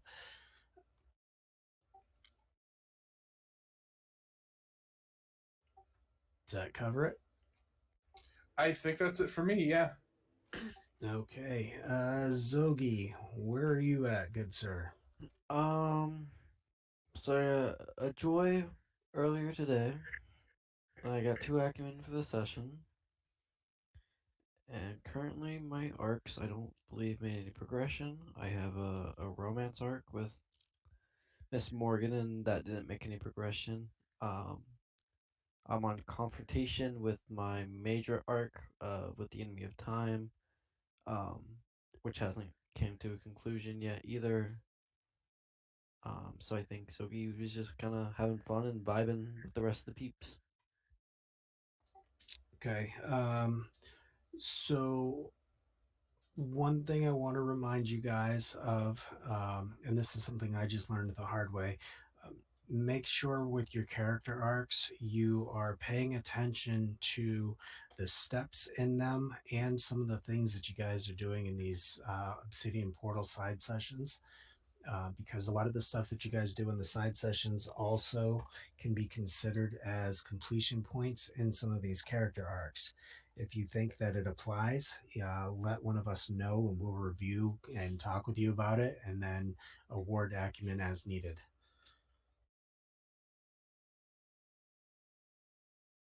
I know for the Enemy of Time one, I believe there's actually a discussion in group thread somewhere that is ironing that out as we speak. Yeah, we have a group thread talking about us all pitching in together to finally take him off the board. Who, Archambault? Yep. Gotcha. Yeah, I think that's the last step I'm on to is like the last confrontation between him and me and how that goes. Yeah, there's some interest from other group members in trying to get that accomplished to help you get that done. And it's in the thread on Obsidian Portal under the group threads. I'll have to take a peep at that. Okay, so Zogi, do you have anything else right now? Nope, that's about it. Okay, then on to Natalia. 2 acumen. There we go. 1 joy.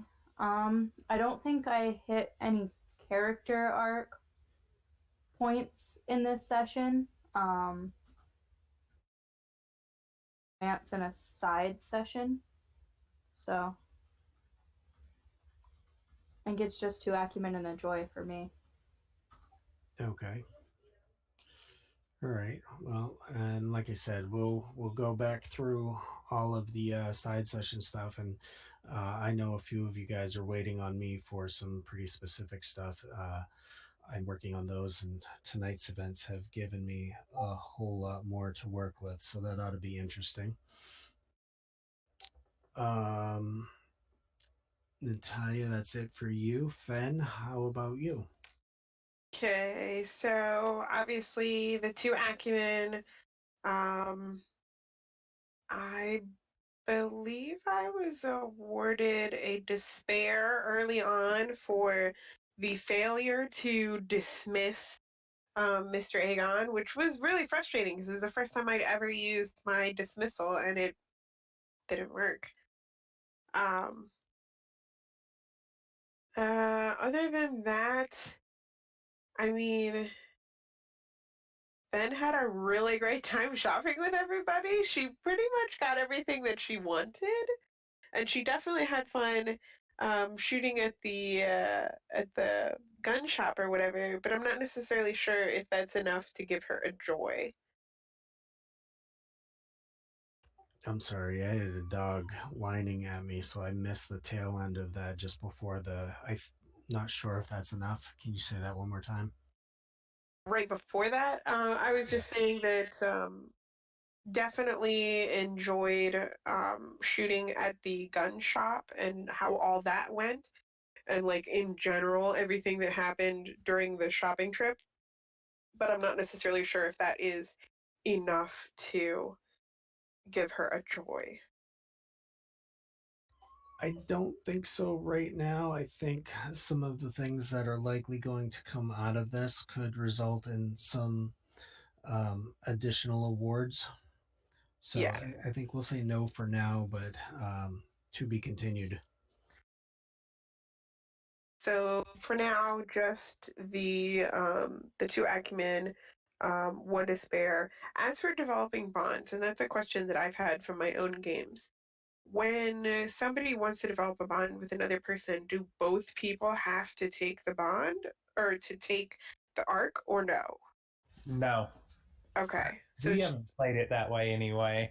okay, so just the person That's instigating will take the arc, and then once it's completed, they both get the bond. right. Okay. I mean, All because right. some of them are non-consensual, if you will, like Exactly. The unrequited bond. unrequited Yeah. bond. Okay. Cool. I am okay with that then. I think I'm pretty good. Okay, and last but certainly not least, Elias. Yeah, so I got a joy and despair from that session. My character arc is defense, defending the toy factory. And one of the steps is well, there's analyze the situation, there's account for resources. I think Elias's plan right now, in addition to what the group is doing, is to try to pretty up the factory, and he wants to make thought forms to uh, help out with that. More friends and more hands to help out. Should I take another character arc for that? For learning how to make thought forms?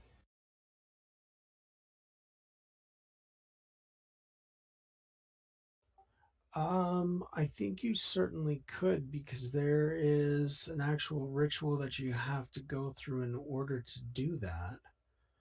Um, so yeah, we could certainly say, why not pick up the learn? I believe it is, Okay. and smart people correct me if I'm wrong.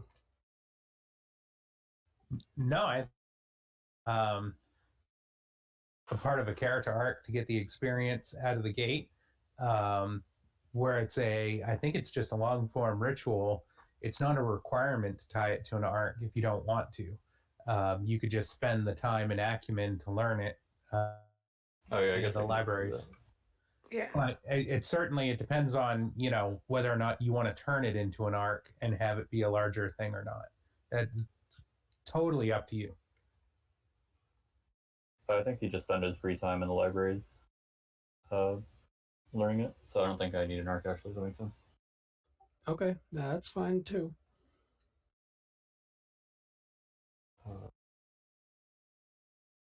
Yeah. Definitely a completion on the step of his current. So I don't know if that was analyzing the situation or accounting for resources.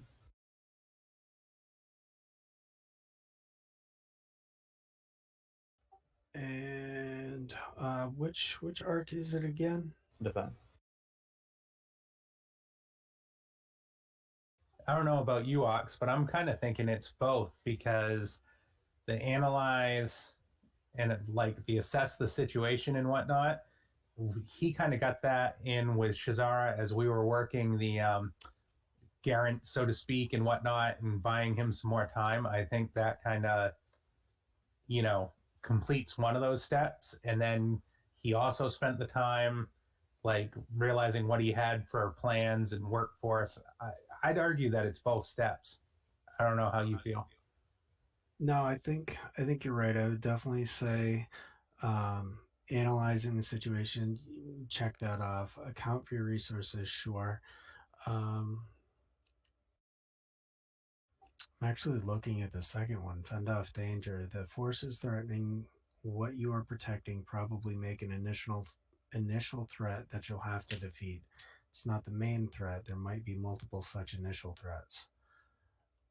Uh, Considering you had a number of individuals standing in you guys' way tonight talking about how they're going to make all of these changes to the area with a big focus being on the factory.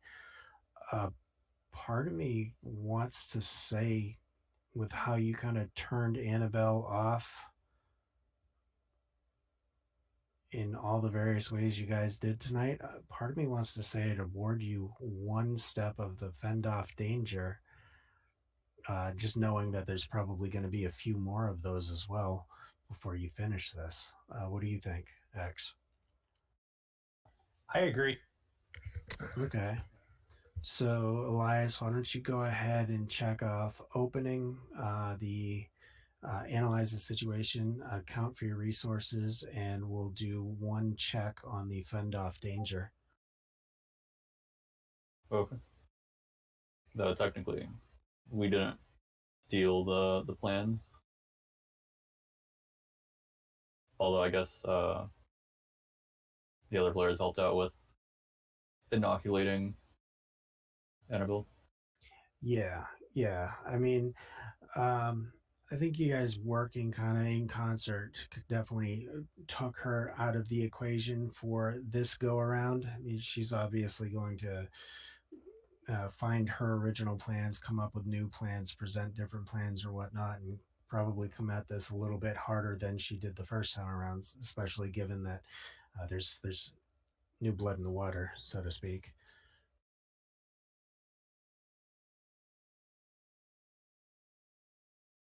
Okay.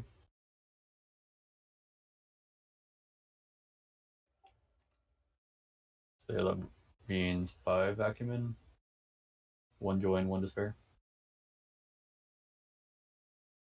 Um, Don't forget the 2 for the session. Did you count that already? I'm Oh, so 6 acumen. Whoops.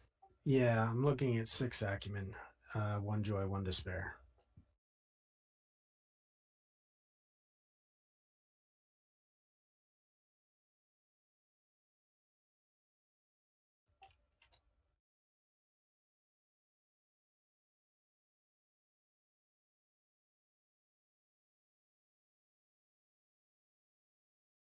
All right. Anything else?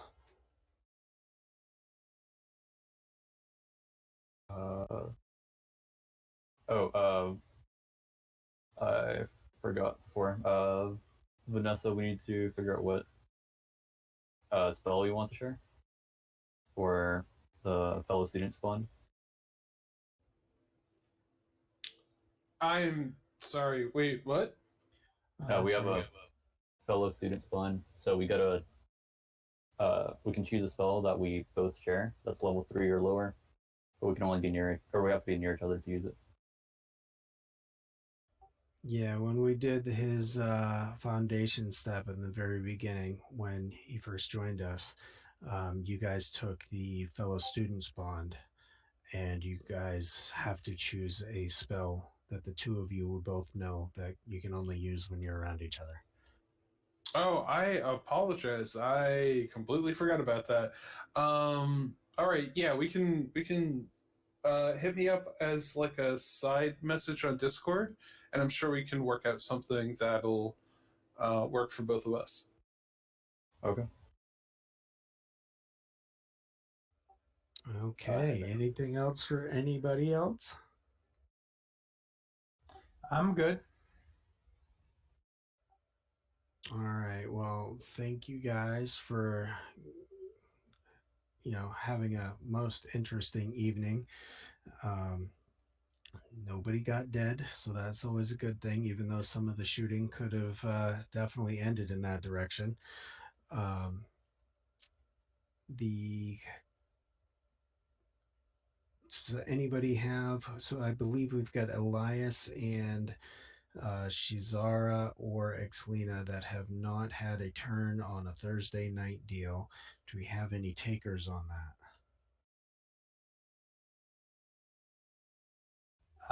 I would love to do one of my characters if you want to pull that off.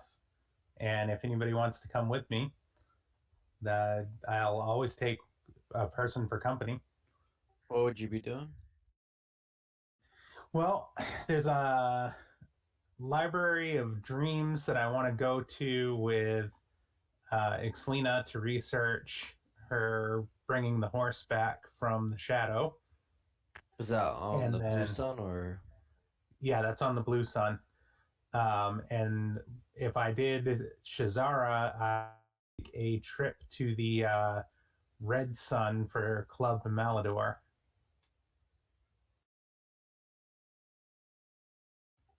Or the Revelry. If you do Shazara, that kind of sounds like a you and Natalia type of deal. I mean, yeah, I'd go to the Red Sun with you. That sounds amazing. Day trip. Drinking and the Red Sun, Natalia's in. Yeah, I'm thinking more of the club that Shazara wanted to go to, and I think Asa would have to DM that one. Nope. Yeah, I don't think I'd be available on Thursday night. Anyway, I have a deadline on Friday. Okay. All right. Well, we'll iron out the details on who's going and what the plan is for the evening on Thursday. Then we're going to put some time on getting some Obsidian portal updates in. Make sure everybody's keeping an eye on the group events as well as your individual events, because there's a lot of stuff that goes down on the group stuff to try and move some of the larger group items along. And having the feedback from everybody is definitely helpful. Outside of that, thank you guys again for a fun session. It was definitely no shortage of laughs and good times. X, do you have anything else to add? Nope, I'm good. I had a great time. Thanks for running the game. So, at some point this week is going to be putting out a newspaper article, so keep your eye on Discord for the front page. He's going to be Nice. making an announcement. I like Okay. newspaper articles. All right. Well, looking forward to that ASO article. And everybody, you guys, thanks again for playing and have a great night. And we will catch up with you all next time. Have a great night. Thank you. Thanks for the session. All right. Good night, all.